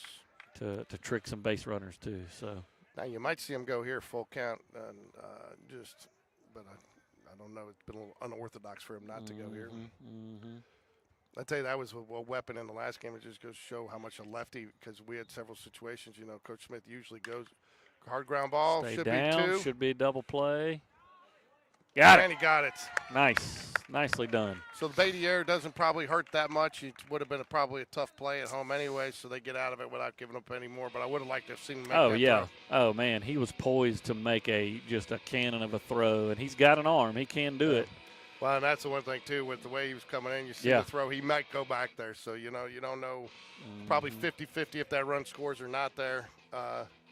But you'd like to have that out too. Yeah, and you'd like to have that out. Yep. You'd like to just have that throw just to see. Yeah, just to see what you got. Even setting it up for the future. I mean, if he makes a good throw there, you might later in the game might think about do you run or not. Yep. So That's right.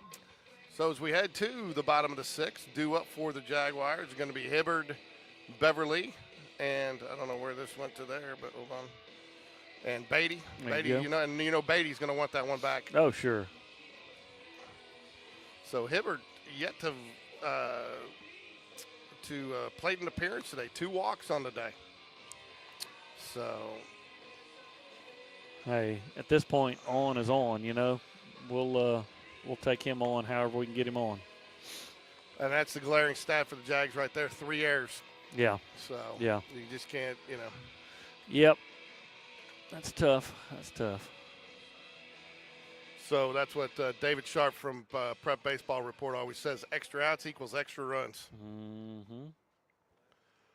So a reminder, folks, we will be back out here Friday for some varsity action, and Saturday, I'm not sure who we'll be covering. If varsity's out here after JV, we might cover JV and varsity. We'll see how it all works out. So be on the lookout on Instagram and on that's pretty much where we put out the schedule, but I know they've been putting it on the Spain Park baseball site.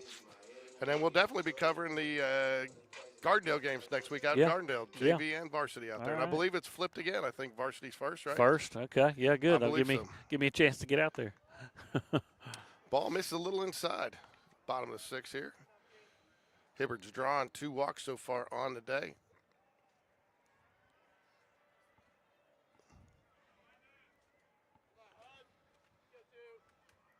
Looks like Cullman's got him a Ball new 2. pitcher on the mound as well here. Yeah. Henry. Henry.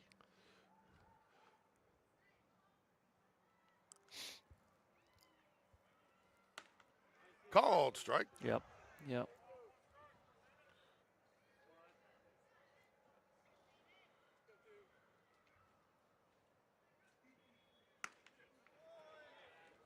Takes a good hard cut at that one. 2-2.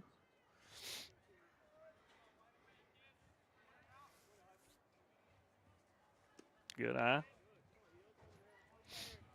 Worked it full.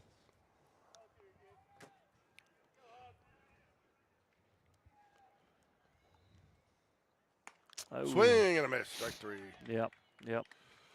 First out. That'll bring up Mac Beverly. Number 13, Max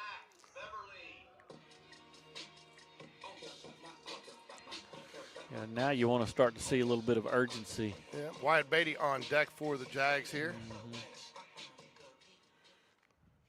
Yeah, you're running out of outs. You only got 4 outs left. No, 5 outs, sorry. 5, yeah. Good take there by Beverly.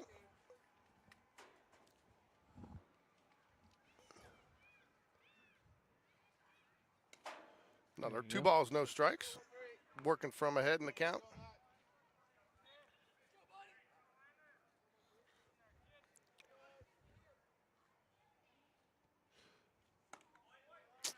Called strike. 2 balls, 1 strike. It's a good take, though. Yeah. That's not one you want right there for. No, that's a ground ball. Got ground ball or fly ball written all over it. That was a Called nice strike. pitch. That Yeah, was too. That was a nice pitch. Pitchers just seem to dial. Well, he's a new pitcher. I was going to say, this pitcher seems to have found a little bit more velocity, but it's a new pitcher. New arm. Fresh. I'll tell you what, too, Cullman. I don't know if Good you eye. saw it or heard it when you were coming up here, but they are loaded for bear with lefties. I mean, here's a got a lefty. I mean, they had 6 lefties. I think pitching the game. I mean, yeah, that's wild, man. Something in the water up there in Cullman. There we go. Mac draws the walk. Gets on base. Next up, it's number 16, Wyatt Beatty. Wyatt Beatty 1 for 2 on the day. Nice long ball hit to center field last at bat. Love to see him get a hold of one like that again. Just put it in the gap. Put it a little more in the gap. Yep. So Beverly will take the lead at first, trailing by 2. Bottom of the 6 here. Got to be careful with that lefty, too. Ooh, I don't know about that. That looked a little high. But the umpire saw it differently. Yep. Yep. I think he's getting that little bit later, a little bit cooler strike zone. So nice to see the concession stand stays open for the full game. Uh-oh. Are they shut down? Yeah, They looks sure like are. it, so I'll have to pay for my soda next game. They let me run a tab from time There to you time. go. So I always remember they do those. So They know where to find you. yeah, they do. I had to give up. I was eating too many nachos, so I try not to eat out. I'm trying to lose some weight, so do some better. Their nachos are pretty solid They here. are, I'm not man. going to lie. And their burgers are good Burgers here. have been fire. Yeah. I'll tell you, though, down at Sean Jones, the snack of the game this weekend down there at Robertsdale was Canucka sausage dog. Oh, come on. They had folded it like 3 times in there, Oh, and I mean, it was probably it was fire. That man knows how to order at a concession stand. Yeah, he does, man. He comes back with that's where it all started, man. At There's another pick at attempt. Pelham, he came back like with armfuls of grocery sacks of snacks. He's like, man, I got a 2-for-1 sale down there or something. And I was like, man, so that's where it kind of started, you know. And he's always eating something, man. Oh yeah. He's like JT. I mean, JT's like 10,000 calories a day, but he also runs 80 miles a week, you know. Yep. Yep. 1 ball, 2 strikes here to Wyatt Beatty. Would love to get this run plated to kind of make up for that last run that scored. Oh, that's good man. read by Beverly Golly, at first base. If the ump, if Yeah. it hadn't gone off the ump, that's at the backstop. Yeah. Unfortunate there, but great read by Beverly because that's one that you could see it get past it, but. Swing and a miss, strike 3. Man. Tell you, this pitcher's coming and done a nice job for him. Yep. Yep.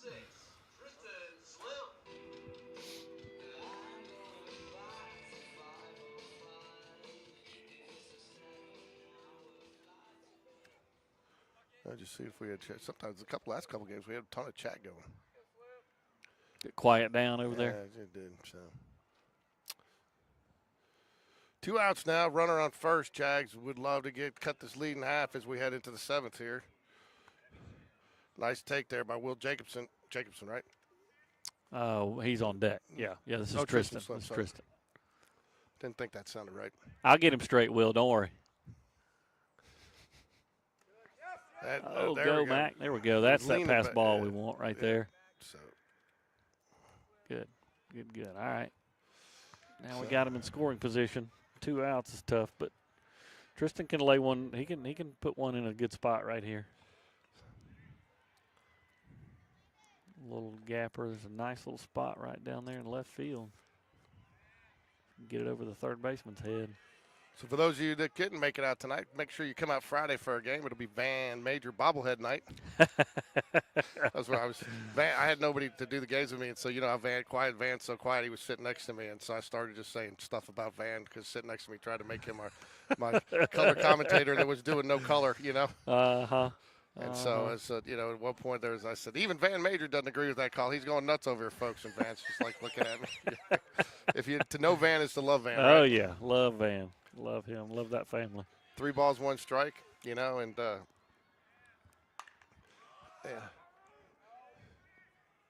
That's going to be a tough one. And he makes the play. Yep.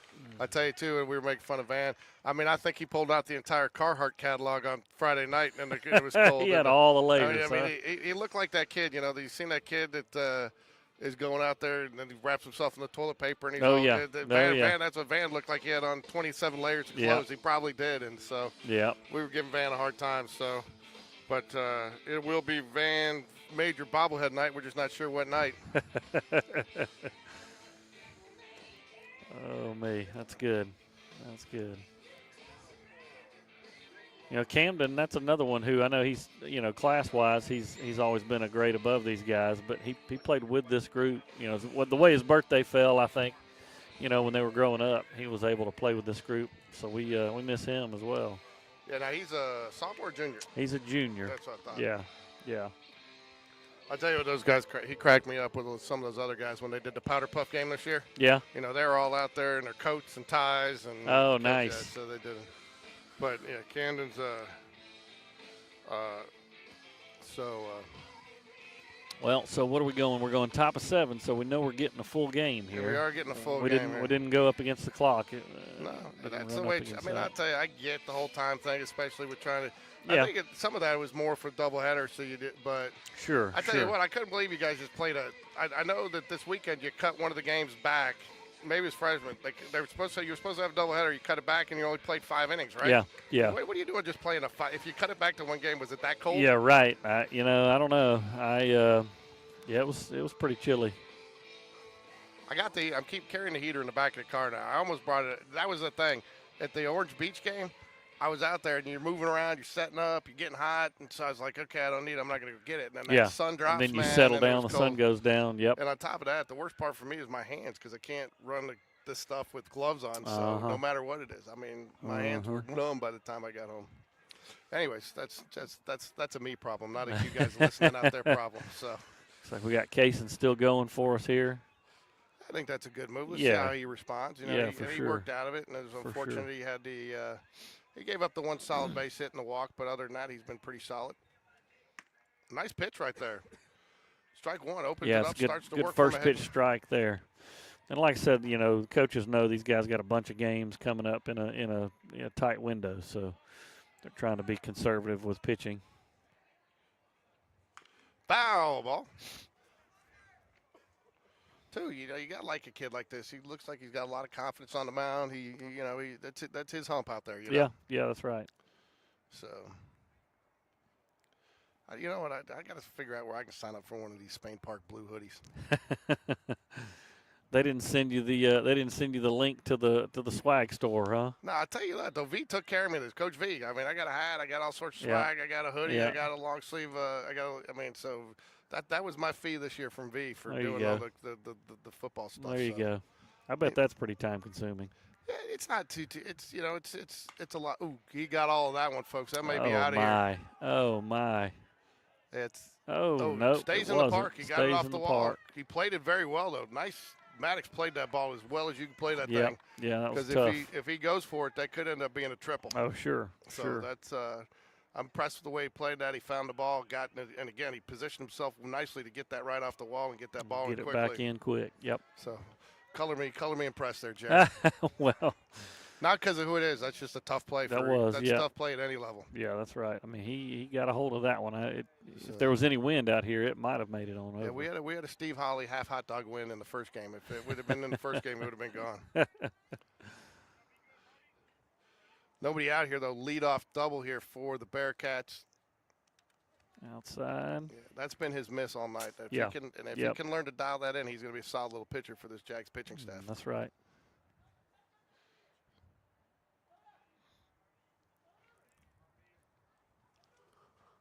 It's like Max anticipating that bunt. Oh, and he got a hold of that one swings. again. Man, same spot. Can't catch it over his head. That was Yep. laced Yep. again. Couldn't get to it. He got a good That's a jump on it run too. in. There's not much you could do there. Yeah. It was a deep, deep, deep shot. And he got a good jump on his right. And I tell you, that's one of the hardest balls to catch. You'd think it wouldn't be the one right at you like that that's on a line. Sometimes that's the hardest one to That's a tough judge. one. But he got a good jump on it. And again, the other thing too, you see all these kids running with their glove up. You know, he waited, so he did a good job there. Yeah. But there's just sometimes there's nothing you can do with that That's ball. right. That's right. So 37 pitches for Weedman right now, though. Carver's going to be your batter. Carver's one just, 5-2. Nope, that's yeah. right. 0 for 3. I think that one's going to get out of Fouls play. that one away. Yeah, Jared, man, I'll tell you what, nobody works harder than you out here. I mean, I still see pictures pop up on Facebook of you down here cutting screens, and Shoot. I know you did it. There was times I was out here setting up my stuff, and you were out there working on that home run porch last year. Oh, man. That was a labor of love out there. I'll tell you what, though, it didn't bear the fruits last year, but it started to. There was a nice little crowd out there, and they were cheering pretty loud during the Yeah. game, and Yeah. it's starting to bear the fruits. It'll of it. catch on. Yeah, it'll catch on. Now that it's all painted, it'll catch on out there. Oh, is it painted now? Yeah, they painted it that same green Okay. that all the walls and everything is. Yeah, I hadn't seen that. And then for a while there, I don't know why they weren't letting them. Weren't letting them go out there. No, they weren't letting them unlock the gate to where they could come in. I don't know why. Oh, It was yeah. So then they couldn't have access to the bathrooms, but I think somebody put a stop to that. Oh, So, good. Yeah, good. I mean, because it doesn't make sense. Yeah, right.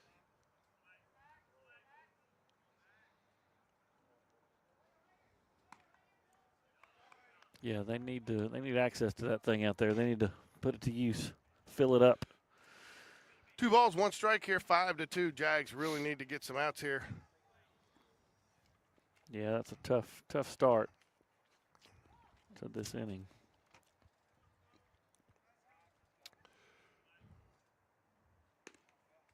It's just a little bit low and outside. 3 balls, 1 strike. It doesn't look like there's much urgency in the Jaguar dugout either, so I think you're going to probably ride him a little bit longer. That's what it seems like. Yep, that's what it seems like. Got that one. It's going to be out to center field. fielder's Should be in. caught, and Got it. it does make the catch. Yep. Hudson's got some wheels. He's got some range out there.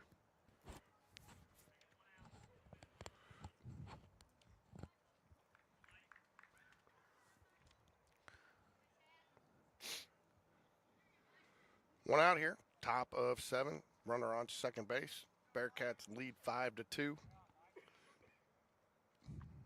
Been a fairly quick game. Yeah, it's moved. Swing and a miss, strike 1.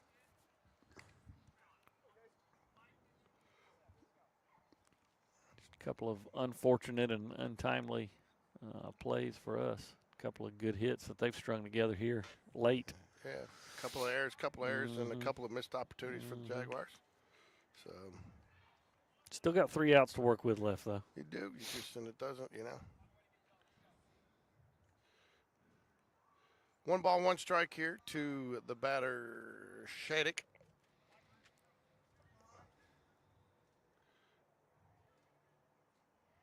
Swing and a miss, strike Got it. 2. Yep.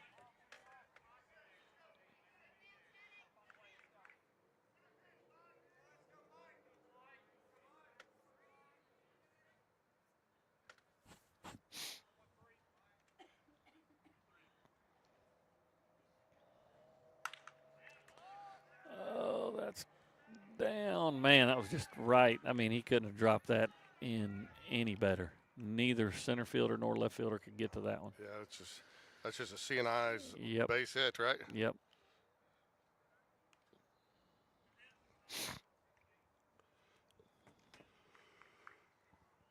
Doesn't hurt you much either. You pick up the force in the situation there. That's you right. know, you want to get the out, but again, it's unfortunate for your pitcher. He pitched that pretty nice there, got ahead, and just. Yep. Fortunately, like you said, he dropped it in a spot that you just couldn't get to. Can't get to. Nobody could get to it.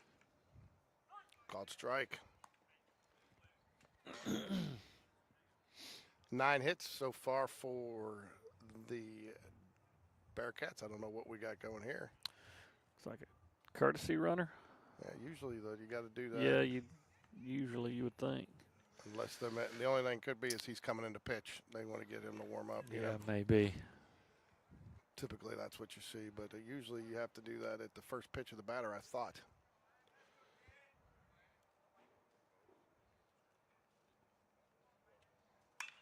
Oh, good hard line drive out to left field. He got a hold of that one too.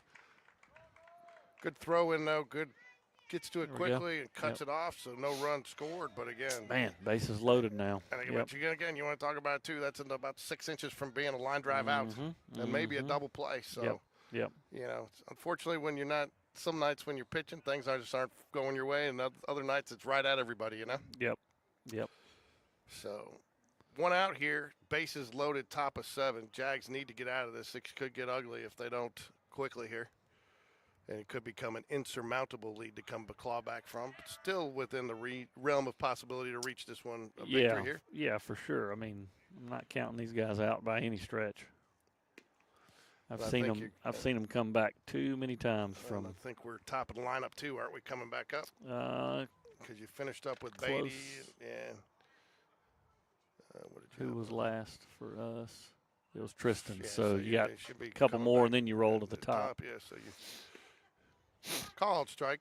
1 ball, 1 strike here. Top of the 7th inning. Been a good day of baseball. And I started off with a nice guitar solo national anthem. Guy did I missed that. The guy did a nice job and got it to. We was able to record it, get it on the broadcast. Yeah, I'm gonna have to go back and call that up you did a nice job. to see that. That's sharp. Ball's a little low. 2 balls, 1 strike.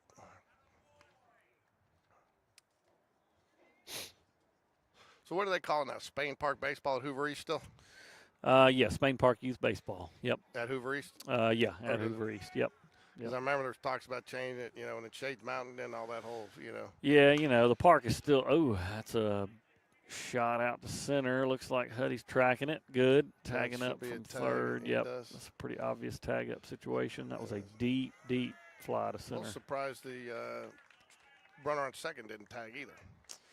Yeah. 2 outs now here. Bearcats lead 6-2 here, top of the 7th. Jags will have their work cut out for them when they come in, try to cut this lead, get at least a tie or a win. I don't think we go into extras in JV baseball. I think if you run out I think if you have time left, you can. But I think if you run out of time, that's not an option.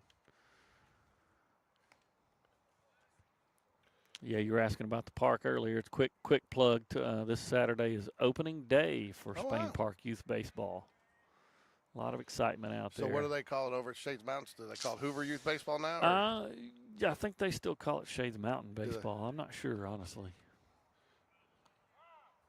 Do they still share the park with us some? For a while there, they had overflow coming over to Hoover East, remember? Yeah, I don't think I don't see a lot of orange and black out there. I'll not say like that. You used to? Yeah, not like you used to.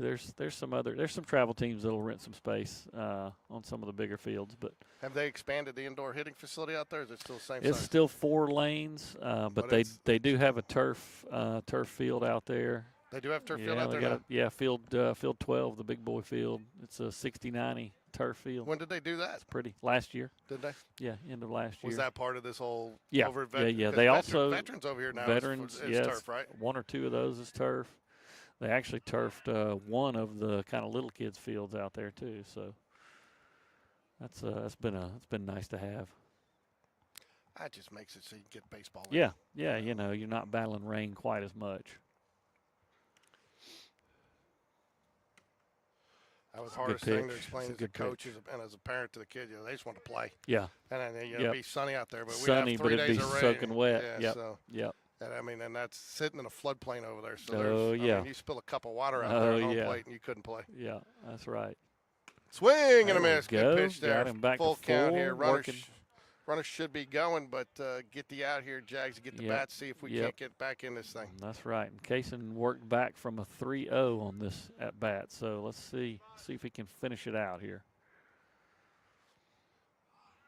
Got a ground Ground ball. Good glove by Will at third. Nice Throw over to play. first. Well done. Well played. Well done. And that will do it for the Bearcats. That'll close them out offensively, you would think, for the day. And the Jags come up needing 6 to tie it, 7 to win, Yep. or 4 to tie it, 5 to win, sorry. That's right. So due up for the Jaguars is going to be, I don't know why Game Changer does sometimes. Sometimes they show it, sometimes they don't.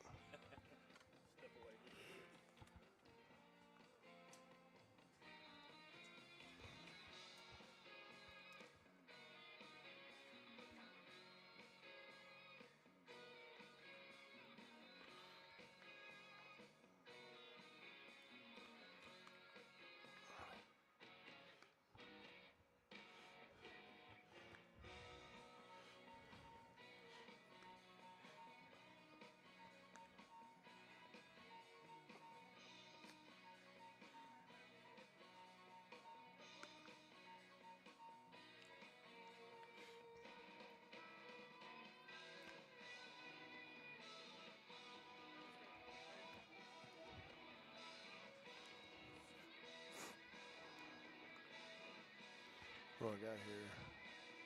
Ooh, I gotta get that done.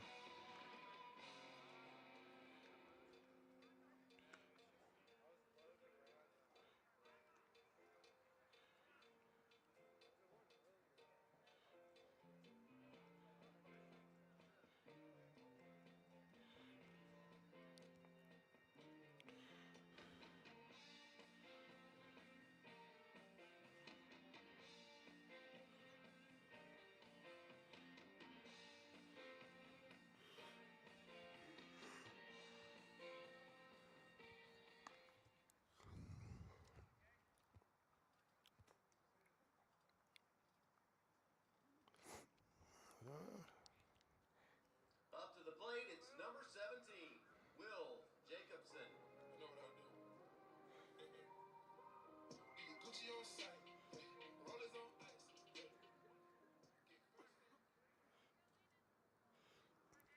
All right, here we are. Jags try to get something started here. Swing and a miss to start, though, the inning.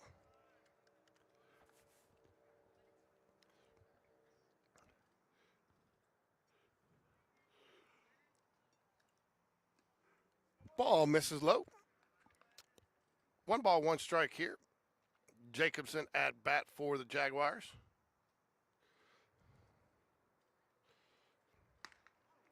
Misses inside.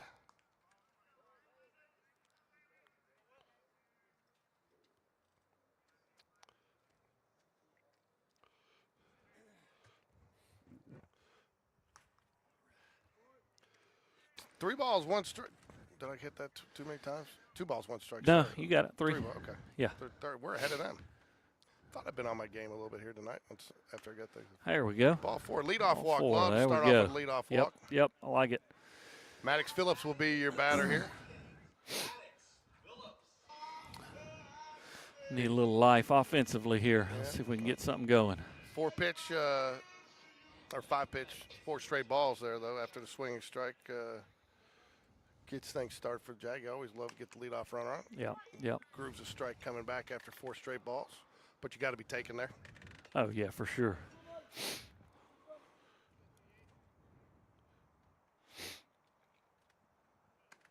Ball misses inside. Yep. 1 ball, 1 strike here. Jags trail by 4, bottom of the 7th, trying to get something going here. Maybe squeak out a victory here. Just need a little spark. Ball down. 2 balls, 1 strike. This has been the MO of this pitcher this inning. First pitch strike, then balls after. So. Wouldn't hurt my feelings if that trend continued. Coach Whitaker expecting good things. Or he's over at third base in the box. Yep. Ball. Ooh. Oh, wow. I thought that was high. Pretty Maybe, high. Yeah. I was calling it ball 3, but you're not swinging at that. It's, I think it's out of the zone. Yeah, no, that's the right take for sure. It's, but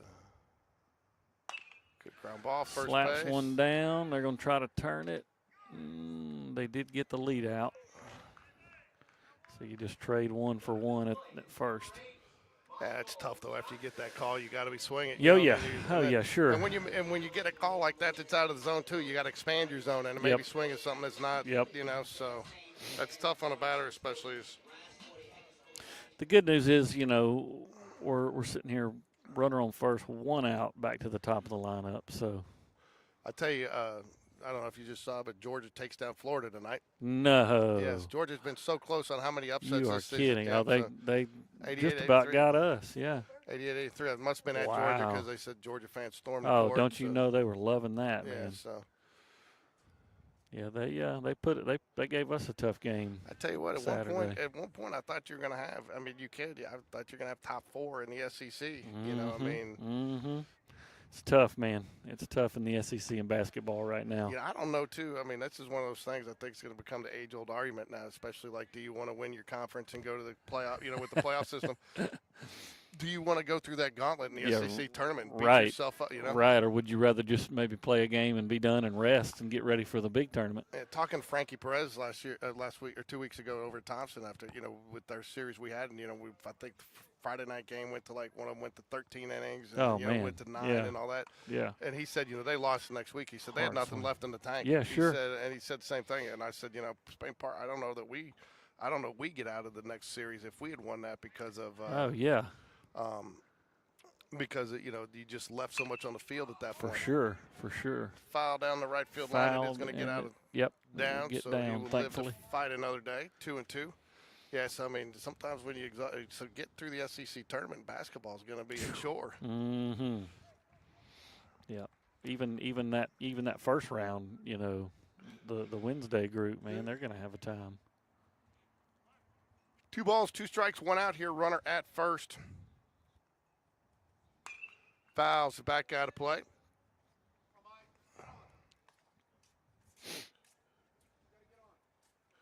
I don't get these kids today. They got a kid out here walking around in short sleeve t-shirt and shorts. And I'm yeah, not me. I'm freezing in my hoodie, sweatshirt, and oh no, he popped that up to third. Ooh, he dropped it. Oh, he dropped it. But you're kind of hosed right there as a base runner. Yeah, I mean, you're just stuck. Stuck on that. So, again, here we are with the runner on first. Just can't seem to get the runner around. That's the difference. Earlier, with Cullman, that ball would have, that ball found the open spot with the Jags. We find the open spot, but then we get, a situation you can't do anything with it. Yep.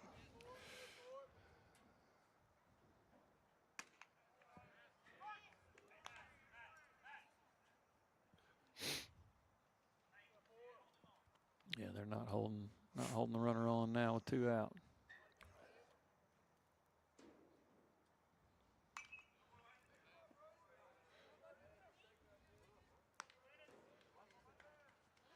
No balls, 2 strikes. Jags down to their final strike here. Reminder, we will be back out here Friday. Game time to be determined. So look on Instagram or on our YouTube channel. We will have the game up there ready for you guys to know when it is going to be. So we will be covering some game action on Saturday. Not sure if it'll be JV or varsity yet. It's going to be depending on who's where and what time. So I want to thank everybody for joining us. Make sure you like and subscribe. Wow. He walks into second. They weren't holding him on. Nobody's even covering on the throwdown. I want to thank you for joining us today, Jared. It's always nice to have a second on the broadcast, and I'm sure the fans appreciate it, so they don't have to listen to me all by myself too. Well, I just appreciate the ask, and I felt bad not being able to do it last week when you called when you got playoff basketball, I get it. I'm not used to. Pop fly. It looks like it's going to get out of play, and it does. Out of here. First baseman doesn't give chase. Hey, that's close to the camera there. We don't want that. So, Brody Smith hanging tough, trying to go. He's going to go. If he's going down, he's going down swinging. Going down with a fight. Yep. Now that one's going to be. Oh, that could be in a dangerous spot. No, he caught it. He did catch it. Yep. And that's that'll do it, folks. That's That's your final. Jags drop a heartbreaker here. Well, I don't know if I call it a heartbreaker, but a tough one here. Yeah. Good pitch, pitching started off strong. Jags, it really comes down, Jared, to the end of the day. Too many walks and 3 errors that gave extra outs. Yep, and those extra outs result.